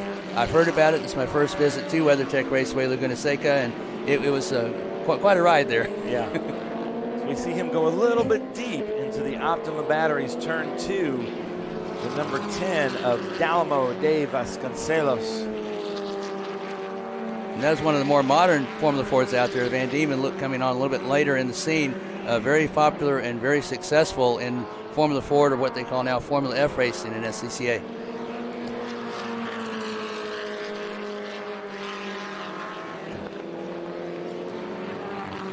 Most of these are Formula Fords, as we call them, but we will start to see some transitioning here, I think, in the next year or so into the Honda-powered Formula cars, as Honda came on with the Honda Fit engine, and Formula Ford was the Ford Pinto engine. Look at this battle here. That's the number 4 of Robert Hutchinson, 2000 Van Diemen RF00. Coming up into the Big Machine Vodka Spike Coolers. And then look at this car right behind. That's the Sunoco Donahue livery of Brett Gann, who was with us just a couple of weeks ago or months ago at the Auto Club Speedway in Fontana, California. Looks like he's trying to make a move here, coming through 10 and 11. I love the looks of that car, that number 66 of Brett Gann, because it looks like a Penske livery car, like Donahue's Indy car.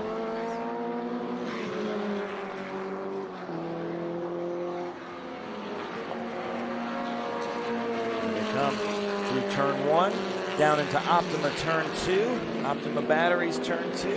The grip level at this corner seems to have changed almost every lap for each one of the drivers, but look at that beautiful car. Great shots here going through Optima Batteries turn 2 by the green light crew. Out here running the cameras, that number 66 of Brett Gann. Can he get Robert Hutchison? Their nose to tail there going into the turns. Hutchison trying to protect, and of course Gann trying to get around him. Gann, one of the top Club 4 drivers. He usually is the one that's battling with Kim Madrid when she's here. Yeah.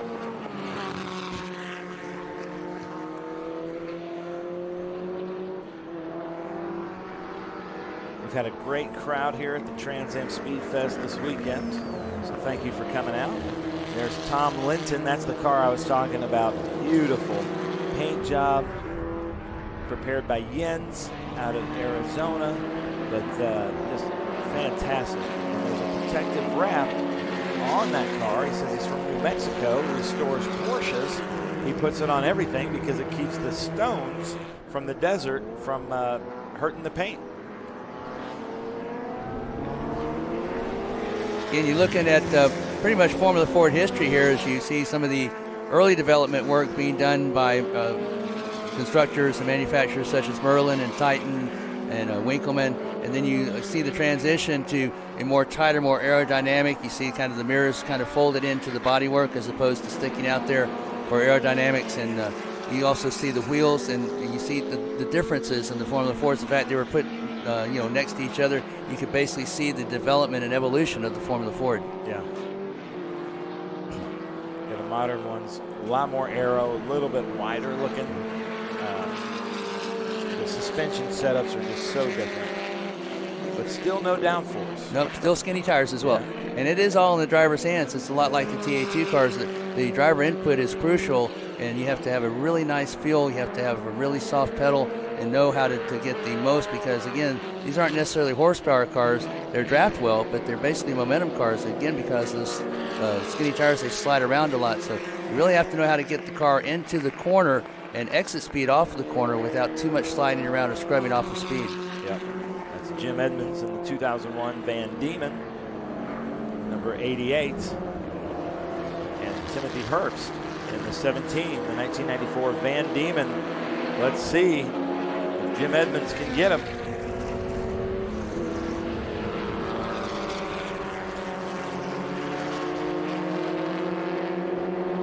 They look like they're handling pretty well, though.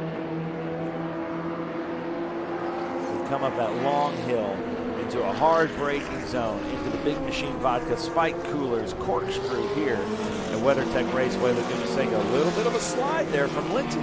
Yeah, that's what I'm talking about. Those skinny tires, when you try to push them too much, they don't respond well. They slide as opposed to going straight back and forth there like they're supposed to.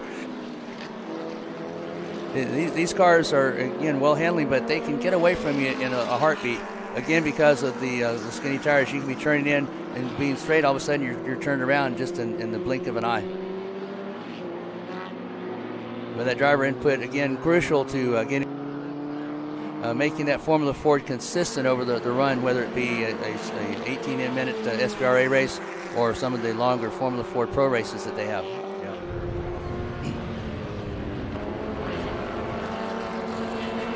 Van Diemen pretty much dominating in the Formula Race Promotions Formula Pro Series, but in club racing, it's kind of swung towards the Swift and kind of swung towards the Van Diemen. There's Todd Strong coming down the hill. Grant Perryman. David Smoker. There's Travis Engen about to take the checkered flag for another SVRA red hat. Congratulations. Todd Gerstenberger wins in Formula Ford. Let's see what happens here. Let's see if these bees can drag race Todd Strong.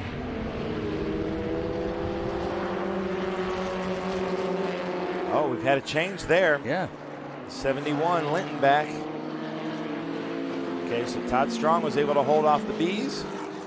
Mark Smith, Bob Hatley, both in the Swifts.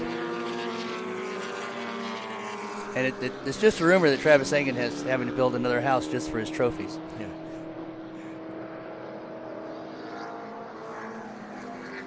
Yeah, he's been a busy man this weekend, Travis Engen. Yes, he has.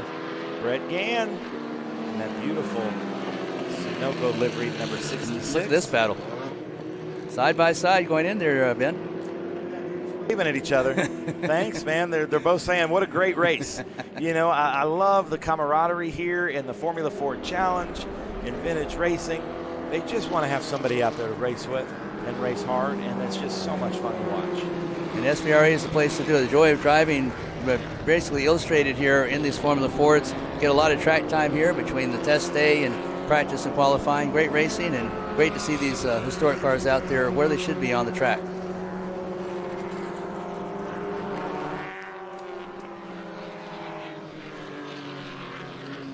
Look at that. That background looks fake. It's so pretty up here at Monterey, California, Salinas, California, WeatherTech Raceway Laguna Seca, looking down at the Big Machine Vodka Spike Coolers Corkscrew.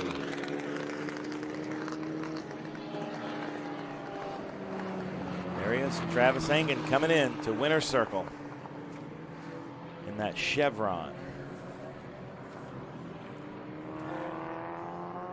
Chevron B17B, 1970.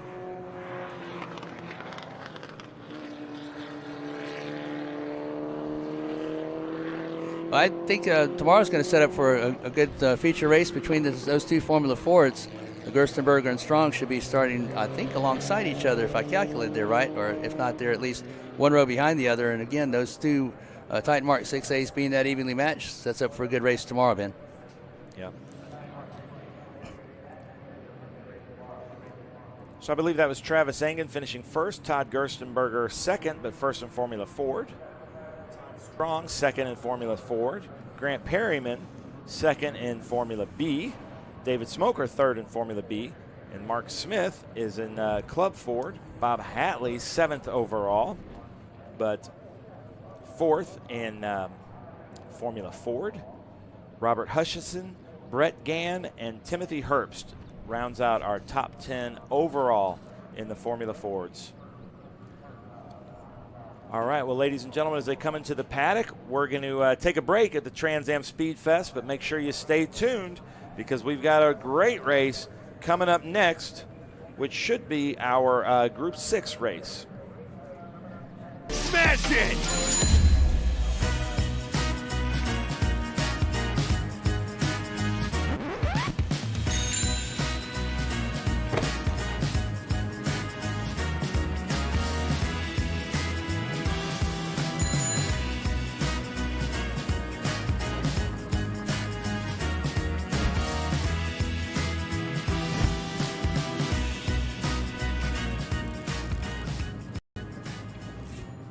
Hungry for SVRA action?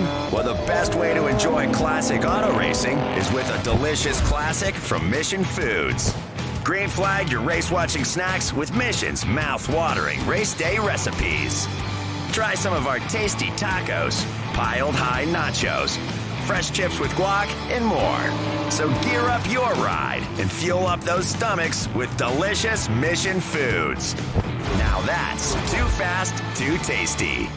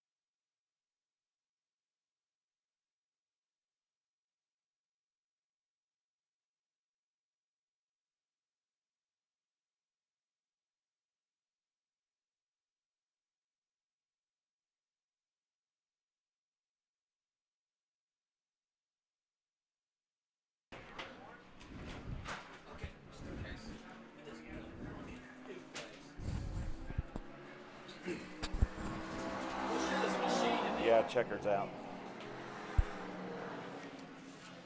Well, shit, it's just one big machine. Yeah.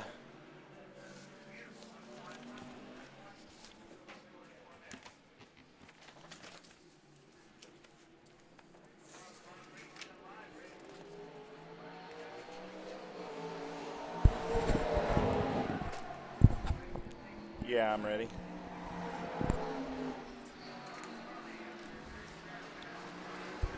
Well, ladies and gentlemen, welcome back to the Trans Am SpeedFest at WeatherTech Raceway Laguna Seca, and we are about to have a great show. My favorite group here this weekend, almost any vintage racing fan's favorite group, is the historic Trans Am. These cars, we're looking down the grill of one right. These cars had to have raced in the Trans Am series back in the day. This is the number 15, Patrick Byrne. We were talking about this car today during the Trans Am race. This car was raced, there's Patrick Byrne there, who is actually a pro Ferrari racer, driver, and instructor.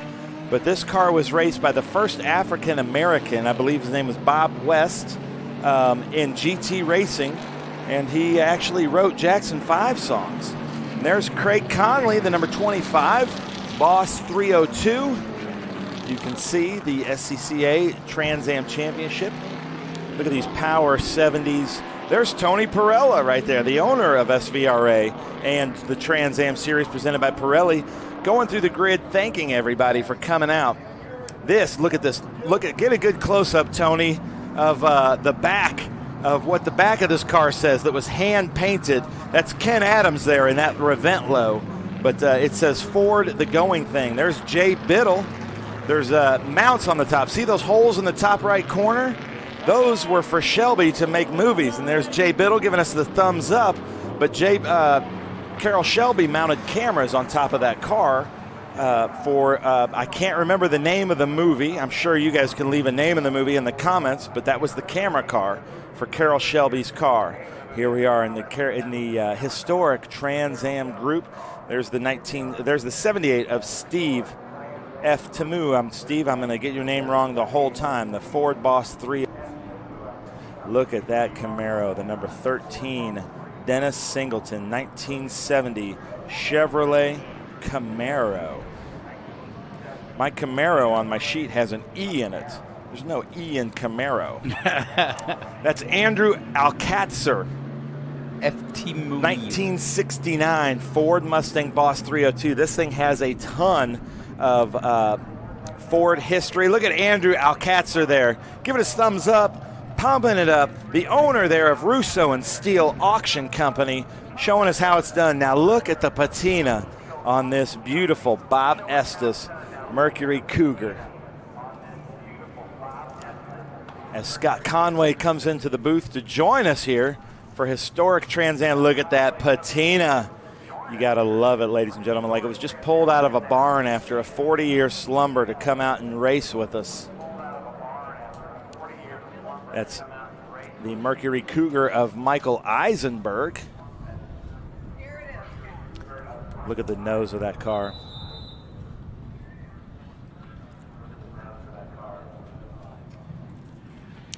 Great shots, Tony. You can see all the rock chips.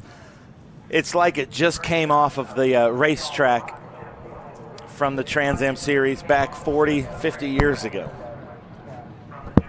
There's the 13 AS of Dennis Singleton. Let me see. No, that's Ryan Turry. I'm sorry about that. That's the 67 Ford Mustang, the white. Nick DeVitas. There he is in the Ford Mustang, 1968. The number 28. Beautiful car. That's Ronald Atchley, 1968. Chevrolet Camaro, spelled correctly on my sheet, just like that badge that we saw from Tony. We're getting 3 minutes on the grid. We get a thumbs up. Tony, get us a thumbs up. Oh, we got a fist. There we go. I like it. I like a fist too, Ronald Atchley. And then in 1968, 67, Gordon Johnson, I don't see him. And then there's the 23 of Bill Godwin. Oh, look at that, right up the pipes, just like the movie Grand Prix. Let's see if we get a thumbs up. Come on, give us a thumbs up. Bill Godwin, come on, Bill Godwin, give us a thumbs up or else it's a bad omen. Look at that, the bow tie on the surfboard of the Chevy Camaro. So these cars, there's the thumbs up. There you go. And a little fist pump. So in historic Trans Am, these are cars that actually raced just as they were in the Trans Am series from 1966 to 1972 at the Trans Am SpeedFest. We get great shots there of Mission Foods, Turn 5. But Jonathan and Scott, this is Vintage Racing's most popular car group. What do you guys think of this? Well, yeah, and I mean, you know, Trans Am may have been only here for the 13th time, but back in the late 60s, Laguna Seca and Trans Am, I mean, this is where Mark Donohue and Peter Gregg, you know, Donohue and the Penske Camaro, you know, that was where it all, that's where it all sort of kind of congealed into what would be the glory days of Trans Am. And so these cars are the originals. This is where it all began, in the longest road racing series in America. Yeah. Yeah, the 1970s season here, and we've got the Sam Posey 70 car. Richard Goldsmith couldn't be here today to drive it, but he'll be here tomorrow. You'll see it tomorrow, the slime green car. But the 1970 championship is probably the most talked about in Trans Am folklore. But Scott Conway, you got to love the roar of these cars. Oh yeah, these cars that I grew up with, the muscle cars, the Ford Mustangs of Bud Moore Engineering with Parnelli Jones and George Fulmer driving. As Jonathan mentioned, Mark Donohue in the Camaro, and then later on in the Javelin. And it was a very balanced series. We had Chevrolet winning several manufacturers' titles, Ford with 3 of them, American Motors with 2. Most of these races were not measured in laps back in the day. They were measured in hours. And I believe it was the 1968 season that the 12 hours of Sebring and the 24 hours of Daytona were actually part of the Trans Am season. These historic Trans Am cars raced for 24 hours. And in fact, Bob Tullius, who was one of the co-drivers there, they actually held the record for the highest placing American car before the introduction of IMSA. Now, you told a story, and maybe some of the viewers didn't hear it at the time, but this morning when you were on the grid, you got a great story about one of these cars and where the guy leant on the roof and bent the roof. And so they had to replace it. And I'll bet it's one of those stories where you've got all the horsepower, but then you make these cars as light as you possibly can. So you strip the metal down, you keep the shape, but to the point where they're almost like pieces of tin. So leaning on the roof could do that. Oh, yeah. Like Tom McIntyre has a Penske Camaro that has to have a vinyl top because they acid dipped it for so long back in the day to add lightness, as Colin Chapman would say. But yeah, the vinyl top had to be on there because there were actually waves in it. And in the Sam Posey car, one of the tech inspectors leaned up against it, and it like crumpled like aluminum foil, and they made him put on a new roof. So they had to cut the roof and go find a new roof and put it on there. Would they collapse if they hit the curbs? Yeah, I don't think they were concerned about that. Yeah, the frames were stout enough. Yeah, they actually went down to a Dodge dealership after talking to the Dodge factory, and that's where they cut the roof off of a car that was in the showroom and put it on that because the dimpled roof was not past tech inspection. That's great. So beautiful cars here. Now, one thing I want you to pay attention to, and to all of my TA2 competitors in the current Trans Am series presented by Pirelli, there is no better group at starting a race than historic Trans Am. They all line up. They come up to the green flag slow. It's usually a late green flag, and they hit the loud pedal at the same time, making for the greatest roar in motorsports.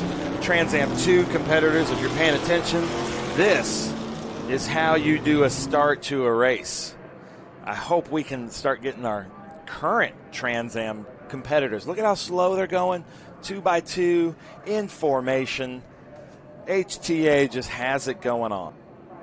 No question. If you squint your eyes and give a little bit of fuzziness to it, it'll be like a 70s TV screen, and away we go. Imagine being in California in the 70s. I mean, wow, what a weekend to be here.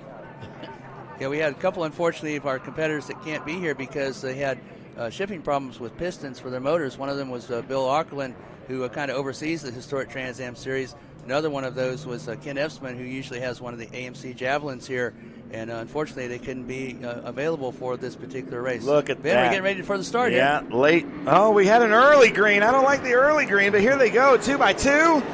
Look at that. Jonathan, what do you think as they come into Optima? Well, they're side by side going into the Optima batteries and ready curve. Usually the inside line should have it, but not necessarily in this particular fight. Yep. Oh, Craig Connolly. Yep. Taking Patrick Byrne.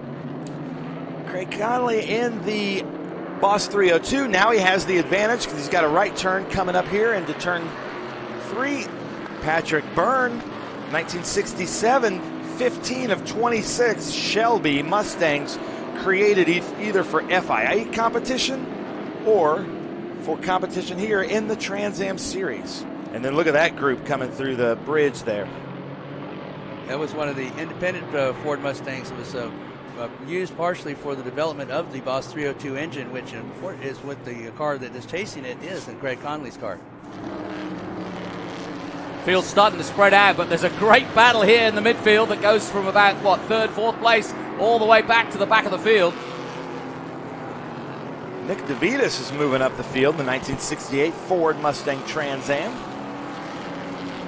And it just astounds me, Ben and Jonathan. These are the original cars. They're irreplaceable, and here they are out racing them and racing them hard. They're racing clean, but they're racing very hard. And there's a lot of pride in who wins these historic Trans Am races. Yeah, I'd dread to think what they would actually sell down in Pebble Beach, at the auction, if they were to sell en masse. Well, as soon as they created this historic Trans Am field, the prices skyrocketed because you can come out and race. You can have a lot of fun. It's a great group of men and women that race with us in historic Trans Am.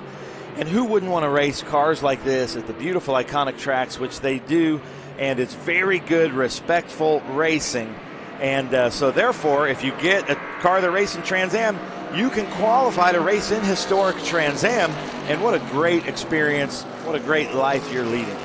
And they'll be with us 2 other rounds in the SVRA next weekend at Sonoma for the Mission Food Speed Tour. And then later on in the year, they'll be at Watkins Glen. What great iconic tracks for these historic Trans Am cars to be on, Jonathan and Ben. Oh, yeah. I mean, look at that. I went out and had a close look at this car, and it's so beautiful in terms of preparation. It looks brand new. And look at it sliding that way. As you say, priceless. Most people would put it in a museum, and he's sliding it sideways. Precious metals, man. That car was just restored by Chad Raynal, who works on a lot of these HTA cars. It was white with a black hood last time it was here. Craig Connolly takes the inside. Mission Foods, turn 5.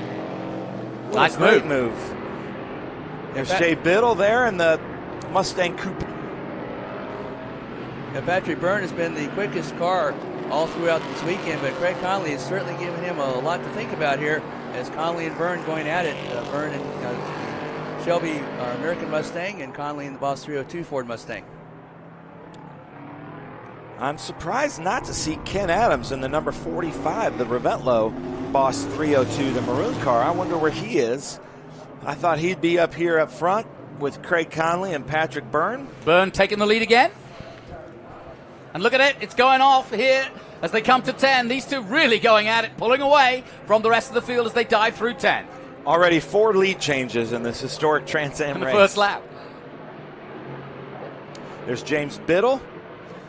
That was the camera car for Carroll Shelby America's movie. Leave a comment. I can't remember the name of the movie offhand, so leave a comment of the name of the movie. But you can see in the top right corner of the car, there's little holes that they mounted a camera to. Yeah, these cars are, again, this is a timed race, but most of them were measured in hours. I believe it was in 1968 that the closest Trans Am finish ever after 4.5 hours of racing at Green Valley Raceway in Texas in 113-degree heat. Dan Gurney won by 3 feet. And the reason it's measured in feet is because that was before transponders and computer scoring, but that is the closest Trans Am finish ever. And they had to get 2 people to get those feet out there. Yes, they did. Measure it. And all right, if you look at this. The starter was actually out on the track waving the flag. Wouldn't see that today, would you?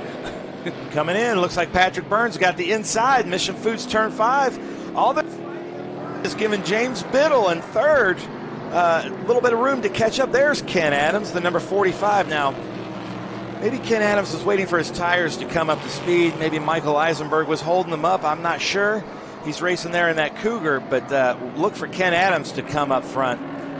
Wasn't expecting him to be that far back. Come on, Ken. And Michael Eisenberg in that Mercury Cougar, that's not one of the factory Mercury Cougars, but it was used to help Lincoln Mercury to second in the championship. They lost that championship by 2 points, the closest championship there was with the manufacturers.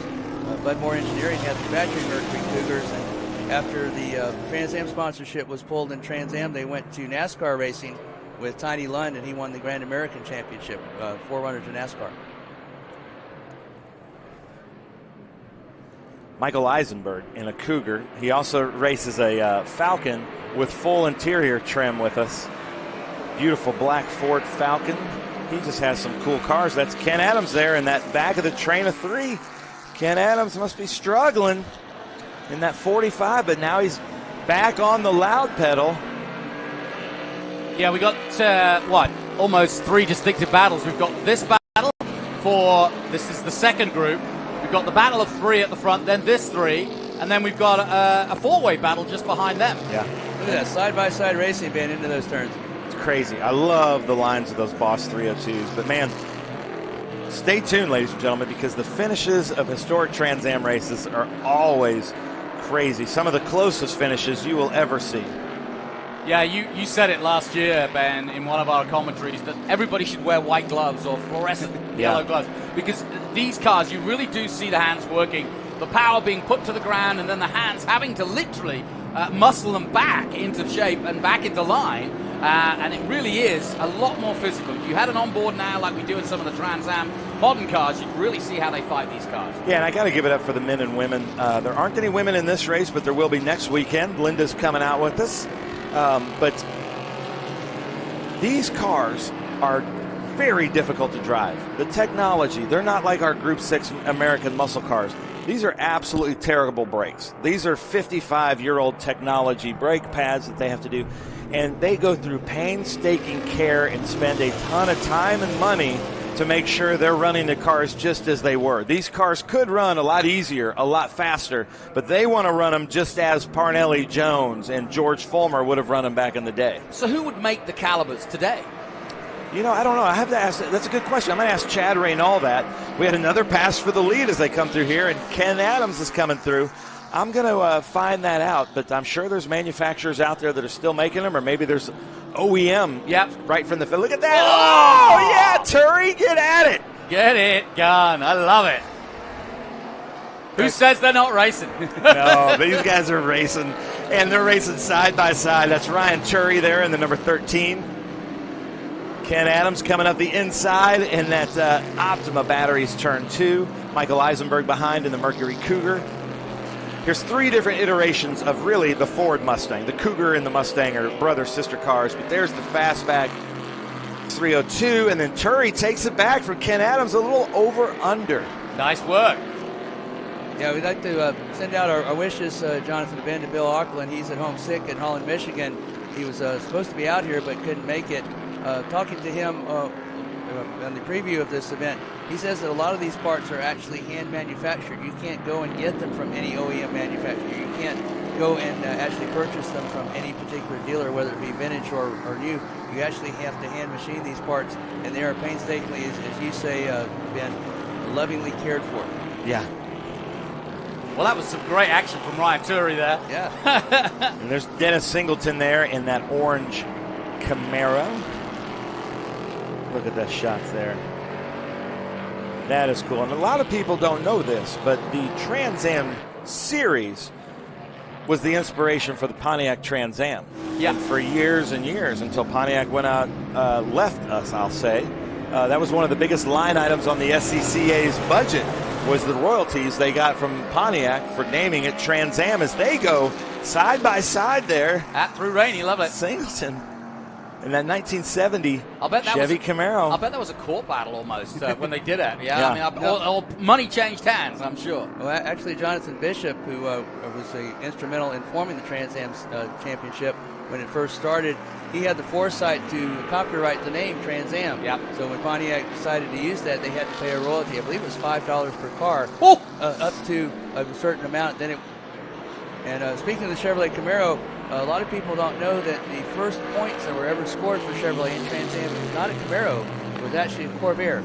It was driven by Donna Mae Mims, who was a very good SCCA club racer, and the Camaro was not ready yet. They had not developed the Camaro engine for that. They did next year, but the first points, and they finished on the very end of the points. I think they had 1 point or two, I forget which, but it was the Chevrolet Corvair, not the Chevrolet Camaro, scoring the first points for Chevrolet in Trans Am racing. Man, I got you in my trivia team now. That's amazing, though, that a Corvair could even finish a Trans Am race. Ooh, ouch. Well, actually, and they were reliable. They weren't the fastest car, but they were reliable, and they outpaced a lot of the cars that fell out of the championship as the race went along. Again, these were long races. You think our 100-mile races are long. That was nothing compared to some of these races back in the day. They had one season where the shortest race was, I believe, 188 miles. That was at Lime Rock Park. If you probably not find that. And that, yeah, I was about to say, and that amount of turns, because that's a tiny track. I mean, you'd be dizzy. You get dizzy, yeah, exactly. That's Steve F. Temu. I'm sorry, Steve. I don't know how to pronounce your last name. I'm going to go find you in that beautiful Ford Boss 302. There's Ken Adams. I go with F. Temu. No, that's not Ken Adams. That's Drew Alcatzer coming through. Look at this, side by side through the corkscrew. You know, we were talking about the history, the value, the pedigree, the provenance of these cars, and they're out there racing right through, side by side through the corkscrew. And Ben and John, these cars are difficult enough to drive, but that transmission, that's not one of these synchronized transmissions that you find in everyday cars. This car, push it, you have to almost brutally push the car into gear, and you're doing that all the while you're sliding through a turn and trying to keep that car under you. But these are great drivers out here, and you cannot see from the outside the amount of work and the amount of effort that's going into those cars, as you said, Ben. I think we should run a race for our young FR and F4 guys in these cars and teach them how to actually drive. Most of them don't know how to drive a stick. I know. I don't know that we have that much time, Jonathan. No. Fair point. We might have a lot of cars out there in the gravel traps, but yeah, it would be a great training ground for them. They'd have a ball of fun because, again, these cars slide around a lot, even more so than the present-day TA2 cars. These tires that are on these cars are a spec tire. That's about the only thing that is not original on these historic Trans Am cars, and the only reason it's a spec tire is because you have a lot of different years and a lot of different provenances and ranges of cars here, and they wanted to try and kind of equalize, and the way they could do that was be on a spec tire, but everything else on that car is purely original and irreplaceable. Well, we've got a cracking race going on here. Look at the front two now, and here comes Turi again, going side by side as we go back to the final turn. Here they are. This is for 1, 2, 3. Craig Conley in the green car. Patrick Byrne to his left, our right, and then that's James Biddle right behind him. Mustang, Mustang, Mustang. You know, Jim Farley's out there watching this, loving this. It's Ford, Ford, Ford. So they come through. This truly is the Pony Wars. I love it. Yeah, Ford won the first two manufacturers' titles and won the first official drivers' championship that was awarded back in 1971 by George Fulmer. They are not giving each other room. Look at that, going all the way out to the edge of the... Conley now has the inside line on Patrick Byrne. Patrick Byrne tries to close the door, but Craig Conley doesn't allow it. Patrick has the go here as they come into Mission Foods Turn 5. James Biddle's going to try to duck behind that coupe, the Shelby of Patrick Byrne. Now he's behind Craig Conley. This is a close race coming here. 4 minutes left. And that's usually what it boils down to. Jonathan, I remember the first historic Trans Am race that we did together at Sebring, and it was a three-wide battle coming down the back straight at Sebring, and they crossed the line virtually in fighter formation. I know, it was absolutely an amazing race, and you're right, we've been saying it all along. These guys really do race at close quarters, no holding back. And don't count out there in third place, James Biddle. He won last year with us at the Sonoma Speed Tour. And that's where we'll be next weekend, where these cars will be joining us, and look very much forward to having some of the other cars that couldn't quite get here, as well as Tommy Dreese's Chaparral. I know he wanted to be out there, but couldn't quite get the car prepared in time. Well, we saw that Chaparral. Did he run that last year? Yeah, he won here last year. That's right. Vic Elford, yeah. May he rest in peace. Ronald Atchley there in that 68 Chevrolet Camaro, the number 25. So we look down at our paddock, and here it is. So that is the race. Oh, white flag is out. And the leaders are still side by side. I took a nick out the window there, just stuck my head out. And the leaders are side by side going into that first corner, onto the final lap. And while this group comes through the corkscrew, there's a real battle on at the front. Yeah. Oh, we got to go to the front, guys. Come on now. If you're listening, show us these leaders. Let's see which Ford Mustang is going to take the win there, Ben. I don't know. I'm going to go with, Craig Conley. I'm going to have to say Patrick Byrne, though. He's a really good driver, a professional Ferrari driver and coach. Brand new restored Shelby. Beautiful paint jobs. Here we go. Look at that. There's the number 15. Craig Conley's in the lead right now over Patrick Byrne, followed by James Biddle through Mission Foods turn 5. Who's it going to be, Jonathan? I think you're right. I think the second place man's looking very quick indeed as he heads towards 6. And our man Marley, he's got it covered. Look how close they are. This is great. Up the Rahal straight then for the final time. Ooh. It could end up in tears at the corkscrew. Uh-oh. Is it going to be Conley or we'll see. Great racing throughout. And here they come. Yes, he's got it. Takes he did it do over it. Conley. He did do it. Well, in the corkscrew, the last place you think you could make it pass, but there it was. Historic Trans Am Racing. Oh, it's not over. Look at this. No, Conley's up right behind him. And let's see who takes turn 11 the best. It's going to be a torque. And who's got it here after turn 11? Drag race of the Mustangs. James Biddle to the inside. This could be a 3-way drag race. Here we go. One more straight. And he's got it surely now. The 15. Craig Conley. Wow, just by the slightest of margins, it's Craig Conley.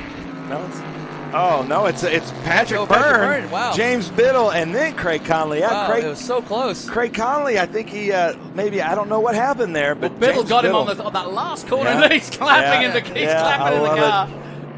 Conley was in the lead there, and something happened as he came out of turn 11. Both those drivers getting look by. at this battle, though. Singleton takes the lead of this group. They come up through to the corkscrew, and that's the great thing about HTA and it's not just about the front runners. It's the mid pack. It's the back pack. It's just you're having fun with whatever pack you're in. Ken Adams and Turry. This is for Ford. Let's see Ken Adams get on that loud pedal, but Turry looks like Turry's going to get it there in the white car. Photo finish. Wow. Almost. Yes. Turry's got it now. What a great transition this will be from historic Trans Am into the present day Trans Am 2. I know. What a rolling history here of Trans Am racing. Great to see WeatherTech Raceway Laguna Seca. Absolutely fantastic coverage and lovely stuff. Here comes the other 13. That's Singleton. Yeah, it's just straddling those curves, trying to make it as smooth as possible.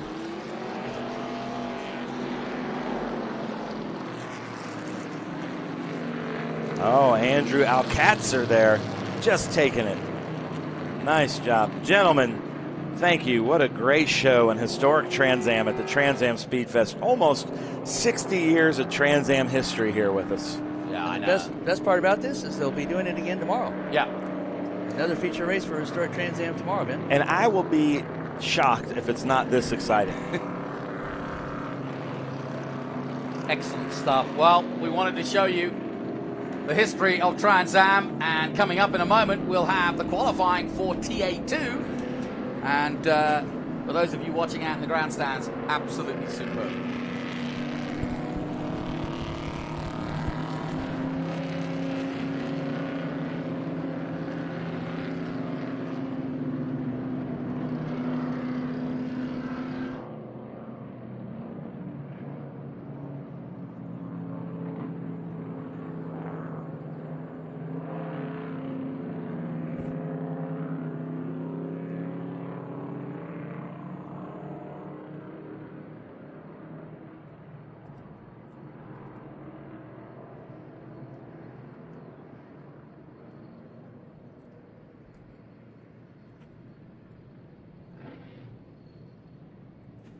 Well, that concludes our coverage here at Laguna Seca, and it has been an absolutely glorious day here on the Monterey Peninsula. And we do it all again tomorrow when we'll be showing you Trans Am, SVRA, and all part of the Speed Tour. Well done to our historic HTA racers, putting on a great show to end our coverage today. Join us tomorrow, tune in on the live stream, and don't forget the CBS coverage as well for our modern day Trans Am throughout the season. My name is Jonathan Green. Thanks for tuning in. My thanks to Ben Sissel and to Scott Conway and to our entire Greenlight crew. We'll be back tomorrow to bring out all the action once again.